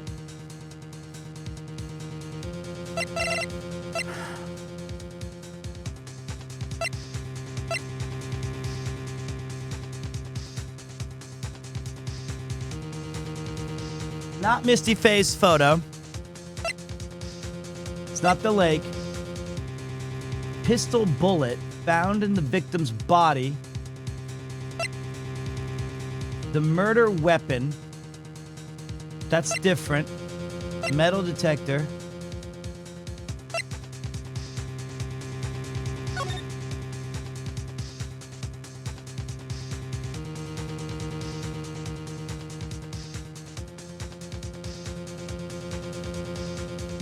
It might be that the no clues found on the scene, because the second bullet was never found.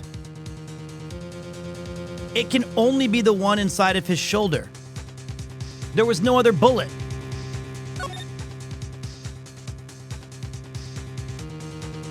But we've used this piece of evidence a lot.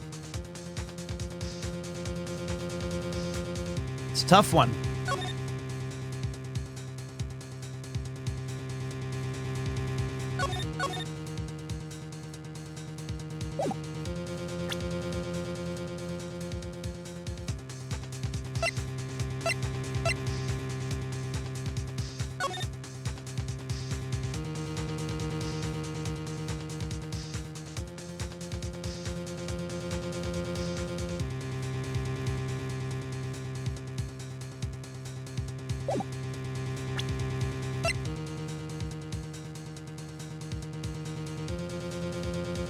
clear ballistic, like, markings?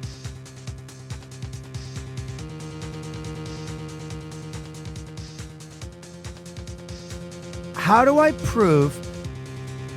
Oh, they're ads? Okay.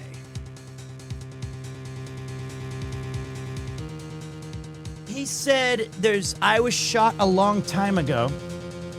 The only thing that contradicts that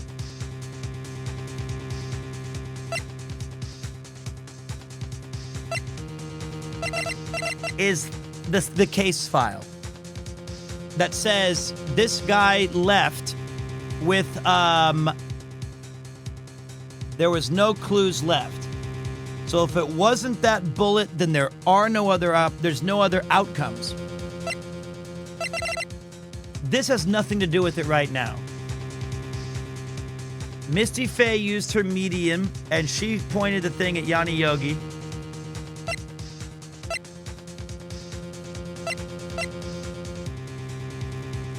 Objection! Premier role.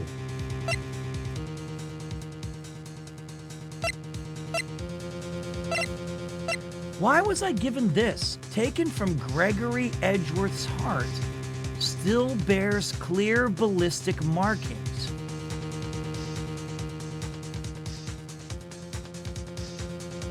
If only I had his bullet.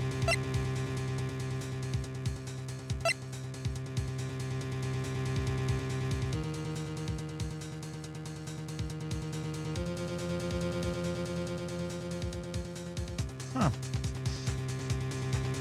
I don't know. I'm not smart enough!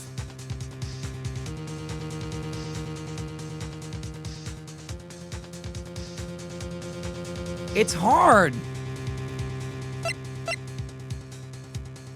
Okay, I've narrowed it down to 2 things. 3 things. It's either the parrot, the DL6 case file, or the bullet. It's not the badge. It's one of those 3 things. There's nothing else in here.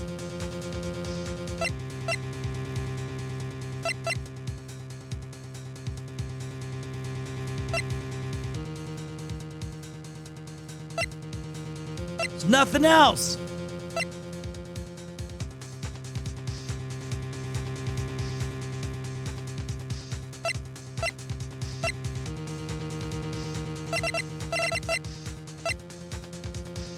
I already forgot what the thing that I'm supposed to even be looking for was. I can't even remember what the original question was.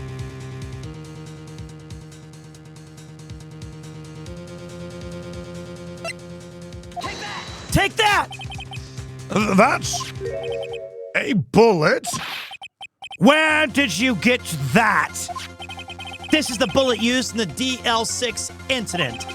This was taken from the heart of the victim, Mr. Gregory Edgeworth. The bullet is preserved quite nicely, with all the ballistic markings intact. Ballistic markings? You may recall the term. It came up in the first trial 2 days ago. Ballistic markings are the fingerprints of a weapon. All bullets fired from a gun are marked with that weapon's unique pattern. By examining the markings, you can tell which weapon fired the bullet. It's quite accurate. We have 2 bullets in our possession. One, the bullet removed from Gregory Edgeworth's heart. The other, Mr. Von Karma, is the bullet buried in your shoulder. We could analyze both bullets. Then, if the markings matched, we would know that both bullets had been fired from the same gun. The very same pistol, in other words, the murder weapon that killed Gregory Edgeworth.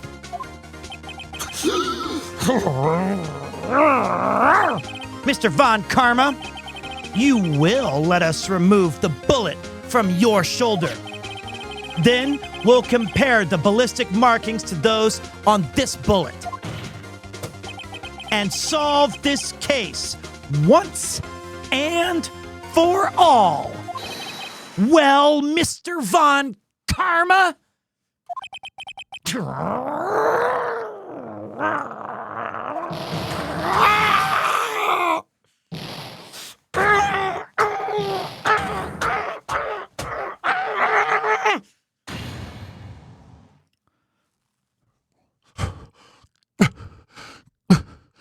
That scream. I've heard that scream before. Wait. I know.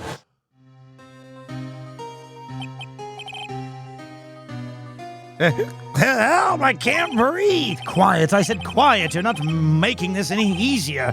Stop breathing my air. I'll stop you. Stop breathing my air.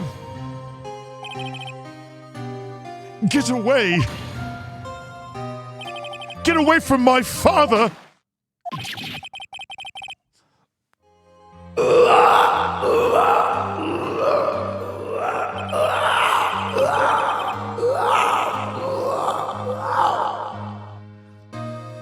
It's the same scream I heard in the elevator 15 years ago. Von Karma! It was you who screamed! No, Mr. Von Karma. It's worth only you so could have chosen me and done that. Oh, how the turntables. So, gamers, it was you. You and your father are my curse. Your father shamed me with a penalty on my record. And you left a scar on my shoulder that would never fade. I will bury you. I'll bury you with my bare hands and death to you. Jesus Christ. 15 years earlier, Chief Prosecutor, I'm sorry. Von Karma, it's not like you to make this kind of error. I never would have thought that Edgeworth would be the one to catch you. I was careless. I'm sorry, but you will have to be penalized. I've covered for you in the past, but not this time. Edgeworth? It was a shock like none I had ever known. Me? Penalized? It took hours for me to regain my composure. Suddenly, I found myself in the darkness.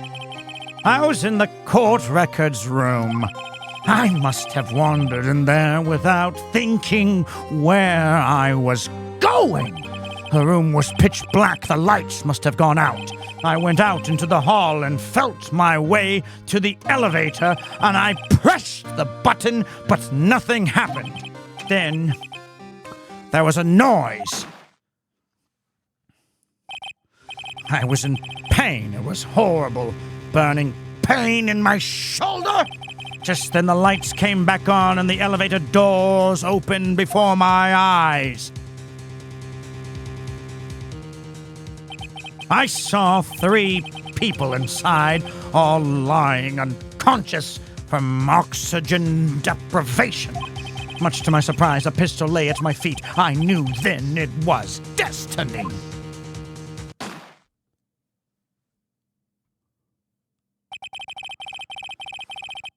and his last moments, Gregory Edgeworth was still unconscious. He died never knowing who had shot him. Later he spoke through a medium blaming Mr. Yogi.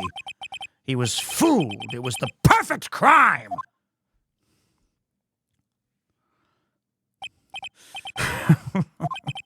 Who would have thought another man would have come to open the elevator door? Judge! What? What are you doing? Do your job, bring an end to this miserable charade. Whoops. Whoops. Now, end it. Very well.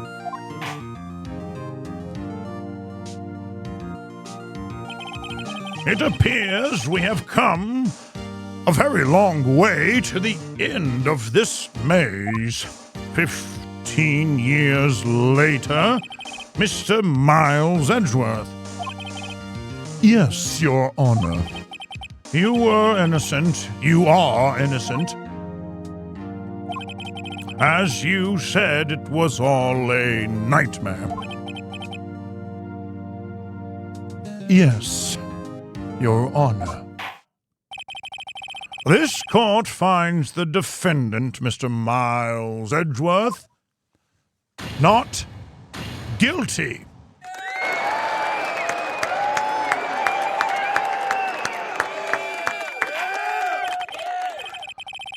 That is all, and the court is adjourned. December 28th, 5:38 p.m., District Court, Defendant Lobby, number 2.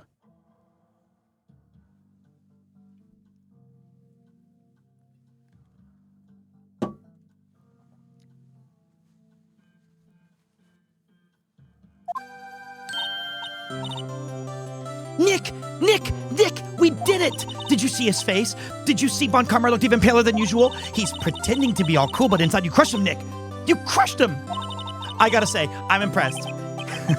Well, it was pretty close, though. I was sure we'd had it. I know, I was on the verge of tears the whole time myself. But now it's all just a good memory. So, it's finally over, Edgeworth. Right. Yeah?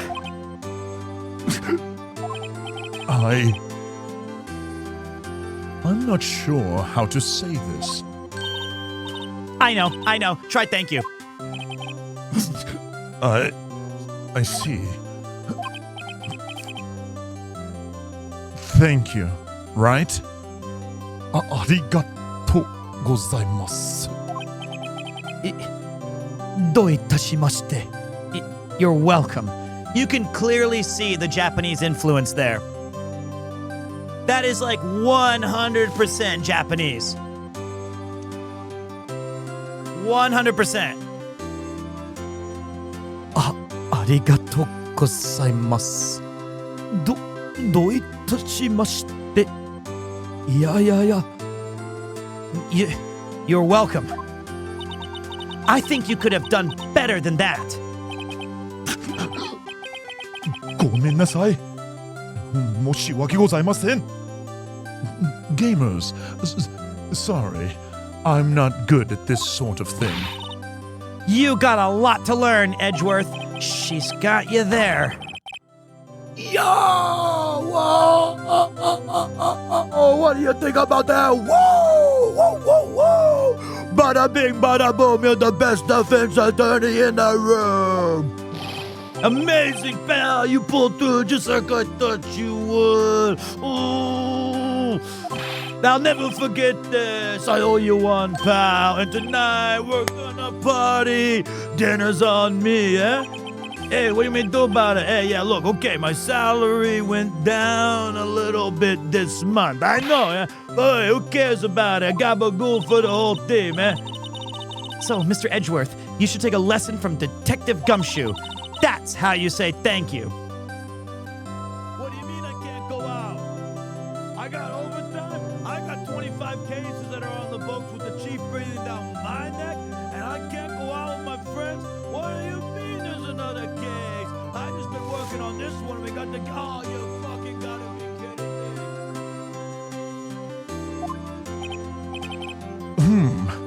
I see.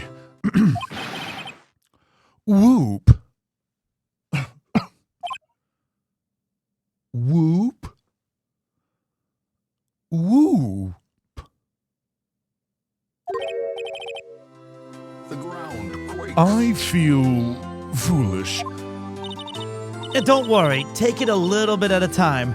You'll get used to it. It's been 15 years since I've seen Edgeworth this unguarded. Oh, hey, y'all. Lotta, y'all were great in there. Thank you.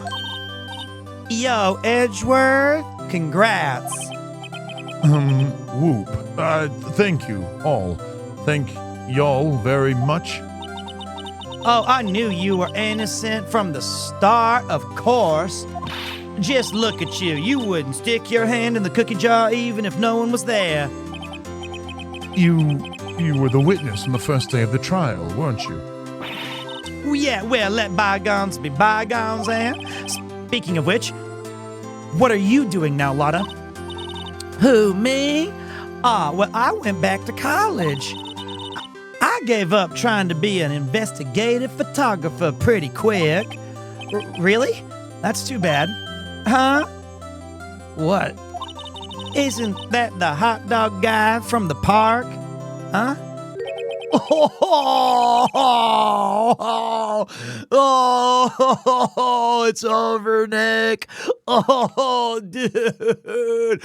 Oh, my life, dude. My life is over. Why the sad face, Larry? What happened now? Oh, dude, it's Keonce. Oh, Nick. Oh, I'm not. Oh, I'm not long for this world. Partying is such sweet sorrow. You don't look sick. Oh, dude, it's Keonce. Oh, she's going to live in, like, Paris, dude. Oh, Paris, Nick. She's leaving me behind. I got second place to fucking Paris, dude. That's like worse. Well, I mean, I guess she's not going to London. Should have seen that one coming. Yo, Edgy. Yo, there you are. Yes, here I am. Oh, congrats, Edgy. Here, a little gift from me in celebration. Celebration? That's unusual for you. Hey, it's Harry Butts. You come along tonight, too. My treat, pal. Thanks, dude. Looking forward to it? Yo, Nick. That's the suit that, like, questioned me, dude. When he says treat, that's not, like, police talk for prison food, right? Right? I think you'll be fine, Larry. Right. Yeah? What's up? The envelope that Larry gave me. It's got money in it. Well, yeah, that's not that strange. People give money away to celebrate sometimes. It's $38, right? Huh. What a weird amount. I mean, it's not a little, but it's not a lot either. $38? Exactly? Nick? Wasn't that exactly the amount of lunch money that was stolen from Mr. Edgeworth in school? $38. No. Oh, no. Larry, it was you.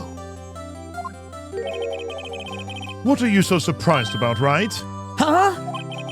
Larry was absent that day from school, right? But that doesn't automatically rule him out as a suspect.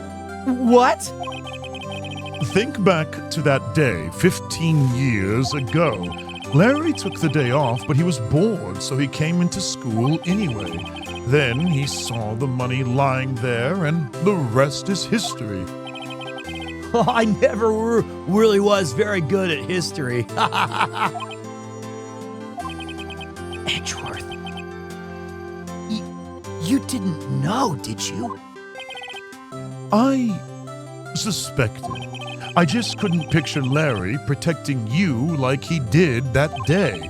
Everyone else was saying you did it. The whole class was against you, remember? Yeah, too well. Right. Gamers, you may not know this, but we used to have a saying back in school. When something smells, it's usually the butts. I know. Really, right? I'm surprised you didn't figure it out. Well, that sure is such an unexpected turn of events, eh? Edgeworth? You should have told me. Now, Nick, it was 15 years ago. Don't you think the statute of limitations has run out, Mr. Edgeworth? I'd say so, yes. Oh, there you have it, dude. Where does that leave me? I became a defense attorney because of what you two did. Well, you have always been something of an insufferable emotionalist. Yeah, dude. And you get worked up way too easily, too. Death! The death sentence for both of you! Man, if I had only known, I would have become a prosecutor. The same goes for me, only the other way around. For the longest time, I thought that I might have killed my own father.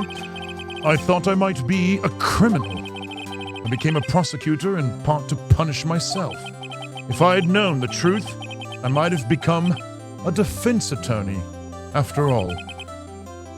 Edgeworth? Want to switch, right? Hey, y'all, line up. I'm gonna take a photo. Oh, hey, photo time. Let's go. And after that, the dinner's on me. Detective Gumshoe took us out on the town that night. Yeah, you're right, I did. Don't forget to tell him how much that bill was. It's the only thing I got going for me. I got 25 cases back at the... We celebrated Edgeworth's newfound freedom, even though Edgeworth himself was still in detention. December 29th. 5:02 a.m. Wright & Co. Law Offices.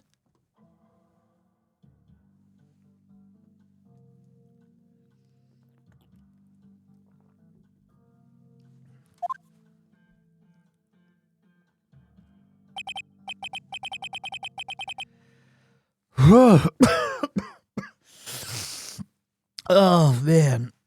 I went a little overboard yesterday. My head hurts. It's still only 5 o'clock. Maybe I should go back to sleep. Huh? What's this, a letter?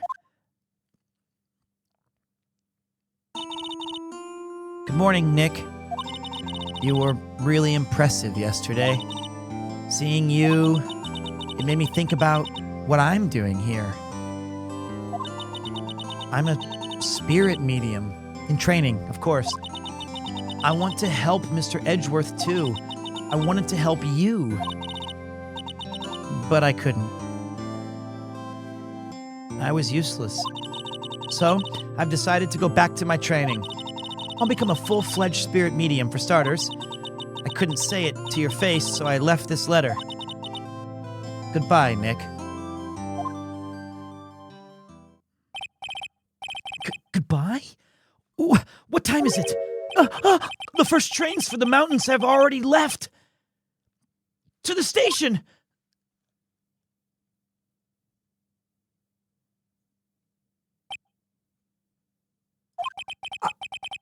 I guess I'm too late. Hey! Nick? Maya!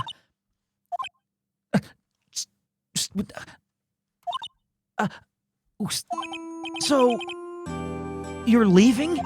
Yeah, it's hard being a spirit medium who can't talk to spirits, and I think you'll do fine without me, Nick. Be good, okay? Hold it! Wait! What? I never could have saved Edgeworth without your help. Huh? On the last day of the trial, I heard her. I heard Mia's voice. You heard my sister? Yes, only her voice, but still. It was at the very end when I thought we'd lost everything. Well, that's my sister for you. Detective Gumshoe helped, and Mr. Grossberg, and even Larry. I'm the only one who couldn't help. I was useless, Nick.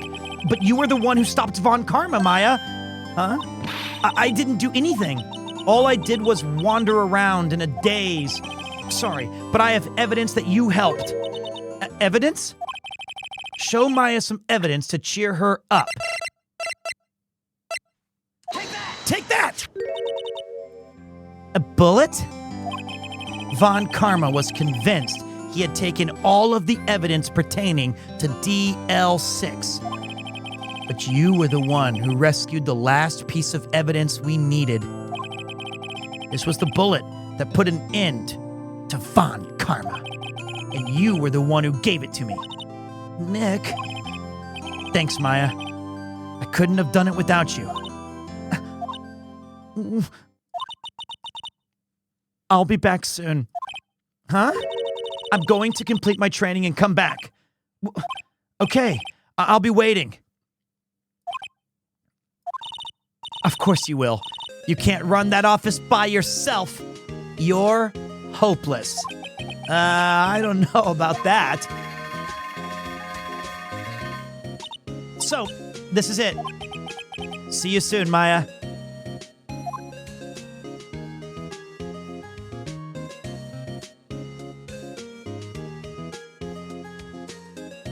Thanks, Nick.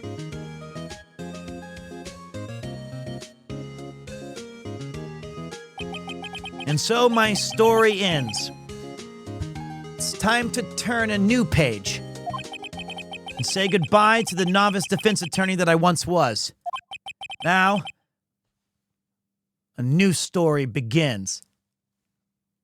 With the same old crazy cast of characters.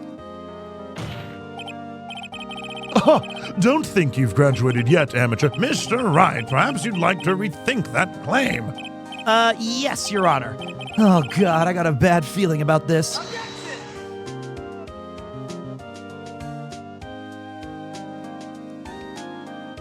Hey! Anybody know where I parked the cop car last night after the dinner? Oh, there I am. Hey, pal, Mr. Edgeworth came down to the precinct to wish me a Happy New Year. Talk about a pleasant surprise. Whoop, Detective Gumshoe. And then he hung his head in low and went right back outside. Kind of like he was embarrassed or something. And strange, eh? But hey, don't worry about that dinner I bought. You know, you can pay me back if you want, like take me out to one of those clubs. But okay, I'll talk to you later. Oh, Nick. Oh, no, I haven't seen him lately. Who, me? No, I've been working at a cheese shop. That Missy's a nice lady, but she's not exactly what you'd call a cheap date, huh? Oh, yeah, she's in Hawaii right now. Yeah.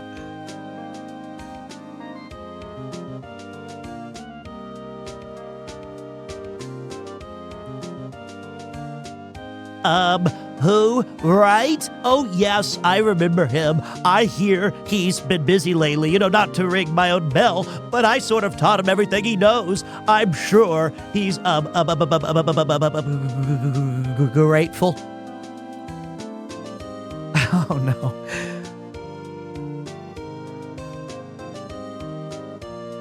Boys! Phoenix Wright.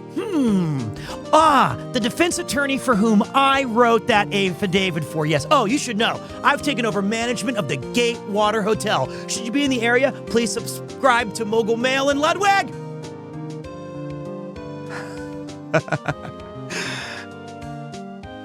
Forgot about that. Now I say, I am. Oh, it's you. Phoenix Wright? Oh, yes. Mia's. I said Mia's understudy, was he not? I wonder how he's a-doing. Haven't seen him. I have a lit. All the days of my youth, like the scent of a fresh lemon yourself.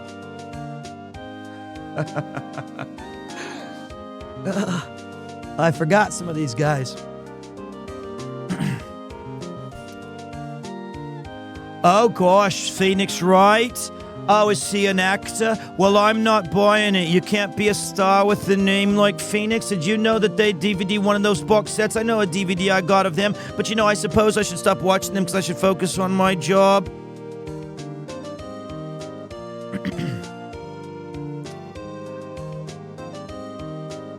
Sniping's a good job, mate. Pleased to announce the Pink Princess is a hit. Sure owe that to Mr. Wright a great deal. Oh, and I'm keeping my face out of the public eye till show's over. I wouldn't want to ruin any kids' dreams, you know.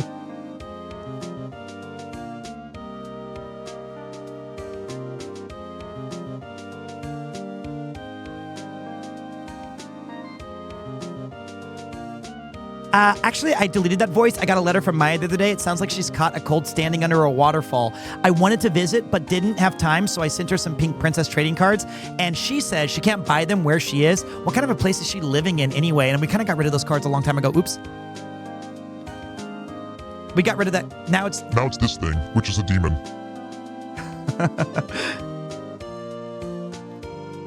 All right, we'll say you want to talk. Let's talk Pink Princess. All right. But actually, I had 3 different voices I snuck into the studio the other day. And finally, I saw her, the one inside the Pink Princess's suit. Ah, what a dog! I was kind of shocked for a boy of my tender age. He had 3 different voices. We couldn't decide.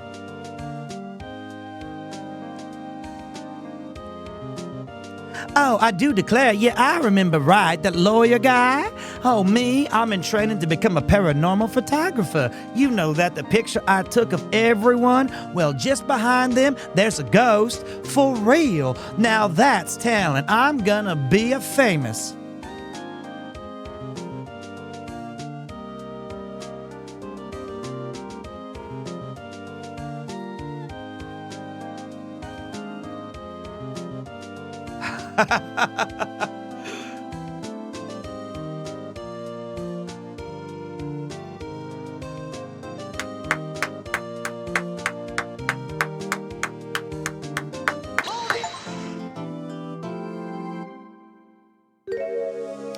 A brand new episode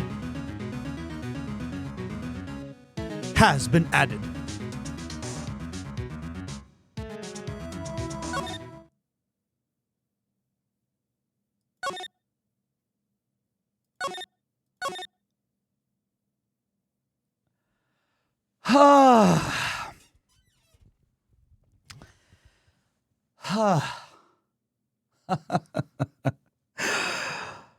Wow, man, that was a long game. Jesus Christ, we have one more case.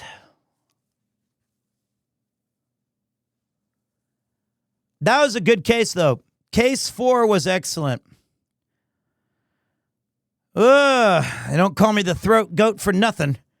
I will not be doing that tomorrow. We are going to need a break from this game from a little bit. Somewhere along the line, my lawyer pen. That was crazy amount of dialogue. Whew. That was crazy. What an awesome experience. Hearthstone Arena cooldown pog. Oh, man. That was really, really fun. Just looking at Steam, we've played this game for about 32 hours. And most of that was pretty much in-game. That's wild. Like, actually crazy. And it's really cool because at the end, you kind of got a sense, like, how many different characters we ended up playing. 30, if that was your intro? Not this time. Not this time. Yeah, I guess you're right. The voice acting must actually, like, double it, triple it, quadruple it. You just read the stuff normally. The only voice acting you normally hear is, like, take that objection and hold it. And things like... But I would say that was a thrilling end to a wild case. So I think we're going to need a little bit of time for this to recover. I do want to do case 5. I honestly do. But we're going to need to take a break. Hi Pete and chat update. Last week I was supposed to get rid of the thing in my nose and they tried, then it immediately started bleeding again. They had to put in a new one and I had to do an emergency surgery which had risks of me either not waking or going blind. I just got home today, glad to see you stream.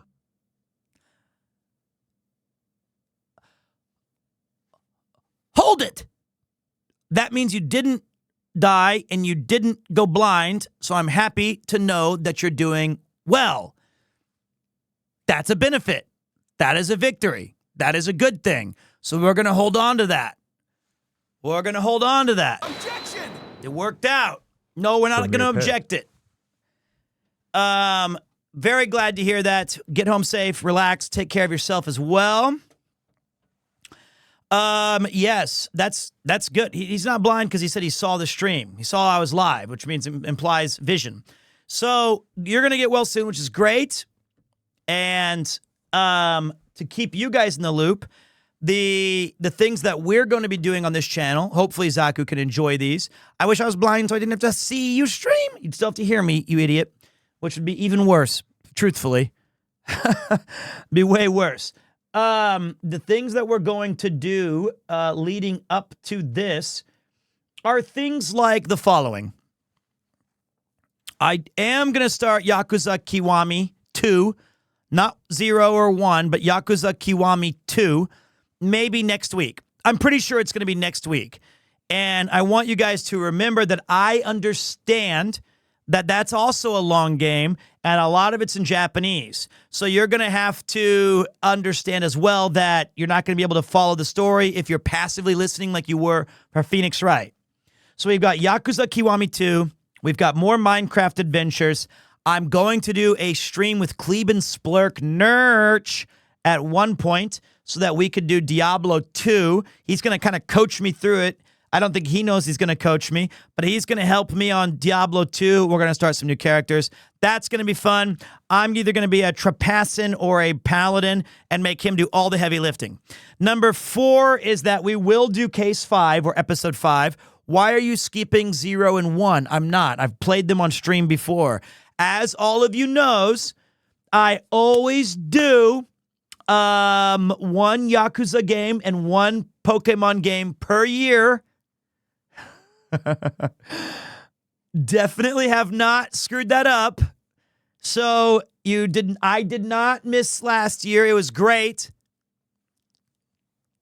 It's very good. We did not skip last year. That's you guys are like oxygen deprived people in the elevator. I did play Pokemon last year. It was just you guys are caught. Oops, take that. You guys are huffing it pretty bad, but that's okay. I don't expect you guys to be perfect. But anyway, I did those last year. They were very fun. We did Pokemon. And we did a Yakuza spin-off game. We replayed number 1 on the PS2. You just forgot it. Okay, so looks like we're not quite done with this game yet. I would have given it a ranking, but we have one more case. We have one more case, Episode 5. I don't know when I'm going to do that, but it's gonna be fun when we do it. So this is pretty rare. We're gonna end the stream now, and just like Rob CD rated us, we're gonna go back to Dog CD. So we're just sharing viewers back and forth. I'm done. I'm cooked. I'm tired. I'm going to go rest my voice and relax. He's gone.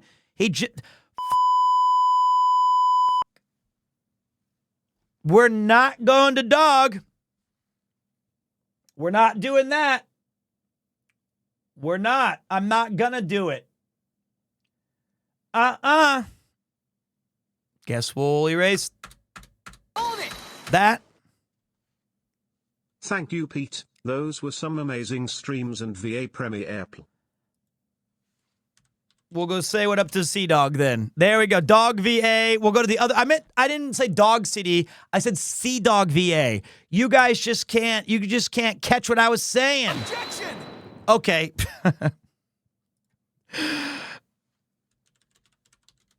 All right, let me give you guys the, I don't know if I will be live tomorrow. Oh, sorry, Nate. We had the same idea.